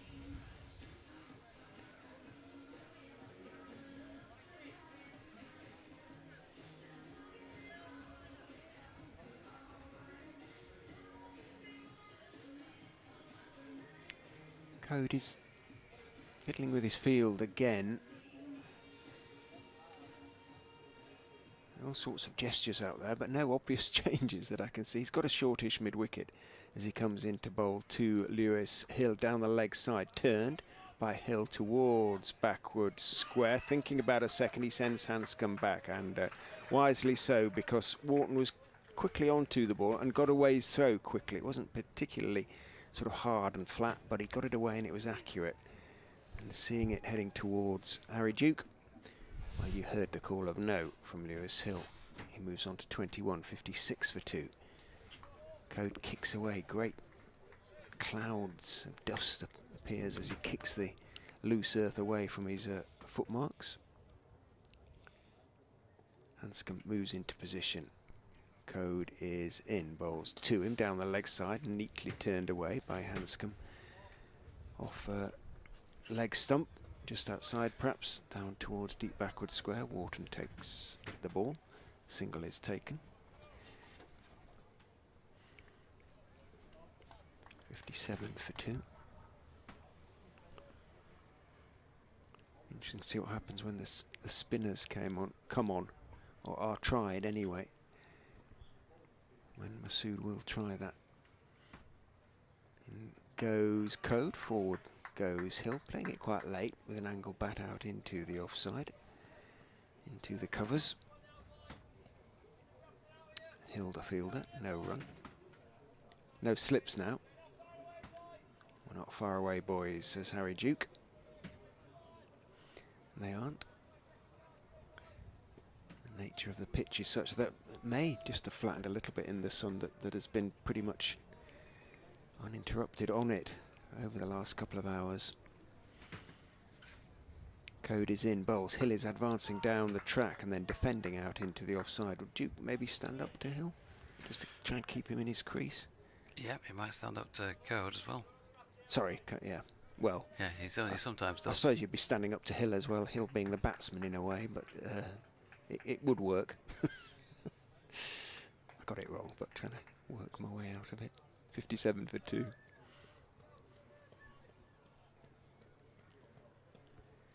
The sound of Duke clapping his gauntlets together as Coed is into Hill, foolish. Might have looked to drive, didn't, just played it firmly out to Masood at mid-off. An undemonstrative skipper is Shan Masood. He just sort of, very calm figure, tosses the ball up in his left hand. No great sort of noisy encouragement from him. Quietly spoken man. He went to Stamford School as well, as did Josh Hull, Leicestershire's latest protege. In goes Coed, bowls. He's appealing for leg before. Oh, he's given him! Oh my goodness, that was, well, he thought about it, Neil Pratt. Hill cannot believe it, and didn't look exactly right. Somehow, we shall have a look at the replay. It was right enough as far as umpire Pratt was concerned. Yeah. Hill has to go. Yeah, to be honest with you, it doesn't surprise me that the finger was raised. He did. It stepped across. It seemed to be across the front of his stumps. Just looked maybe a bit high. Let's have a look. Yeah, just hesitating until we see the replay. It came back, but yeah. Hill had stepped across. He had, yeah, height, I gotta say. It did look highish, didn't it? Definitely an issue. That's why I think Lewis Hill probably hung around, but Neil Pratt had seen enough of him and dispatched him back to the changing room. So 57 for 3. I suppose he's had a bit of luck on his side there, and he's not had a lot of that in this comp so far, so he's not going to be turning it down. He's got a second wicket. Yeah, 2 for 24 for him now. Was it the end of the over? No. Yes, it was. The scoreboard is to be believed. So Hill gone for 21. After a partnership of 42 for the third wicket. Not enough by a long way for the peace of mind of Leicestershire supporters. They still need another 128 runs. Hanscom has been joined by another international batsman in Vian Mulder. And Matthew Revis is going to continue from this pavilion end. Bowling first up to Hanscom, who flicks away off his legs. George Hill square on the leg side now, sweeping. 1 run. Hanscom does look very comfortable, you've got to say. Probably the most comfortable player on the day so far in how he's negotiated things out there. 41 deliveries for his 22. 58 for 3 in the 16th. 127 more runs for Leicestershire to enjoy another win in this competition and go straight to the semis. Yorkshire, well, 7 more wickets for them to win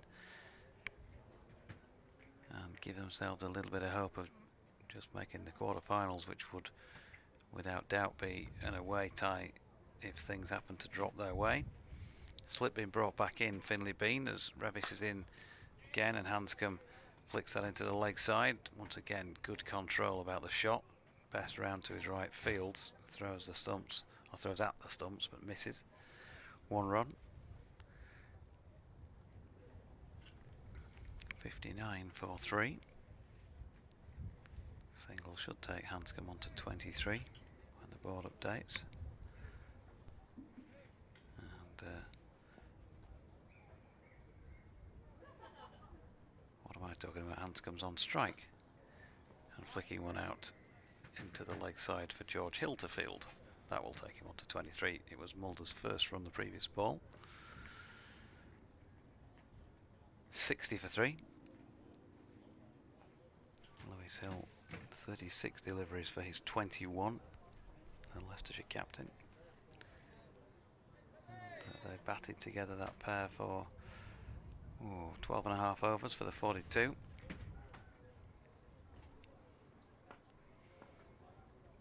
A few words from Don Bess here to Matthew Revis, who starts with that creeping run as it is, just to get him into his long stride. Mulder just dropping that out into the offside, no run. Vian Mulder, right-handed of course, as is Hanscom.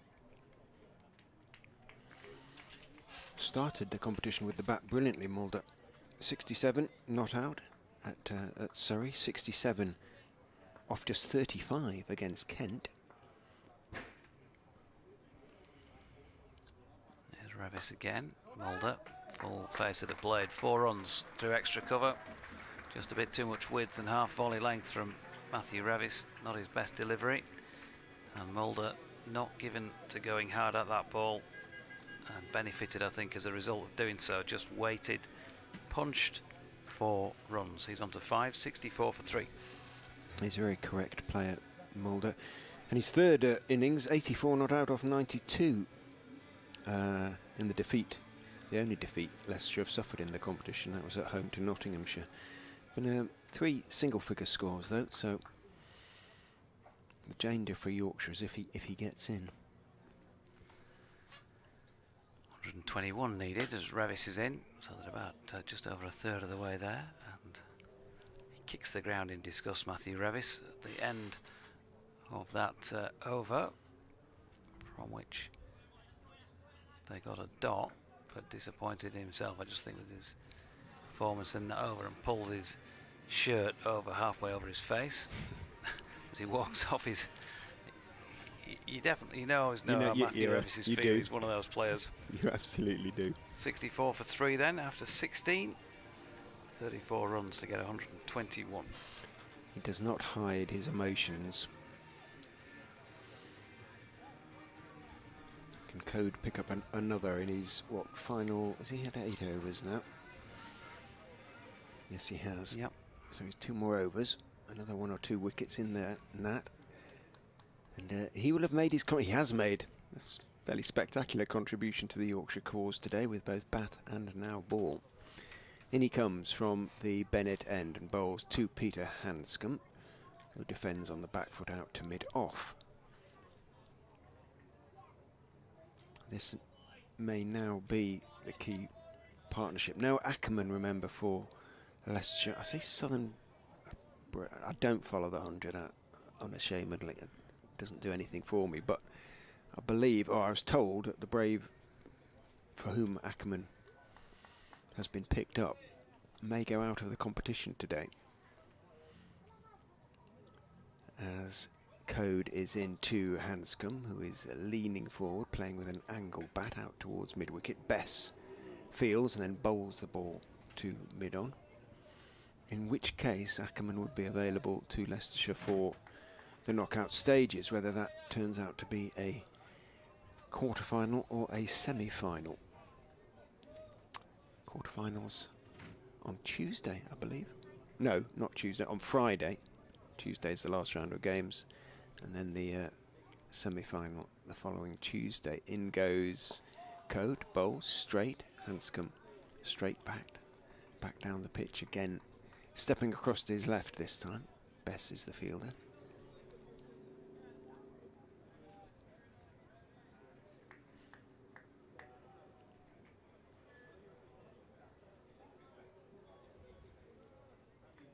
For 24 from 8.5 overs for Ben Coed to go with his career best list day score of 45. And he goes, bowls. Hanscom gets a delivery on his legs, which he can very comfortably turn out through the vacant square leg area down towards deep backward square. Wharton, as ever, is down there. Gets away a good throw, single taken. Hanscom on to 24. Kind of wish all scoreboards would show all the information. That's just about spot on as a scoreboard, isn't it? It is a very good one. It was redesigned by Leicestershire scorer Paul Rogers, and he's got just about everything on there without spoiling it. In goes Coed, bowls, and Mulder defends on the walk out towards mid-on. I suppose the only thing that might add to it would be something like they have at Durham, where they've got the ... 3 ... wicket 4 or something along those lines. The record of the over, yeah, so to speak. I will pass it from Coed's 9th over. He has one to come. And there you go. The man on the PA has done our job for us. 66 for 3 after 17. 119 needed off 33 at 3.6 with 7 wickets in hand.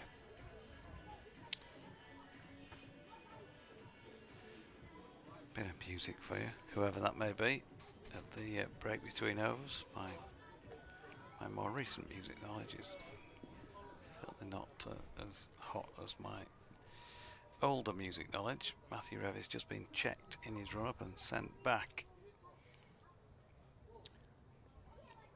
as Mulder wasn't happy with something. So he waits, and Revis comes into bowl here. It's a good length delivery and treated with respect by Mulder. 6 from 8 for him so far. Still just playing his way in, and he's got loads of time. 167 deliveries to get 119 runs here.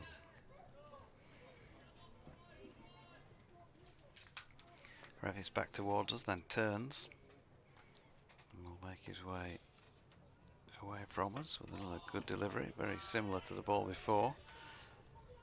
Mulder respectfully pushes to Will Luxton in the covers, no run. Very much a city scene here, of course. I was looking from the back of the boxes out across the city, Richard. There's the 2 stadia in view. Which one is which? The one to the left is, as you look at them, as Revis bowls here, and Mulder solid again, pushing to Luxton, no run. Is the football ground. That's the football ground to the left, right. And the rugby ground to the right then. It actually has one other stand. It's actually larger than anything at the football ground, although they do have planning permission and sort of plans in place to lift one of the stands at the football ground. Maybe if they get back into the Premier League, they'll do that. Revis in, oof, pushed aerially this time by Mulder, but drops well short of Bess, who's not so far inside the circle at mid-on. No run, yeah, of course. Came down with leads. Somewhat unexpectedly. Probably fair to say that.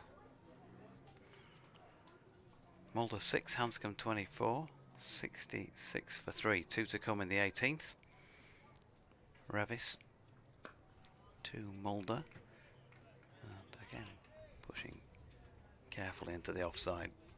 Luxton doing the fielding. He's got this habit, Mulder, when he's playing that little defensive push of getting his back foot somehow across to the offside as well.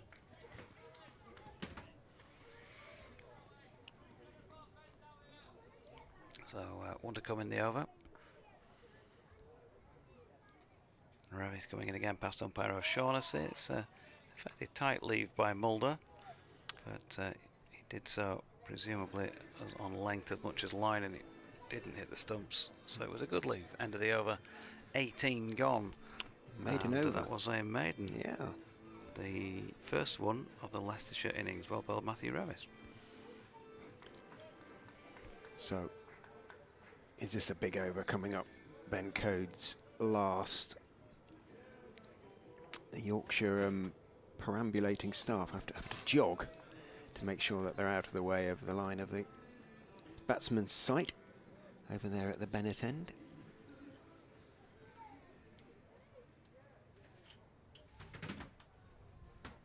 Coed and Shan Masood in conference briefly before Coed starts his run up. Bowls, Hanscom gets a delivery, it's straight and might just have moved back in a fraction. Equal to it, blocks it out into the offside. Hill, the fielder.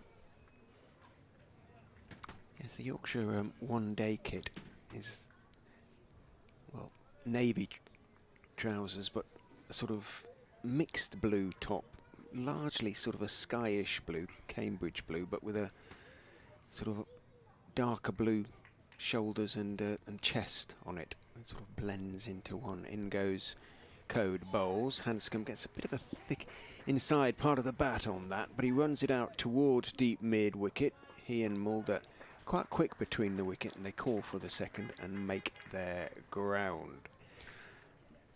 I suppose theoretically it's Oxford and Cambridge blue, isn't it? Which is, of course, the Yorkshire colours with the yellow as well. Gold. Gold, is it really? Gold and Oxford and Cambridge blue and gold, I think officially. Gold officially. Always sounds better than the gold than yellow. Coed in again to Hanscom, who's forward, dabbing the delivery out into the offside with an angle bat.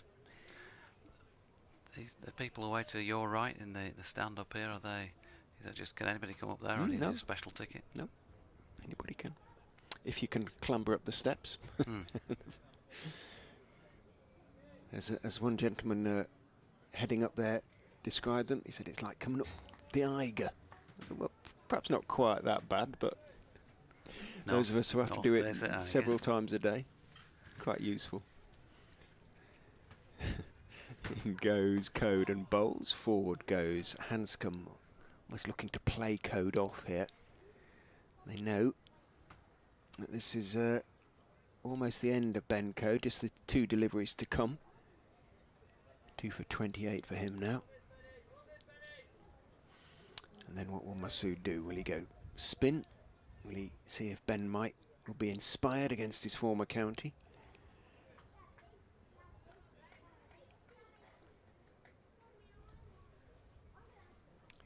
Again, Masood has a word with Coed.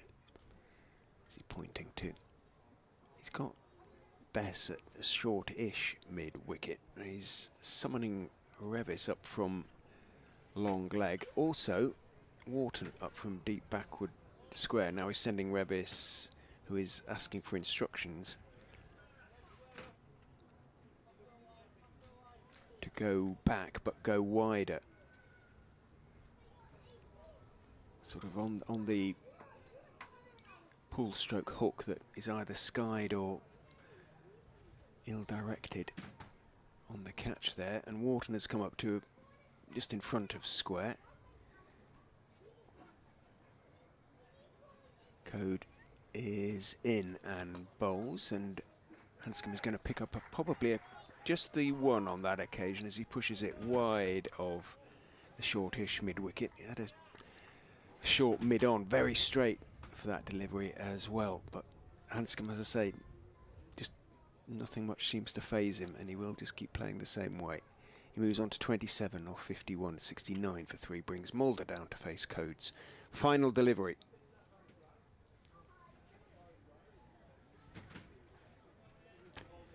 And Harry Duke, as I suggested, is now going to come up to the stumps for that final delivery, just to keep Vian Mulder in his crease.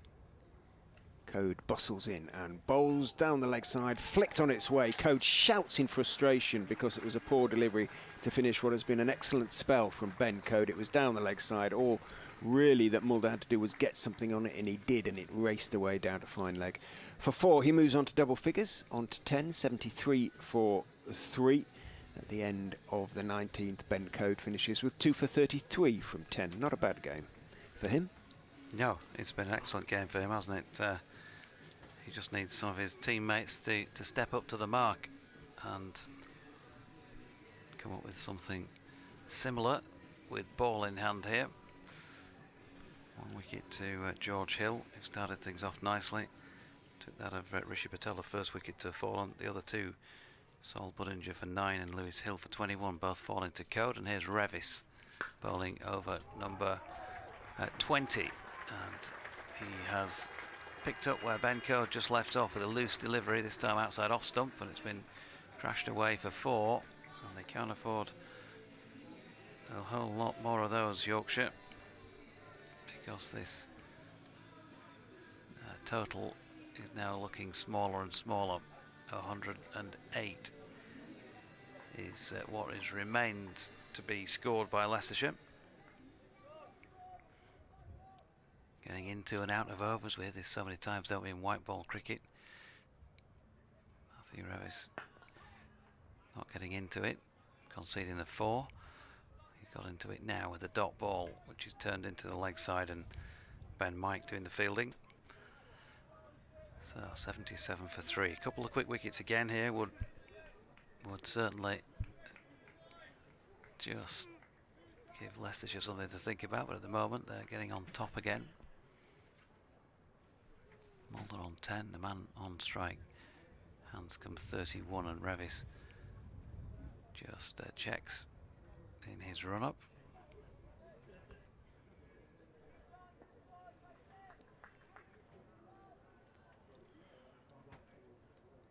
In he comes then. Goes through with it this time. Right arm over. And it's punched to the onside of straight by Hanscom. Don Bess waits and fields. No run. Got to try and find a way in. We haven't seen much in the way of spin in this match so far, because only Louis Kimber, 2 overs and 5 balls, taking 1 for 5 for Leicestershire, has made a contribution with spin. Off spin in his case, and Yorkshire have 2 of those in Don Bess and Jack Schutt. Revis is in again. And with an open face, that's pushed out to Wharton coming in from point. Trying to see if anybody's warming up. Can't see anybody. No. Well, it's a warm afternoon.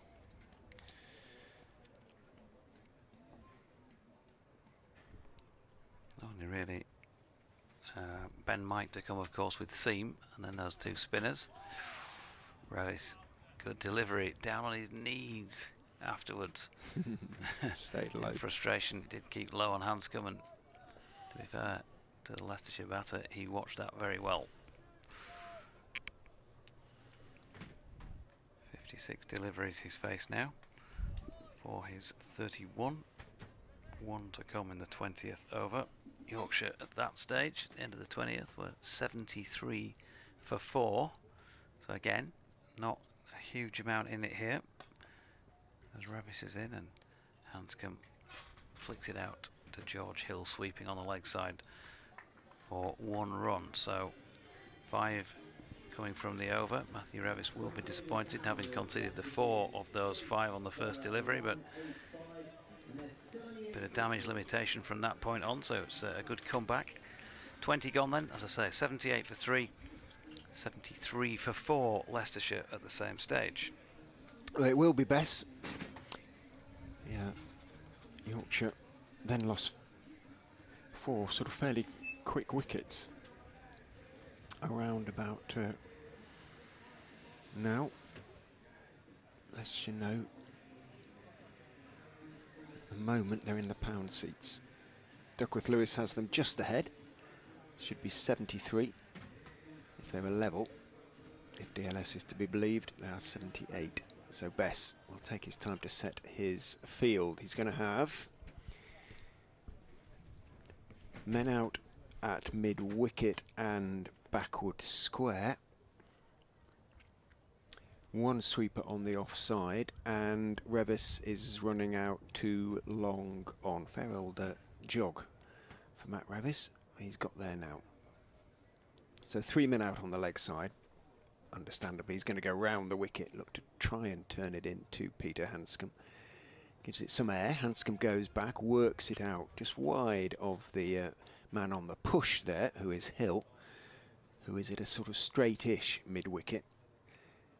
That's the problem for Bess. All these two need do is just kind of work ones every now and then, and rate required is only 3.5. In goes Bess. Beg your pardon, Mulder is driving pleasantly. Had to reach for it a little bit, out to the sweeper on the offside, who's Mike. A former Fox. Single taken from each of the first 2 deliveries. Bess is in and bowls. Back goes Hanscom. Sort of little flick of the wrists, and as he looks to work that into the onside. Doesn't get it past George Hill though, so dot ball. Bess bowls, drifting on towards leg stump from around the wicket, clipped calmly along the ground all the way by Hanscom, out to Wharton, who's the deep mid-wicket. 10 yards inside the ropes, out there. Lots of air there from Bess, and looked to hit that much harder, did Mulder, but hit it down into the ground and bounced nicely for George Hill to make the stop. Bess is in quicker delivery, straighter, and Mulder just forward, turns his wrists on the defensive shot, then rehearses a reverse sweep. Oh, update time for BBC Radio Leicester, between overs. Bit early, but well timed in that it should be between overs. I can, yeah, I like that you take notes. It's good that. It's 81 for 3 now. They have lost their captain, Lewis Hill, who was dismissed leg before wicket by Ben Coed for 21. 57 for 3 at that stage, a partnership of 42 between Hill and Hanscom. Hanscom, who made a really good unbeaten half-century on this same track against Middlesex on Friday night. He's still yet to be dismissed on it. He's 34 not out of 60. And he's been joined by Vian Mulder in an all-international partnership for the Foxes. They've taken the score on to 81 for 3 off 21. It needs another 104 needed off 29 balls at 3.6 runs per over. If these two can take it deep, if these two stay together, then the Foxes should go on to win this game. Still plenty of work to do, though. 81 for 3. Ben Mike at the pavilion end, coming into the attack for the first time today against his former county, and he's bowling here to Peter Hanscom. 104 needed. Mike, his full first delivery, right arm seam of course over the wicket, and that's pushed to Shan Masood mid off. There's a puff of dust as he plays at that Peter Hanscom, and there's no run. So we know that Ben Coed has of course bowled his 10 overs through. 5 overs, 1 for 20 for George Hill. 5 overs, 1 maiden, none for 21 Matthew Revis so far. And that 1 over for 3 for Don Bess. Here's Mike in again. Once more, it's up there to drive, and invitation accepted by Hanscom, who struck it well. That's a good piece of fielding in the covers, but no ball by Ben Mike, so free hit, front foot, no ball. It was Will Luxton who did the fielding in the covers, or it could have been worse still with a boundary as well. But, to minimise those, that's the first no ball of the match. And in comes Mike again. Pulls, drops it short, pulled through straight mid wicket by Hanscom, and he's got all of that. First, I didn't think it was going to carry the boundary, but he's hit it flat, and he's clearly got plenty of power as well, right out of the middle of the bat. And that is the first 6 of this Leicestershire innings. Peter Hanscom moves on to 40. It's 89 for 3. 8 off the delivery. And here we go again with that inconsistency we're talking about. First no ball of the match, first 6 of the match. First 6 of the innings, not the match. Ben Coed hit one of those. Both coming in Ben Mike's first over here. Can he put the record straight?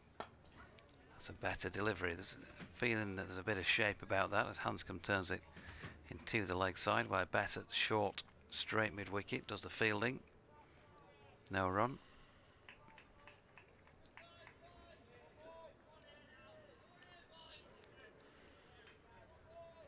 Hanscom, 64 deliveries he's now faced.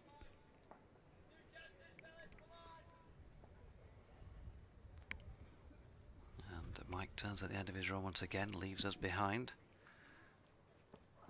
And he comes this time wide of off stump. It's cut into the ground and well fielded, bounced fairly high, and probably a good job for Yorkshire that James Wharton, who's a tall figure, was there, outstretched arms to reel that one in. He got away with that, didn't he, Ben? Thanks to Wharton.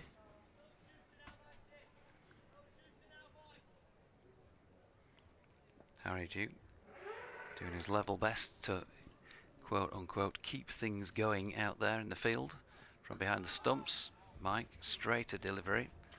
Again, you can just hear, can't you, that lovely timing from Hanscom as he plays the vast majority of his shots. He's timed the ball, I think, better than anybody in this match. He's the one who really has locked on, if you like, to the pace of the pitch.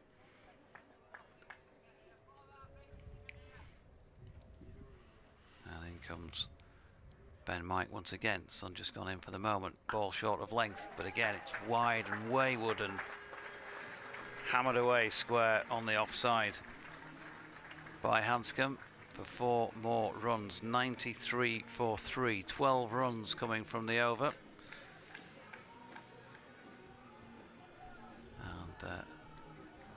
Leicestershire moving into an increasingly strong position. Well, they've just passed halfway. The Foxes in their chase, but they have lost 3 frontline wickets. Will Masood give Mike another over? He hasn't got too many options if he wants to keep up seam from one end. He could go spin from both, of course. Bess from the Bennett end is into Mulder, who is looking to drive, looking to get it out. I think he was looking to hit it out through the cover. It's got a thick inside edge and it sort of bobbled towards mid-on. Hill had to sprawl across to his left to make the stop, and Mulder, seeing that, calls Hanscom through for a single. Bess is in, well, dug out by Hanscom, almost sort of overstepped himself slightly there. Big puff of dust as it clips it in the end out towards deep backward square and takes one.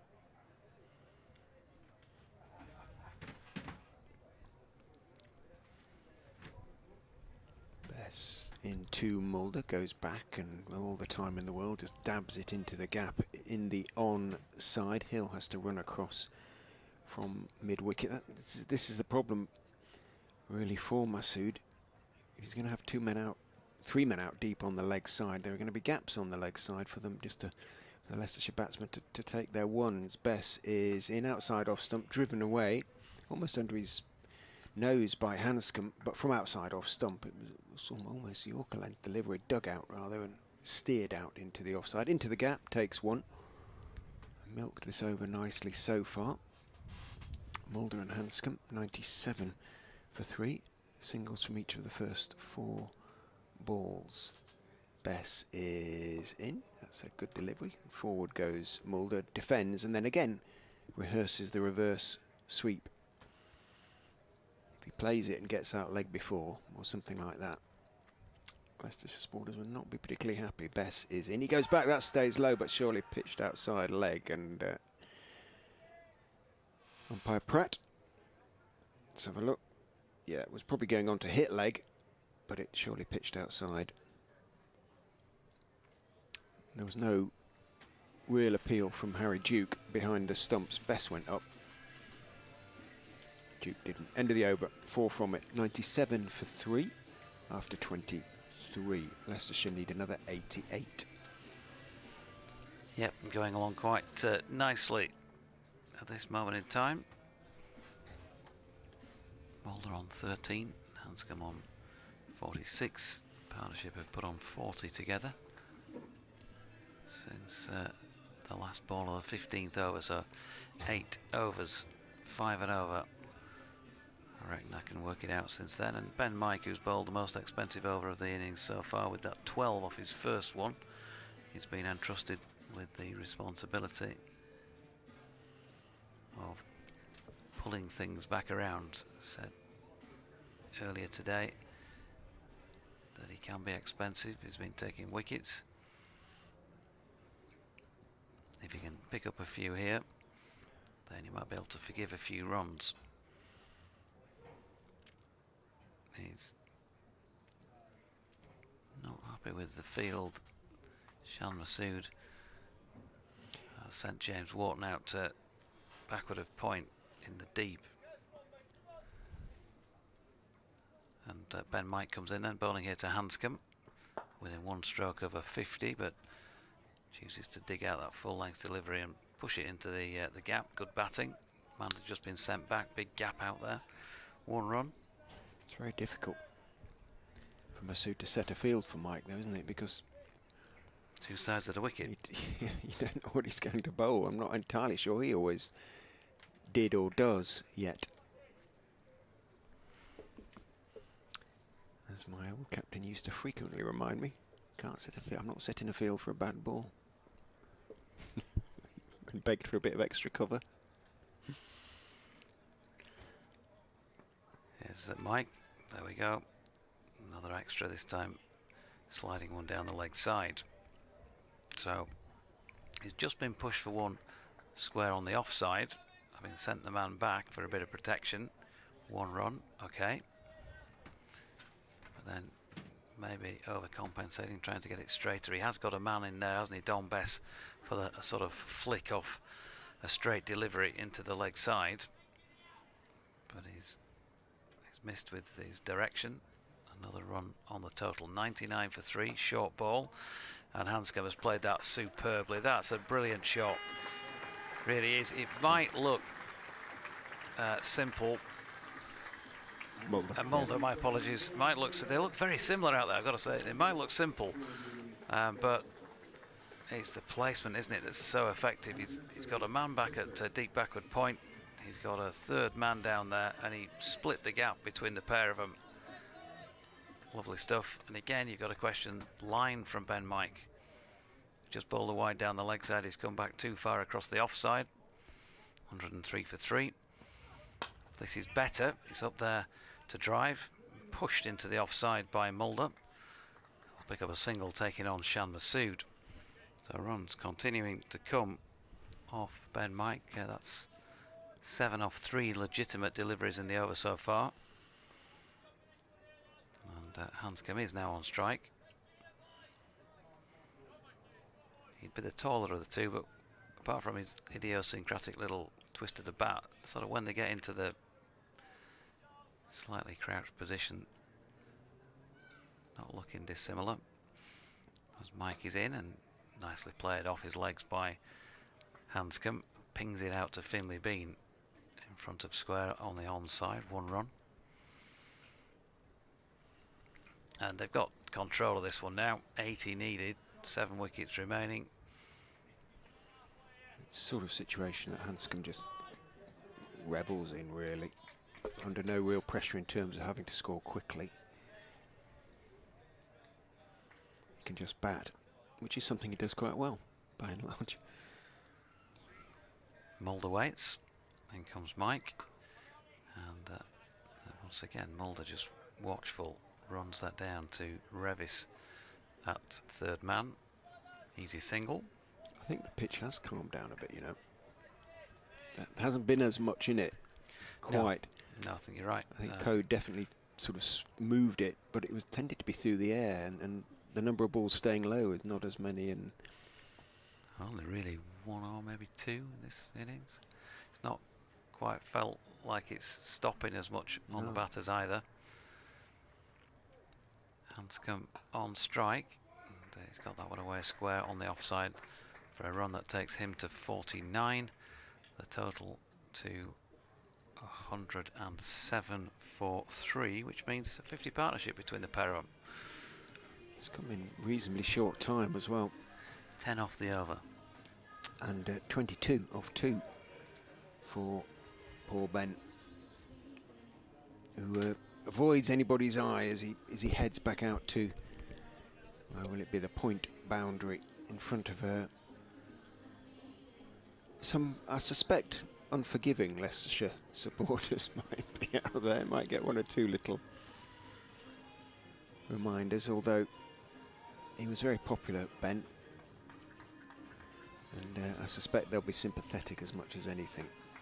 Bess is going to go over the wicket. He's had enough of going round and being sort of milked away through the onside. So he's going to go over the wicket to Peter Hanscom on 49. Hanscom is forward, just turning the delivery out towards pretty much square leg.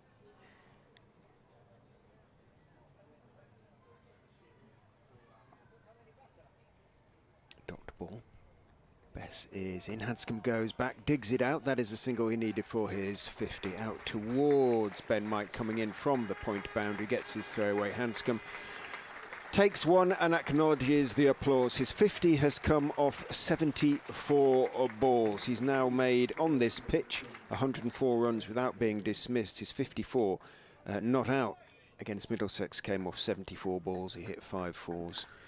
And he's hit 4 fours and a 6 in going to 50 off 74 here. So he's played almost exactly the same innings. And he's looked comfortably the most assured player in the entire match.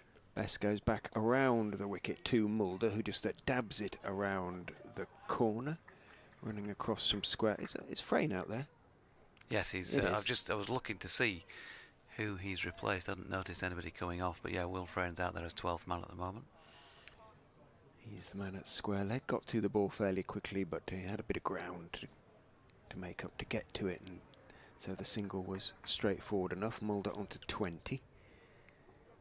109 for 3, 76 to win. Bess is in, Hanscom is forward, turning it to Frayne, who doesn't bother throwing it to Duke, just underarms it to Hill, who does likewise back to Bess,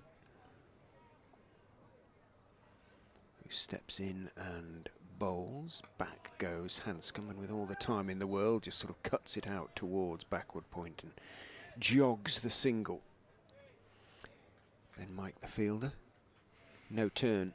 There wasn't really turn for the Middlesex spinners, but they still managed to sort of persuade a couple of Leicestershire batsmen to sort of slog it up into the air. There's just an element of avid in that Ben Mike throw as well. Maybe a bit of frustration from his bowling. I think so. In goes Bess, forward goes Mulder, out goes the ball. Dribbling out towards silly mid-off, and that is the end of the over, the 25th, so halfway. 110 for 3. They are well past halfway in terms of the target, but they still, remember, have 3 wickets down. Yep, Drinks, Ben Cliff and Dom Leach, the two drinks carriers for Yorkshire. Harry Duke's just going to nip off the field by the looks of things. His little shuffling running style. Ben Cliff has been on the bench, as it were, throughout this tournament. He's not yet played a match. Seen bowler. He played in the warm-up game against Cheshire, but hasn't been seen since in a playing capacity. You kind of think that Yorkshire are going to lose this match, and just the one game left, that you might get a token run out against Middlesex on Tuesday, just to give him a go. Really, reward for his patience, but he hasn't managed to break into the side while Yorkshire still have a chance of qualification, albeit hanging by a thread at this moment in time. Shan Masood is having a chat out there with Dom Bess by the looks of things. Masood on bended knee. Let's have just a check on the Hampshire score.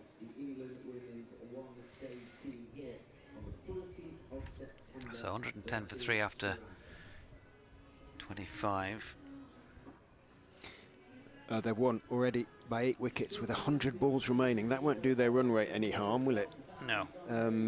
So Leicestershire, whatever the result of this game, we'll have to wait until Tuesday to find out whether they have qualified for a home semi-final or a home quarter-final, because Hampshire will go into Tuesday's game knowing what they need in terms of whether a win will be enough. I think their run rate may still be worse than Leicestershire's, because it was a little bit behind going into today's games,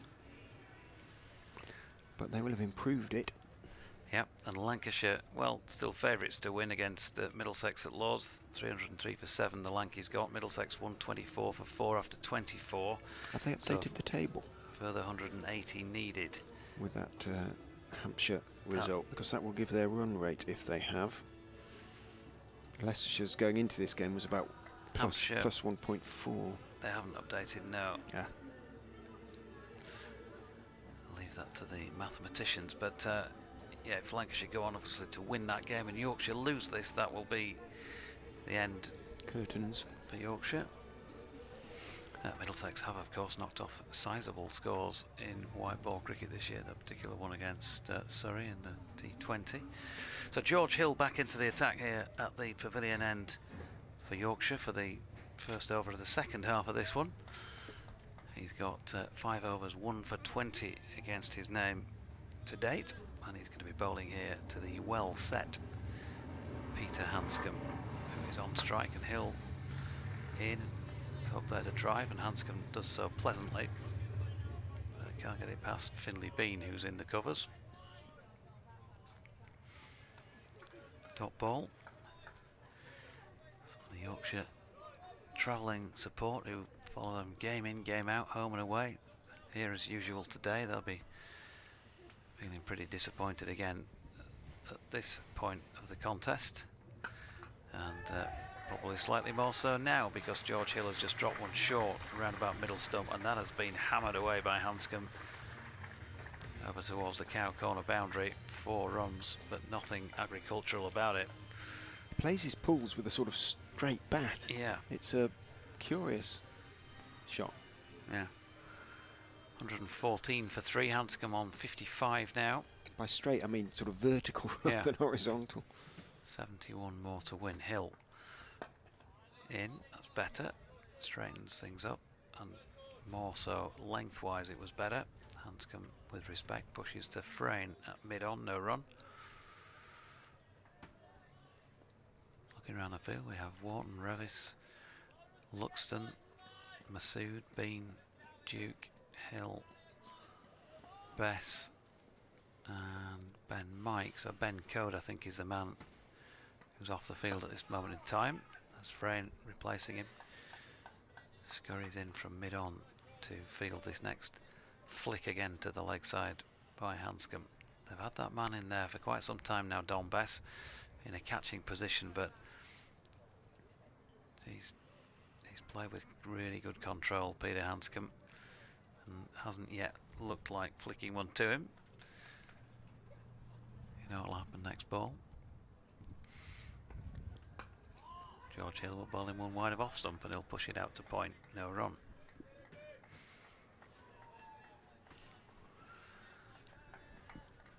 So 71 required. And 24 overs and 1 ball in which to get them. 11 o'clock start Tuesday at Radlett. Sounds like it's Sam Dalling and I doing the commentary on that Middlesex Yorkshire game. As Hill is in to Hanscom, punch back into George Hill's follow through, and he does well to get down and field it. No run, so 26 overs complete. Mulder 20, Hanscom 55, 114 for 3 from those 26. 4 runs coming from that George Hill over.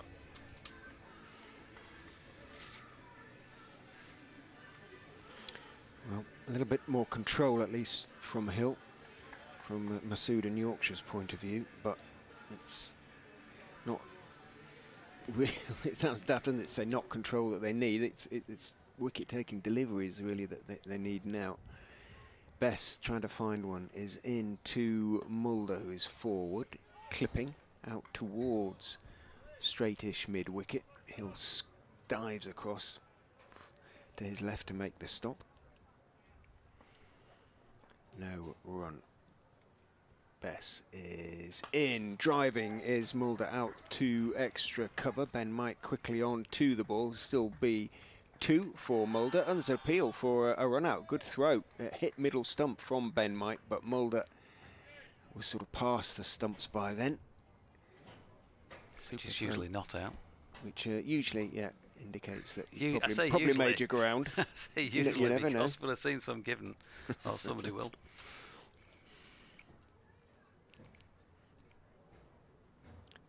The stumps are rebuilt by a combination of Messrs O'Shaughnessy and Duke. And Bess is in again to Mulder. Nicely bowled on off stump. Mulder is respectfully forward. Mighty Mariners asking if the bloke was okay that got hit on the head at York. Yeah, somebody got hit by a 6 hit by Don Bess at York the other day. Bess is in. Mulder is dabbing down towards third man, and that might go the distance down the slope. Good sliding stop, good effort down there by Jack Shot. Yeah, put in the slide, and Mulder has to settle for, well, he's still got his 3 because Hanscom running to the danger end called him back for that third. Looks a bit puffed out now, does Pete. And taking his time, he's a very fit man, but he's taking his time to walk back in to take his guard. And the old experience there, he just retakes his guard just to buy himself a few more seconds of breathing space, literally breathing space, as Bess bowls to him. He clips it carefully out to Hill at mid-wicket. And the answer was, Mighty Mariners, I think so. There was an ambulance on hand, but I don't think he had to go to the ambulance. I think he received some treatment. Bess is in. Back! Oh, and surely that's... No, I thought they'd gone through and bowled him. It came off the pad. Bess and Duke were convinced it was leg before wicket. Umpire Pratt was not. And the appeal,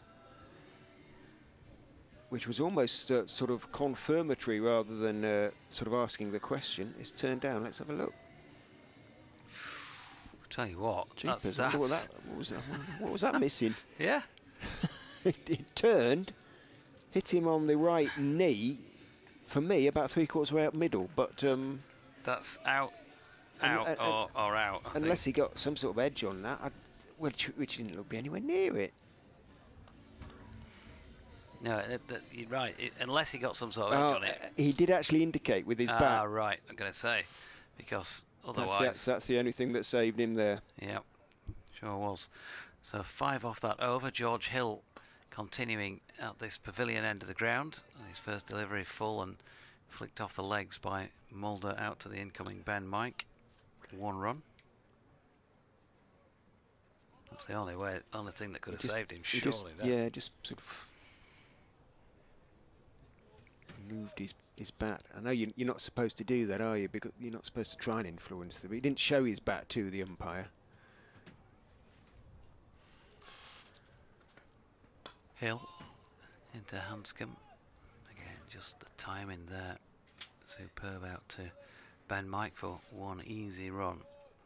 Squarish on the leg side. Mulder back on strike is on 26. Hanscom has moved on to 56. 121 for 3. Talking to Hanscom, saw Kevin Sharp, formerly of course with Yorkshire, Worcestershire, made a posting on Twitter, on X last night for a bit of fun. In comes Hill, and that's pushed into the offside by Mulder, no run. And it was, what's your pirate name? And there was a name against each letter for your first name and a name against each letter for your second name. I came out as Handsome Jones. Handsome Jones? Right. See if I can find what a gentleman pirate. A gentleman pirate. Shiver me timbers. In comes Hill, pushed up to the incoming Frayne at mid-on. And no run. No, I'm dreading this now. It'll be something appalling. What? Let's have a look to see if I can find the thread. Hill turning again, and into bowl to Mulder. Once more playing with the full face of the blade and pushing to Frayne in the onside. No run. Where are we? Jane Timon, who's been on. So she was Handsome Bluebeard. There's a thread here. Handsomes. You are. You're a bad pirate. As in comes Hill, and Mulder works it out to deep backward point where Wharton fields one run, 122 for 3 at the end of the over. So go on then. 3 coming from George Hill's over. You are Scarred Sea Dog. Scarred Sea Dog. Scarred Sea Dog. Terrifying. I'll take that. And I come from the east coast of Yorkshire, so not quite sure that having been in the Sea Scouts, sailing little mirrors would qualify for me being a scarred sea dog, but there you go. Because the rugby league team were called the Scarborough Pirates, weren't they, out that way for a little spell? Bess is in to Mulder, who goes back, and he's starting to get one or two just to turn in. Obviously turn in, he's an off spinner. Don Bess, and that came off the inside edge. As going back is a little bit risky, and he worked it around to backward square and got the single, but Bess is just finding a little bit in the pitch now. Wicket now could be interesting. In he goes, bowls to Hanscom, a little attempted paddle sweep, just got a little faint bottom edge and pad, and I think he got a bottom edge. Let's see what the signal is. No, it's just leg by, and it trickled past leg stump, so maybe hit him outside of the line there. And the leg by is taken. 1, 2, 4, 4, 3, 61 needed. Bess is in. Forward goes Mulder, dabbing it out towards point. Coed has a bit of ground to make up to the ball from sort of deepish gully, and one is taken again, continuing to sort of milk Bess's bowling, not take any real chances against him, just take the ones as and when they're available. Down the stumps, down the pitch goes Hanscom, taking a bit of a risk, getting just about to the pitch, but bunting it in the air towards the covers, bounces well short of Frayne, I think it is, out there still, but it took a bit of a chance there. Bess is in again. Inside edge as Hanscom defends, indicating that, again, there was a little bit of turn.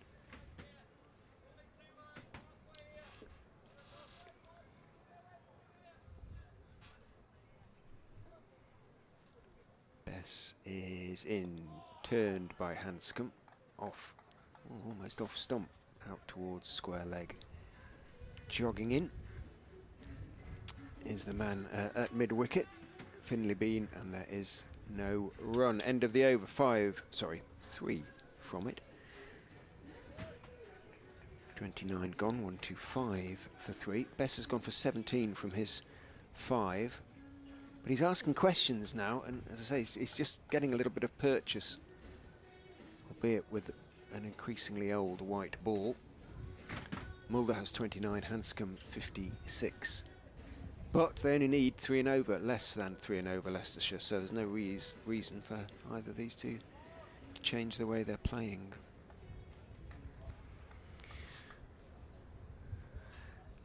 Just a chat here between Hill, Masood and Ben Coed getting involved back on the field. George Hill to continue for over number 30. And he comes and punched into the offside by Mulder. Fielding done by Finley Bean. Of course, this really, in competitive terms, Yorkshire do concede these next 60 runs without managing to bowl Leicestershire out, which is looking favourite at the moment. This is really the last competitive day of the season for them, because they'll be out when they play Middlesex the weekend, and of course 4 championship matches to come in September as Mulder plays one backward of point and Luxton fields no run. Nothing really to play for in terms of promotion related points in that little section of the season, so this could be kind of the end of the line really. It'll give them a chance to shake things up on Tuesday, and I think they've already said anyway that they'd shake things up in the championship as Hill comes in, and that's flicked to leg by Coed, no run. I was going to say in the Champo the younger guys can get an pressure free, really have a proper look at them. Yeah, it's a free hit in that respect, isn't it? No pressure. You really try and show in 4 matches what you've got. You don't often get a chance like that as any sort of player, young player or otherwise really. In comes Hill. He's pushed straight by Coed. Straight by Mulder to Coed. No run. Oh, that lunch is really working its way into my head now as well, I think. So 125 for 3. You know, there's 2 sides to that, of course. If they are so inexperienced that they can't cope with it, you'll find out. And if they've got a point to prove an opportunity, then it might, who knows, be a really positive thing in terms of what comes out in the results, as Mulder turns another one to the leg side and Bess fields no run. You're not going to be expecting miracles, clearly, after the last 2 seasons that Yorkshire have had in Championship cricket, just 2 wins. First match of last season against Gloucestershire, and the game at Chesterfield against Derbyshire back in June. The only 2 championship wins as we get sort of 3/4 of the way through this championship season. Hill's final delivery dropped into the offside, no run. 30 overs complete, 125 for 3. Maiden over. Maiden over. Well done, George Hill. He's bowled well, 8 overs, 1 for 27. Yep, he'll probably get more chances. He's had a fair bit of chance as the season has got going with the ball, but you'd expect to see him a bit more. I would think. Genuine all-rounder in the making. Just guessing here that the Will Luxton might get a chance with the bat, although he'd obviously had to wait a long time for his chance here, so I might be misreading that. Bess got to the crease, then pulled out of his action. Hasn't got far to go back to the top of his mark. In he goes, down the wicket goes Hanscom, plays it in the end fairly gently back towards Bess. And there is no run. 60 still needed from 20. As Bess tosses it right up, so desperately trying to get Hanscom to try and hit him into the air, straight into the hands of a long gone Hanscom. Too old a hand to be caught in that respect. Having gone past 50, is just got a little bit becalmed, Peter Hanscom. Down the wicket he goes, looks to turn it around the corner. Did he get something on that? He did turn it around the corner. It went very slowly though, as Bean jogs back from square leg to sort of backward square. Yeah, he did get something on it, so single to Hanscom. Moves on to 57. Mulder on strike. Bess in. Bowls. Mulder goes back, dabs it. Fine, fine. And that's going to run down to third man for 4. Even the speedy shot can't chase it down. Gives it up about halfway down towards third man. Mulder into the 30s now, on to 33. 130 for 3 Leicestershire. And 55 needed. Sorry, if I finished. You wonder when drinks were taken if anybody's got the message out there about Hampshire and maybe thinking about turning the tap on a bit here. Mulder goes back to that one from Bess and just forces it out towards long gone. Comes in to meet it, takes 131 for 3. So the run rate will be calculated on number of overs obviously left. Wickets come into it at all? Not on that wickets run lost. Rate, no. Can't do, can they? Bess is in, gives it some air. Slog swept by Hanscom along the ground all the way out towards deep mid wicket. Good throw, comes in, 1 taken. So 7 from the over in the end with that boundary makes such a difference. Bess speaks to his captain. Will he try something else? Well, he's going to try something else. Jack Shutt. Shutt's going to have a few overs, or a couple of overs at least. Yeah, he sort of wondered why he'd not, having been brought back into the side, why he'd not been given at least a couple before now, just to give him a try, but it'd be something fairly miraculous if he was able to run through Leicestershire now with just 53 more runs to win. But he has had a couple of fairly spectacular days in T20 cricket, a 5 and a 4 against Durham, put Chesterley Street on both occasions, so there are wickets in him. Well, we've seen Bess just turn a couple. Parkinson, when he's here, likes to bowl from this end. He thinks it turns a bit more from this pavilion end. We shall see. So 132 for 3 off spin then, Jack Shutt. Been around for a while but hasn't played that much in the last 5 seasons. Had opportunities in all 3 formats. First delivery, just a loose net. Hanscom just cuts that square. Wharton into field, 1 run. And they need to find wickets now, Yorkshire. They certainly have got no hope of defending 52 runs off 18 overs and 5 balls without taking wickets, and 7 of them. In comes Shutt, floats one up wide of off stump, well watched by Mulder. Again, he plays a similar square cut to that which Hanscom had the ball before and picks up the same number of runs, one of them.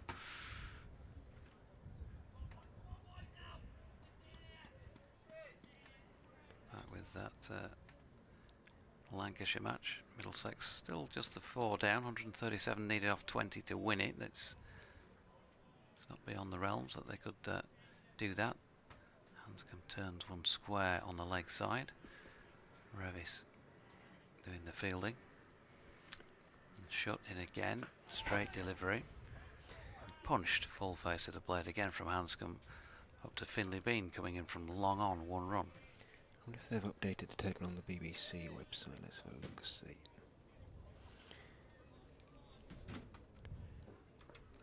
Getting pretty warm up here in the com box. The greenhouse effect. Shutt in.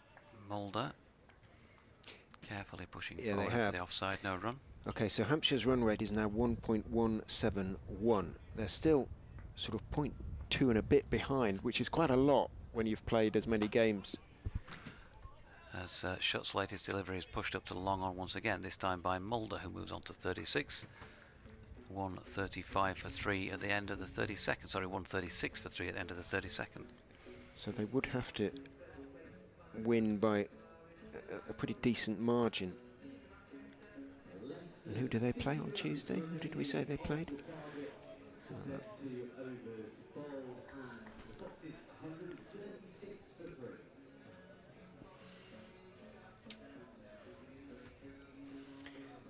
Sorry folks, I'm just looking things up here. It's that sort of Time of the season, isn't it, really?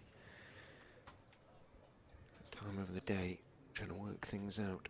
They play Kent in Newport on the Isle of Wight. Bess is in and bowls. Mulder is forward. He sort of thinking about it. So too was Hanscom thinking about it. And having thought about it, they both decide no.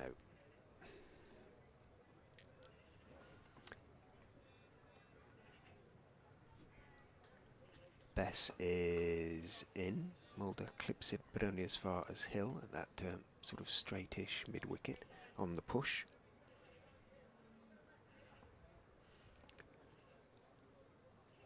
Bess gives it lots of air, driven in the air, not convincingly, by Mulder out to Ben Mike, who's out there on the cover boundary. He takes one. Very tinny sound. Yeah, least convincing shot for some time, really, wasn't it? It was.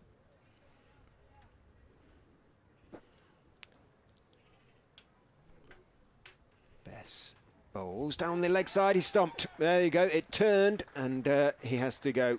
Hanscom went dancing down the track. It turned markedly, went down the leg side, nicely taken by Duke and whipped off the bails. And Hanscom finally dismissed on this pitch for 60 of 96 deliveries.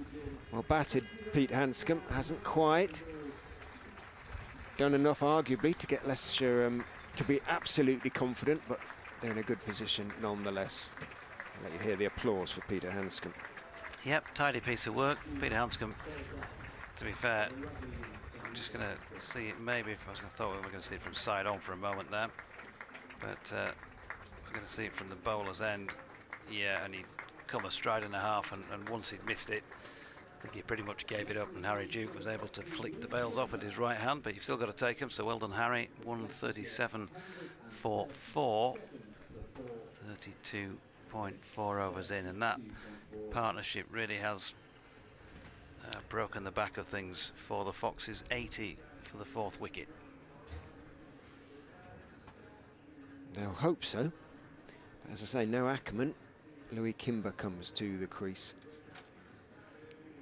to join Vian Mulder. 48 needed at less than 3. Again, there was turns there.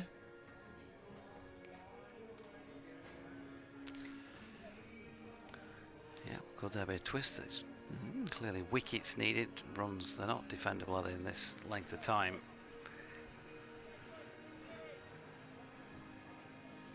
It's all about running through the opposition.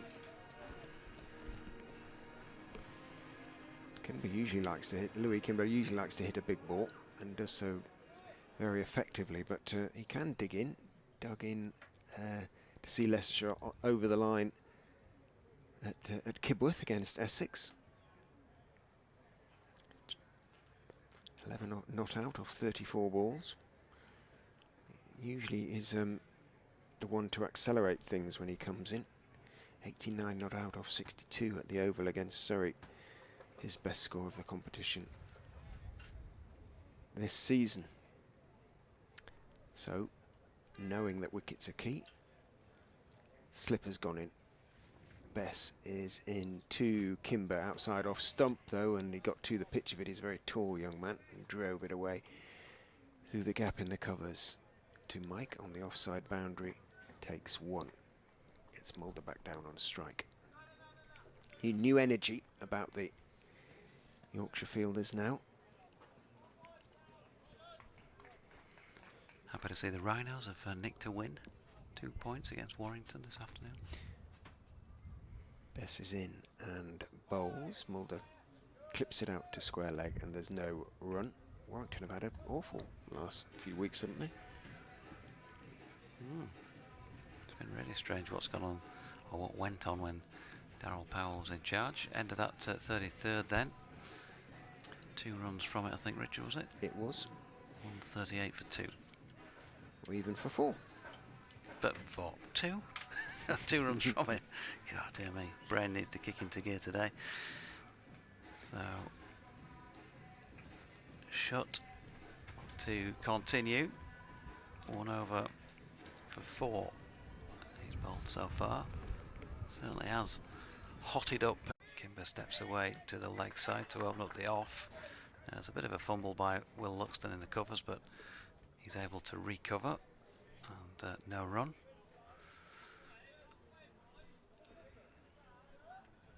Those spectators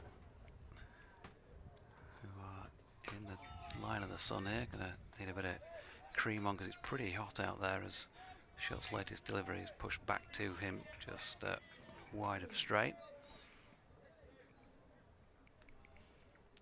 And quickly in for another delivery, the fourth of the over, which is going to go for a single. Kimber pushing it up to the incoming Finley Bean at long on. 2 to Kimber, 139 for 4.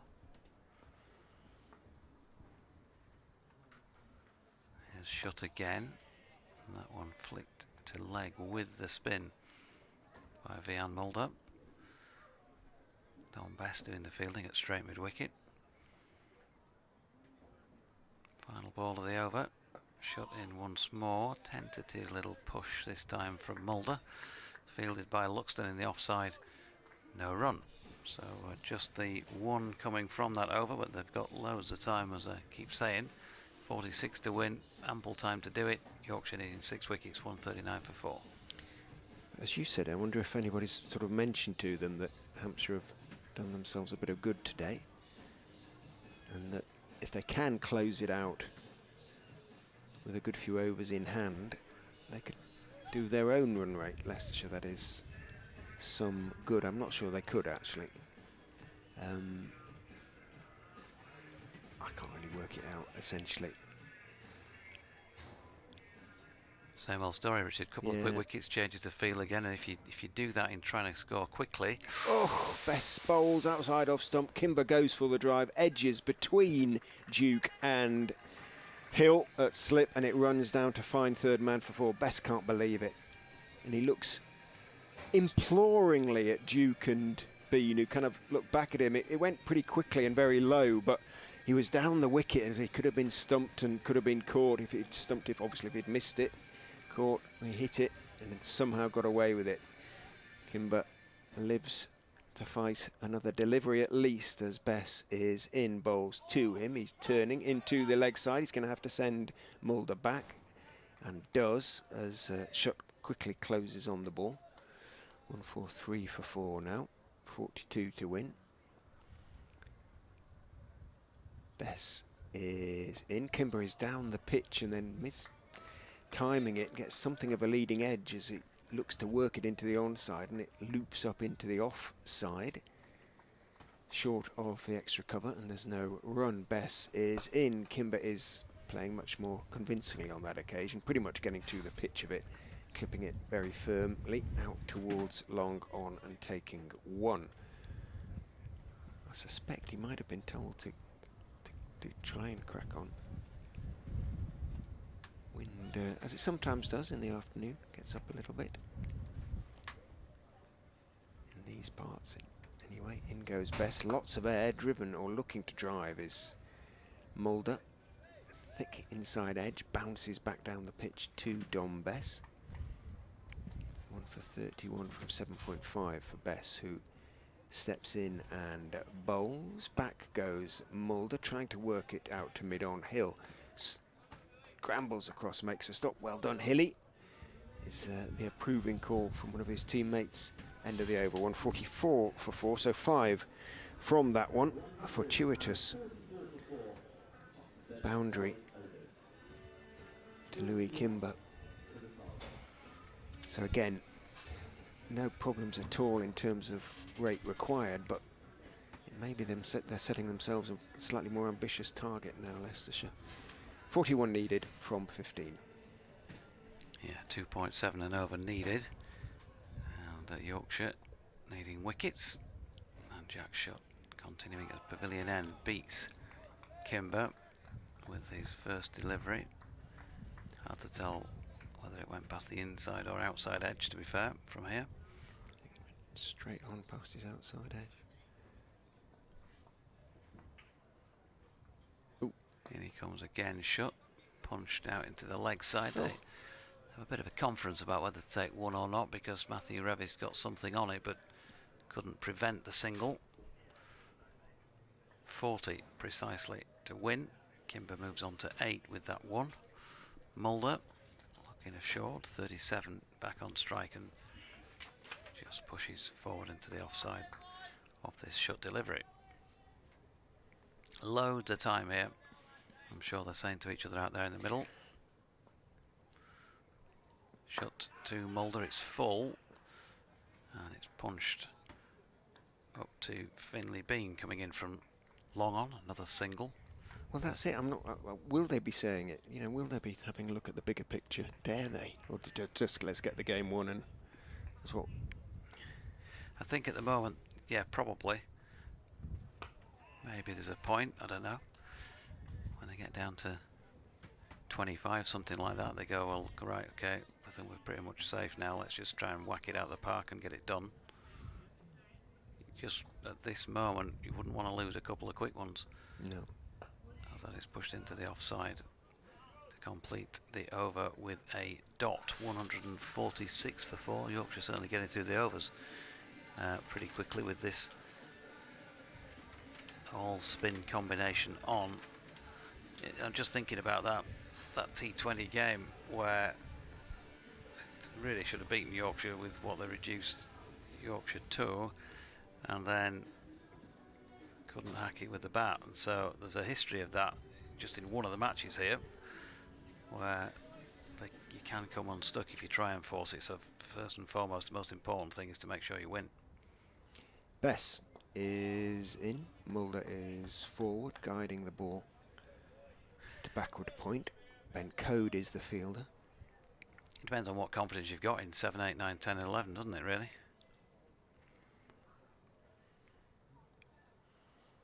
Bess is in, bowls down the leg side, that will be signalled wide. Mulder, having missed it, having poked at it, rehearses a sort of swat away into the leg side.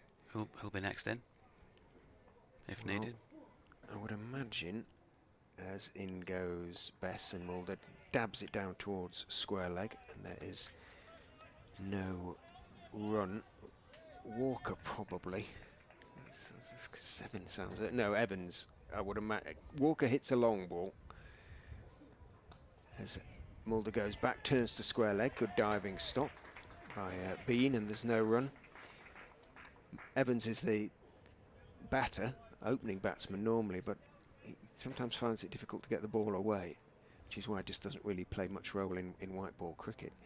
Bess is in. Mulder is turning the bat face on that one, so it works it out towards long on, and he takes one. The fire engine's giving somebody a ride again. The blue lights flashing.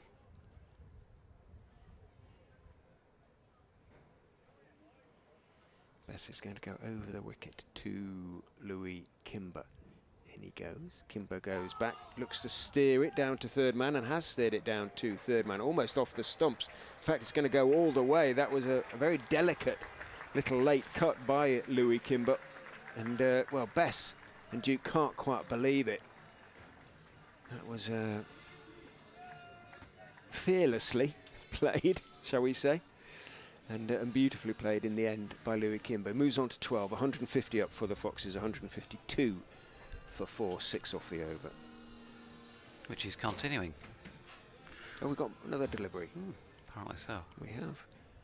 Oh, because there was the wide earlier, wasn't there? Ah, yes, of course. Bess is in, gives it lots of air, but Kimber not to be tempted, having got his 4, just blocks it out into the on side, and that is the over, 152 for 4. 9 overs for Don Bess, 1 for 37. He's tried everything. Leicestershire need 33 off 13 at 2.5. Yorkshire, 6 wickets.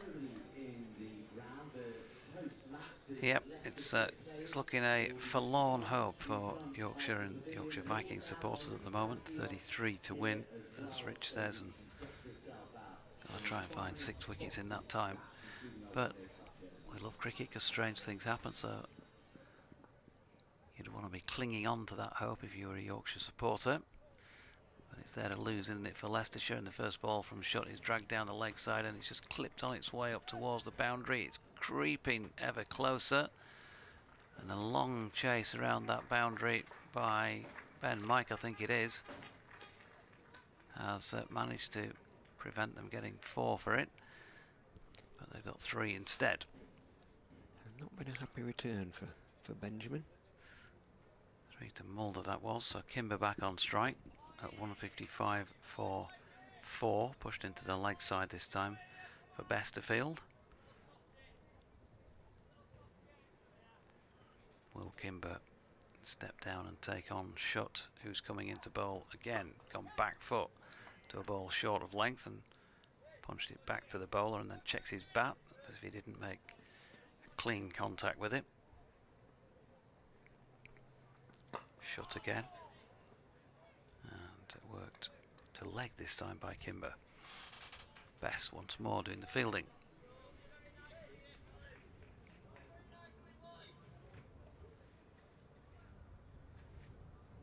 Shot with that stepping run. Now then, false stroke here from Kimber, beaten. Not quite sure what it hit.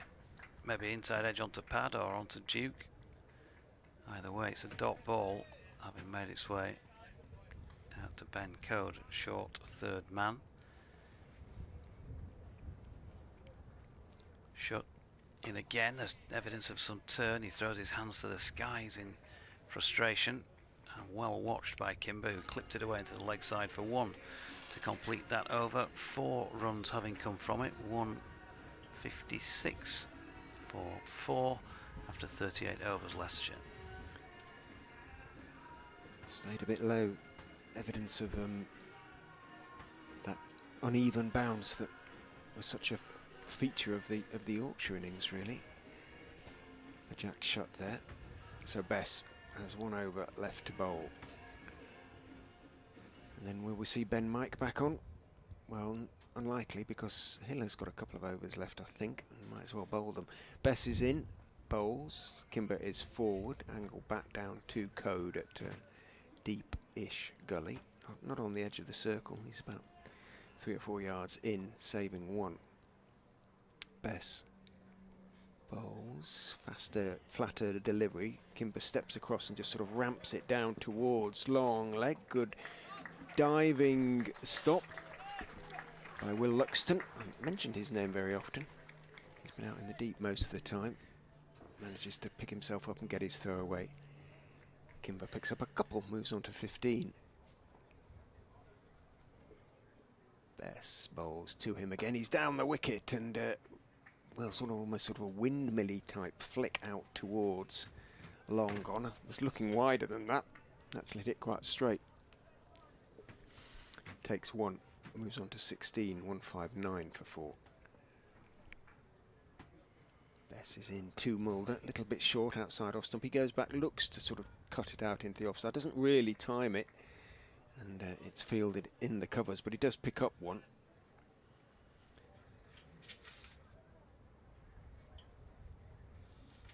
Shutt's throw was over Duke, but it was well backed up. Bess bowls, forward goes Kimber, works it out to Hill at that straight mid-wicket position, no run.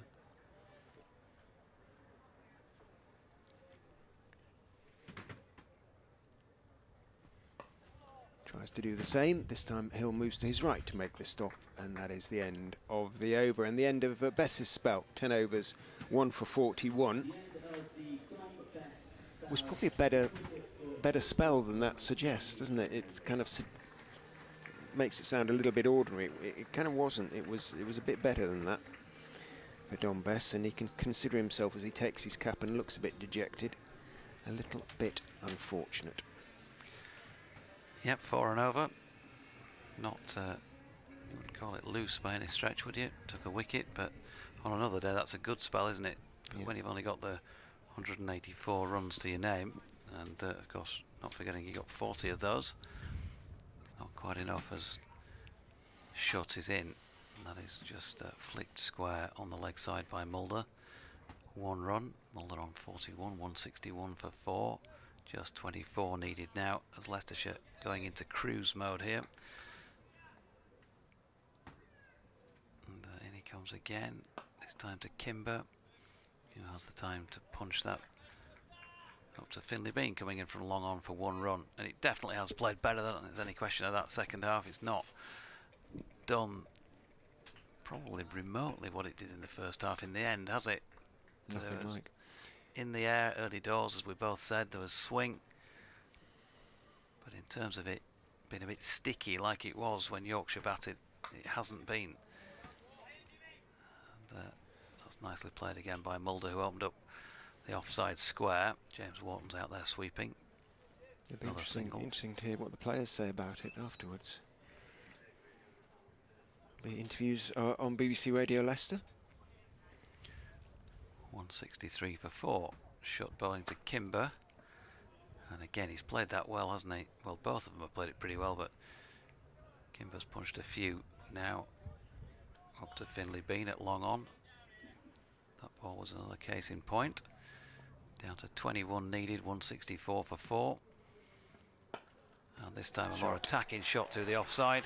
And that races away past the diving Luxton at extra cover. Just a little bit too much width from Jack Shutt. He's suggesting as he walks back to his mark that he might have given it a little bit too much air, which has allowed Mulder to get it away there, to use his feet. Either way, it's 4 runs and Mulder on to 46. 168 for 4. And it's down to 17 needed to win. And they're still going to do this very comfortably, Richard, with quite a lot of overs to spare by the looks of things. It'll be very interesting to see the table afterwards, see if they do. Ooh, little update for BBC Radio Leicester.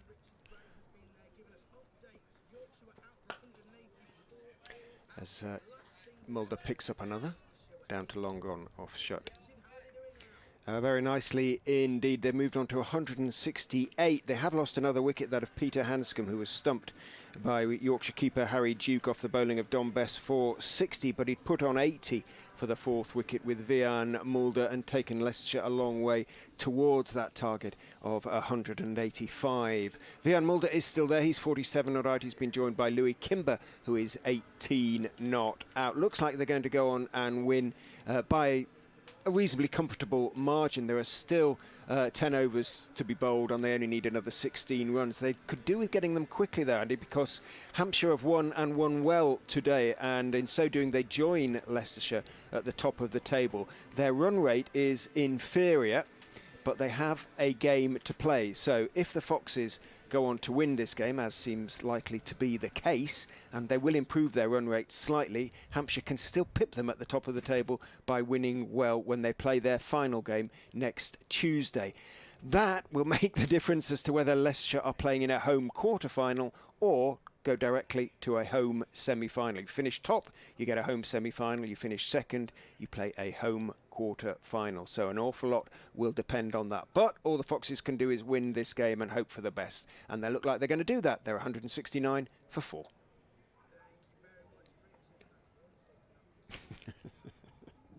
Ben Mike's back from the top end, from the Bennett end, bowls outside off stump and almost falls over as he does so, and Vian Mulder steers the delivery that's wider off stump out to the sweeper on the offside boundary, and they take 1. Do I need to now refer to you as the legendary Richard Ray? Andy Pearce, the Sunday DJ. Not off. I think its legend hasn't been around for too long. Nothing to do with attributes as such, other than longevity. Not off. He is a bit. Bless, but hugely enthusiastic. Louis Kimber on strike as Mike is in, bowls, dug out and bounces short of mid-off. I think he hit it into the ground. I don't think there was no sort of hands in the air from the Yorkshire fielders, so it was everything came together quite sort of in fairly close proximity there, so it might just have bunted it in the air. Either way, it was short of Masood, who didn't really react on the edge of the circle at mid-off. Yorkshire look pretty much as though they've accepted their fate now, as Mike is in. Again, it's full, dug out by Louis Kimber, rolls it out to mid-on. There's no run. He always preferred coming down the slope, did Ben here. Seemed to find his length more quickly. And he did have a good Yorker in him. That's what he's looking for at the moment.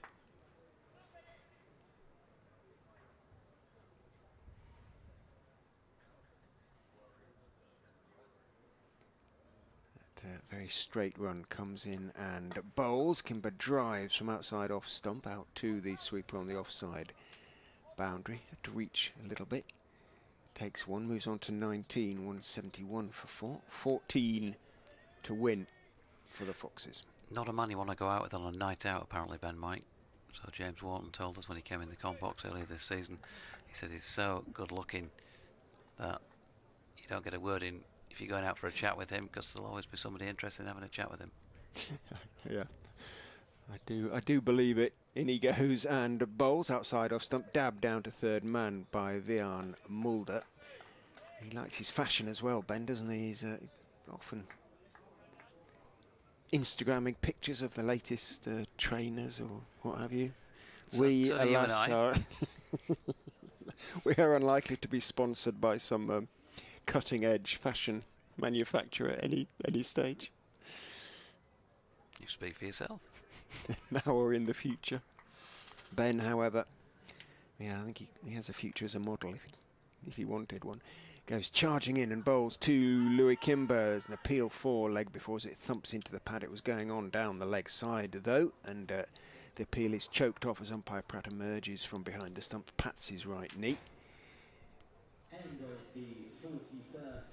I'll let the PA man do the job. Needing another 12 to win off 9 overs.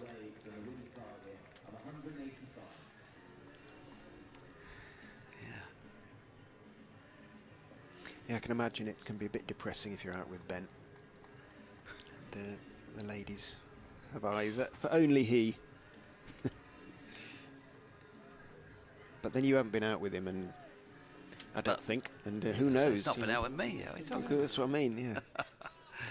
You take him down the Derby and Joan, and you'll be in there. Grandad. Sure. Oh, now then, he's got all of this one out into the leg side. Don Bess was thinking it was going to go miles, then thought for a stride or two he better make a move towards it, but then ultimately it did go, well, not quite miles, but far enough to make 6 runs over Cow Corner. And that 6 means that Leicestershire needs 6 to win this match. 179 for the loss of 4 wickets. In goes shot, and Kimber clips him away through mid-wicket. Just for 1, I suspect, on that occasion. Fairly mild chant of Leicestershire. La la la goes up. 5 to win.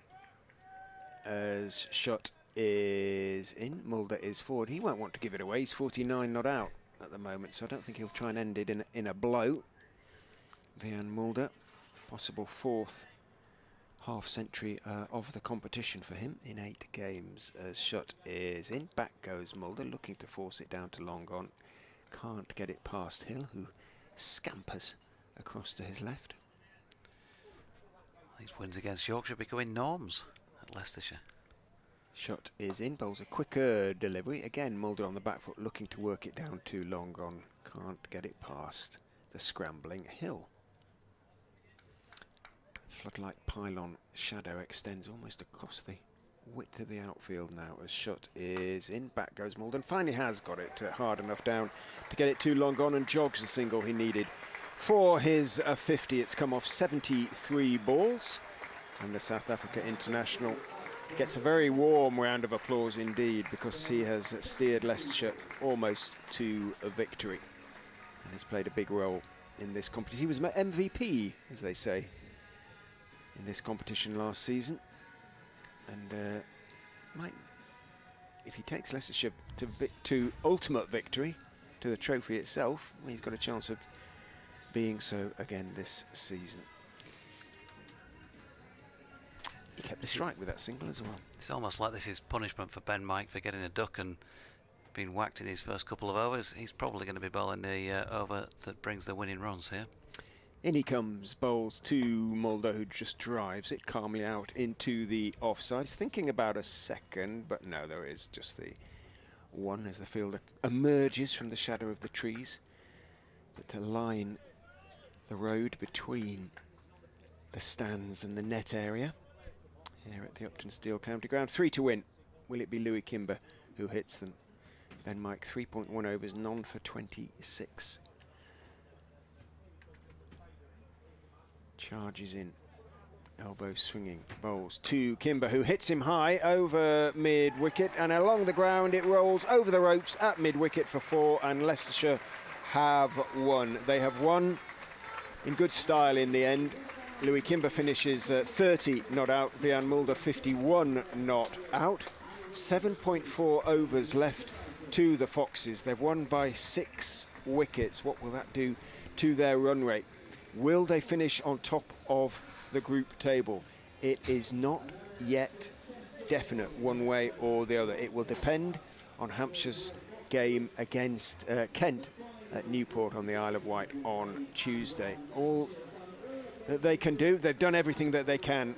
Basically, the Foxes, they've won 7 out of 8, losing only at home to Nottinghamshire, which would normally be enough to finish top, but may not be on this occasion. We'll find out Tuesday, but in the meantime, Jonathan and I will... Do you have some interviews to get, or do you want to go through a few figures and bits and pieces for the Yorkshire team? I've got an interview to get. I was just going to say from Yorkshire's point of view, because we do have 2 teams playing here today. They are probably going out. Lancashire and Middlesex haven't finished. Middlesex need 94 from 11.5 overs, but with only the 4 wickets left. So it's looking as though Lancs are probably going to close that one out at Lords. So it's looking as though this is it for Yorkshire in terms of meaningful competitive action this season. They'll have a game against Middlesex on Tuesday that we think won't count, and then they'll have 4 championship matches, and that will be that for a pretty sorry 2023. Experience is important, isn't it? And this will all go down in the learning category for these young Yorkshire players. Give you some bowling figures if you like, which are Ben Coed 10 overs, no maidens, 2 for 33. George Hill 8 overs, 1 maiden, 1 for 27. Matthew Revis 5 overs, 1 maiden, none for 21. Don Bess 10 overs, no maidens, 1 for 41. Ben Mike 3.2 overs, no maidens, none for 30. And Jack Shutt 6 overs, no maidens, none for 25. Congratulations Leicestershire, thoroughly deserved success. Yorkshire with quite a lot of wounds to go away and lick. Thank you, Doichi, and thank you for your company this afternoon if you've been listening and watching, or a combination thereof, from the Uptonsteel County Ground. We'll be back here at the Uptonsteel County Ground either next Friday or the following Tuesday, either in the quarter-finals of this competition or in the semi-finals thereof. Good luck to Yorkshire at Radlett against Middlesex on Tuesday. In the meantime, from myself, Richard Ray of BBC Radio Leicester, and my colleague Jonathan Doidge of BBC Radio Leeds and the other Yorkshire stations, it's a good afternoon. Goodbye.